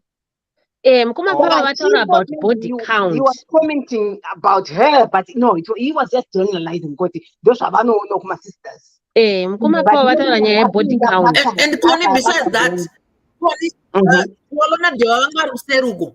Anga achinzwa zvataura tachitodiscussa chiti vaite catch up vari kusera achimuverengera tsamba zvavanga vachita. Saka azongopinda nekutaura zviri off tikati tinaimi kuyebva kupi nyaya. Aiwa, zvinowanikwa. Nyaya yebody count yataurwa namukoma Power. Vati zvoni munhu ukawanza handiti unozopedzisira wakukombera. And her point kuna mukoma Power was nyaya yekuti just because warara nevanhu vakawanda doesn't mean kuti from one to the next I'll be comparing. Ayo. Lolo anga ari kuedza kutsanangura kuti I think in short ndanzwa senge she was saying kuti munhu nemunhu ane munakiro wake. Hazvitombori nezvekuti Power zvandakarara naPower nezuro saka nhasi ndarara nagwangu saka ndokombeya kuti you don't compare. There's no need to compare. And the body count, it's not cumulative according to her. Ndozvanga achitaura kuti hazvizvo kundotoverenga kuti nezuro naningi number 1, number 2, number the way, you know, the way it sounds when you say a count. Konambo itsetsa. So but the question comes into is right with the perception iri kutaurwa naSisi, because Sisi vari kuenjoy sex more than any other thing, and ndo chinhu chiri number 1 kwavari. Do you really think kuti Sisi can bond with someone asina mastatus emukomana when it comes to sex? The answer is definitely no, in my own understanding. Pakauya umwe munhu anongorowawo zvokungodaro because automatically chiamuita kuti anyore tsamba is the comparison yaari kutoita, because anakirwa neG akanzwa kuti G apa inenge inoti fambei, but uku kuJamaica ishoma. Saka automatically munhu uyu anonetseka nedecision making yokuti who should I settle with. in that regard. Saka kana tichipindura sisi vari apa vanyora tsamba tisingapindure hedu lolo. It's true. Body count iyona nemacomparisons iwayo they are into effect because ndo zvaita kuti sisi vanyore tsamba. Zvisina basa angadai kumambonyora tsamba. And besides that, ataura one ega kuti ndikaroorwa ndinogona kuzobuda ndichidzokera uko. Ataura ega ndenda kuzochita. She mentioned it kuti ndinogona kuroorwa but ndenda kuzodzokera unonzwa kuti kuwe kwakakamira zvakadikwa ndakanakirwa nako. Ataura ega. Kungoti haagoni kuzouya apa tichimubvunza. Inini I still have a question. Tochingopedzisa rokuti vari kuita chiwaga. Ndoro muri kunyara kubudisa pachena. Ai, but unonzwa kuti chii mukoma gwangu. Mukoma gwangu, my point is this. Kana chicho chihure chacho handisi. What is the point yekuenda kunorara namukoma gwangu kana kusiri kundinakira? What's the point? Mujama ari kuita nezveyuyu. Regai ndikupindurei ipapo, ndoda kupindurai zvakanaka kuti nemhaka achienda kuti mujama ike muequation umu ari kuitei gwangu yacho agoni. Pane nyaya yepersistence plus pane zvimwe zvinhu zvaari kutoprovida zvisati zviri zvesex zvaari kutogona. Unotova nechimwe chinhu chaari kuita chiri so perfect. Probably ndo vanhu vaya vanoti uchimuka na6 exactly 6 am anobva ati hello my girl, how are you this morning? Obva ati 9 o'clock exactly, did you have your breakfast or your break? How was your day? Na 7 manheru. Saka ane zvinhu zvakawanda zvaanenge achisa zviri spot on zvokuti the girl cannot do away without. MuNigerian chaanouya anouyawo zadzisa kuzasi uko, but pane zvimwe zvinonakira mashoko zvamunoda kunzwa, he is good. Pamwe mujama kuita refill fridge rake. The guy akawira pamusoro and anogona kutowina, but inini my answer was just very simple. She has to drop both of these people because haasi kuziva zvaanoda. Until the time yaanokwanisa kudecide kuti right yaakuda relationship. Andina dewa uyu ndiye munhu anoziva zvanoda manje uyu. Akashaiwa ukonosvika uku arikutoziva zvanoda saka arikugona kuti anakomana 5. Confusion yake mukataza iri kutoramba ichifamba. Ari kuramba akatakura confusion achienda naye. Now she wants to settle but akusetla nani? Ega mfungwa make. Nokuti achaenda kuna Pauro, ubva kuna Pauro utanzi Pauro haanoririki. Oenda kuna Dr. Love, kuti Dr. Love vane chamu.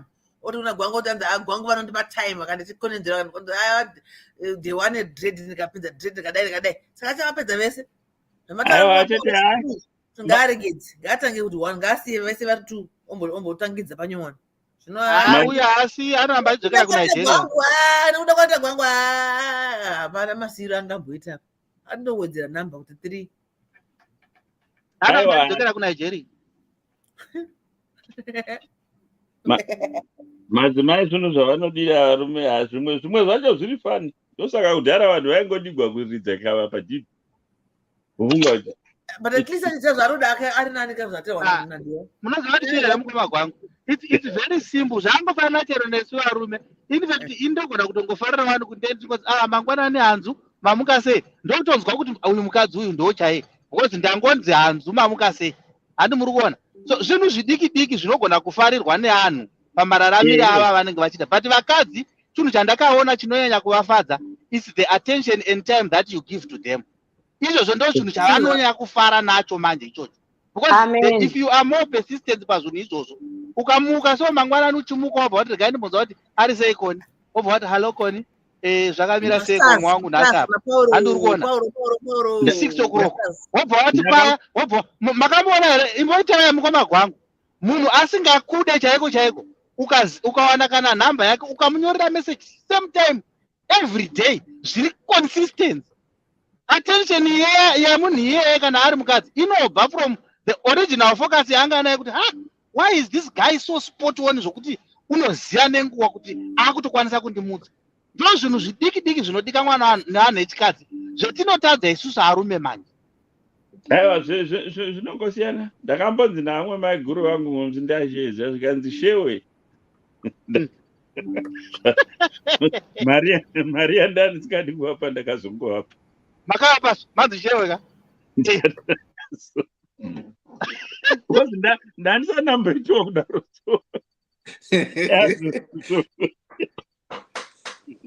Saka zvinhu zvidiki-diki, saka mukatarisa vanhu vanenge vakakura vari mutsika vachiona zvinhu zvakadai zvichiitika, they kind of enjoy it and they miss those things. And ndo zvimwe zvinhu zvamunoona zvokuti munogona kuzoona kuti wafana wechidiki wanotorwa nevanhu vanenge vari pamamedia, because vanhu ivavo vanoziva the actual tactics dzekushandisa kubata munhu zvokuti anosara panhamba chaiyo yakanaka, yeti iye anenge asina kana zvinhu zvaanenge ainazvo. Ndochitanga zvangu kumusponsa, ndini sivo ndawana mufano wangu wandai ndichisponsa, because ndiri kuziva pokumubatsira.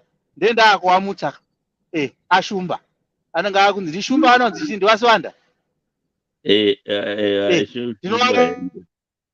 mutupo, tigowarowa nomutupo kusara uyu munhu uyu mazira ake emutupo wangu ndizvo here izvozvizvi. Ndaakuchitanga kuda kutoziva zvakawanda pamusoro pake mari zvandanga ndisinei nazvo. Saka pandongotendeuka ndaakutarisa kuya attention yese yenayo inonga yatova ikoko. Saka ndo zvinhu zvamuri kuona zvetiri kungotadza mumarelationships, even edu atinawo ane-exist, the smallest things zvangotaurwa nakoni izvezvi kuti karo wangosvika panakoni uchingonhuhwirawo zviri nani, wobva wamuti kahagi, wobva wadai kana mango enyu, wobva waenda kuminyatso, wobva wanoti nayo minyatso koni munozosara makorara koni atovabva kudaro.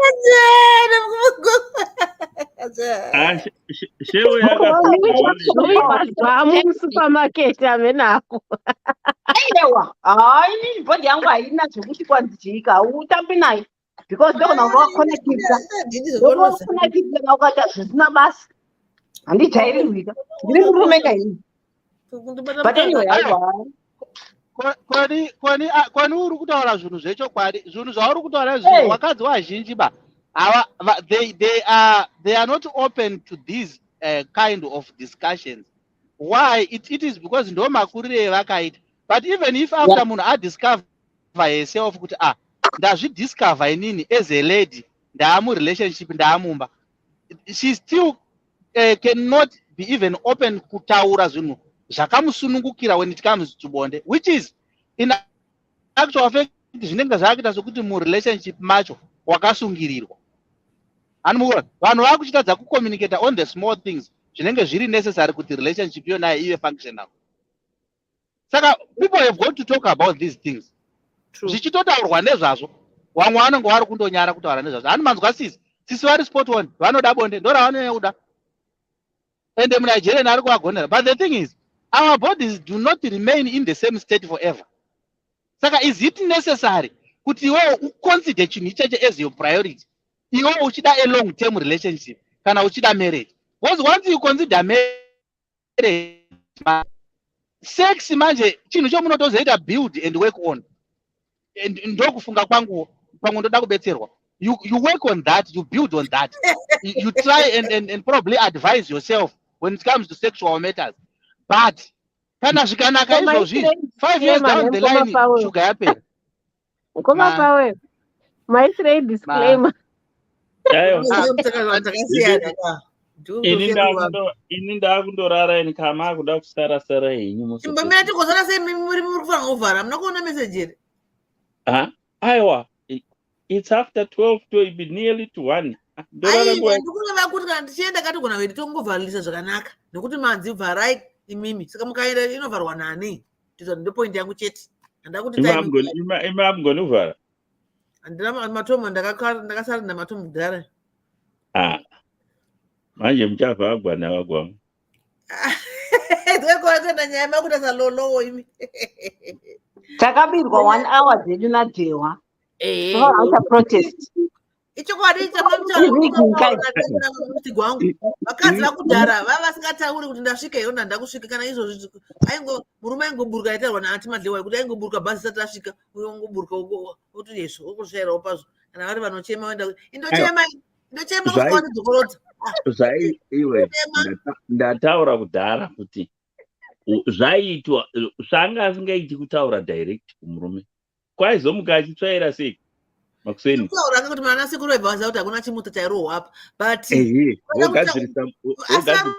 varume muchiti mukaudzwa imi ichadza munoti hasha, pane kuti iwe unongochikikiridza kikirikiri kuti hasha mari dzora tsvimba hapana kana zvauri kumboita. Aiwa, it depends no sivo sivo it depends nokuti wataura sei. Hakuna munhu unoramba kuudza kuti shamani ndaguta. Kuguta kutori nani, kuguta kuri nani, nditaura kuti urufunga kuti uri kukiridza basa anyambirwa hakuna zvauri kutomboita. Ndizvo ndozvandati ndofunga pana ataura umwe kuti communication it depends namatauriro ounoita sivo. But Mkoma Thomas, majority tiachazvitaura chokwadi, majority of men zvema 3 rounds havachazvigoni. Tabataura chokwadi. Zvama 3 rounds. Wakusina kuguta pa first round ipapoka. Iko 10% chance dzekuti uchaziguta. Ndozvendinoti zvakinda nokuti ne-age. Not even age. Anenoti chiya havachagoni.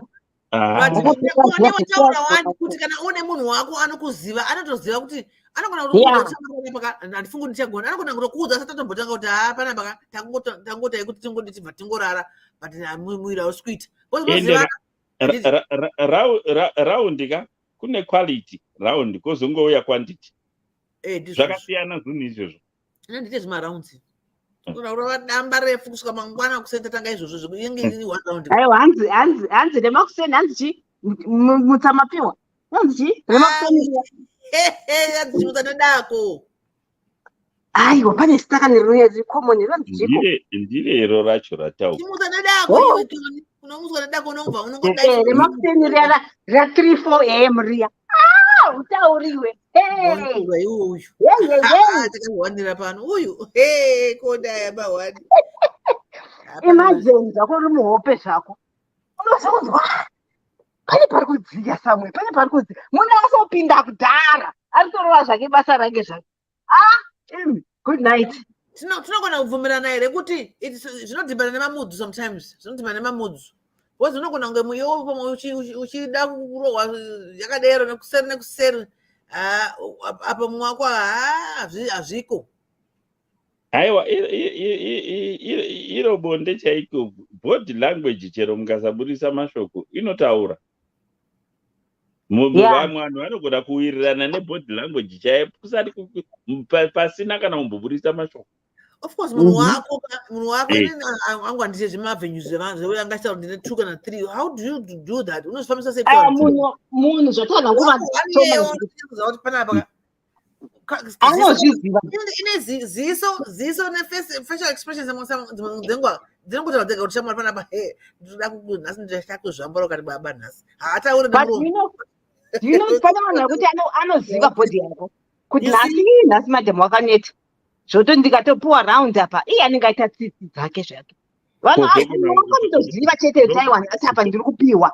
Pane something chinongoitika sotobva ati nhasere ndiri kupiwa sere nesere. Zvakafanana nevakomana vebhora vaya. Communication inowanikwa pose. Vamwe vanotaura nemasaiti nembeveve yaitamba bhora but yaipa masaini kuti uko. Pese pano chero muchisumudza chinhu chinorema ukasakomunicata pane problem. Zvapana vanhu vaya vanoti muchisumudza chinhu chinorema anonyozera. Ukanyozera vaya vakasumudza vanonzwa chero chaakudonha. Kazhinji unozvakwa ndiwo usina wanga usina rekera wanga usina communication yangaita wanga uchiripo ungonyengedzera. And also, let's give it to Dewa. Zvangataura zvekuti zvinogona kunge zviri mupfungwa unogona kungagara wakazviporana kuti nhasi. Saka paunozosvikapo kuti nyange ukada kuzvitaura wagara wanga wakazvironga mupfungwa mako. Ichokwadi, pasi pane mumwe munhu anokusvikira anenge asingatodi kana zvekutekenyedzwa. Anenge akatozvironga mupfungwa mako kuti unogona kuzomutengenedza ozongopfabanuka zvake. But kana akagara akazviporana kuti nhasi hakuna iriko, dzimwe dzenguva hakuna iriko. Ndozagara akazvichuna mupfungwa make kudhara. Kana kuti kune zvimwe zvinhu inge mataura vanhu varume kuti hanzi kana uchifungisisa kana pane zvaunofunga zvichiwa zvinokanganisa chicomrade ini chero ndikafunga ukana ndikafunga for 2-3 days ndinoslima zvimwe zvokuti unoshaya kuti naimi uchirudzii kana comrade unotofunga ndiri kuenda kujimu ini kusina jimu yendinoenda ko vivha yatikuta nezvayo vivha inoita hautombozvifungi zvegwangu izvo chero pakapfuura asi papa achishowarekera makevs ake zvinongopera zvakadaro. Saka dzimba nedzimba dzinosiyana kana hunhu wacho matambiro anosiyana zvekufamba wakashama uchitendera nemba izvo amene handite izvozvo Akuda kuchizvitei. Amina vanozviita vanoda kuita isa. Zvine time panopo uchatenderera here iwe nomujaya we. Yaita. Vanonga vabvarira kabvuma ke. Vari kunoshaura kutenderera chini Zvibungudika navana vakura. It's a turn off completely to me. Zvakatarwa nakoni kuti anoda kunzwa iwe anoda kuita kunzwa mazamu chako chako. Izvo vanhu vanofamba kutendera mba makashama. It's a turn off. Really? Yes. Mumba. Aiwa. But in the moment, yes. In the moment, yes. Not going to. I don't wear clothes in the house. Did you take a shower and that's it? I do not wear clothes in the house. No. Never. Kana vamwe vanonakirwa nokungoenda kundobhuka hotera iri pasifrand pokuti manhero aya unochiona masandarira emvura ma-street lights akashowa. In the moment, yes, you sit on the couch with drinks and naked in Tahiti. Yes. Not going to go to Mirizika, somewhere you know, tender mbao kachama.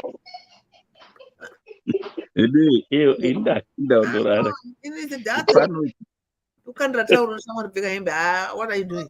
In the moment she listen to music and make a drink, oh baby, why do you have clothes on? Why do you have clothes on? But she take a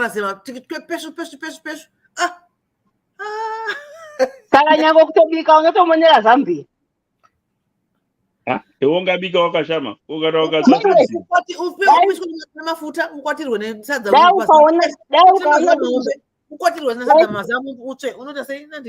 ukaona dumbu rangu zvarakaita nekutsva.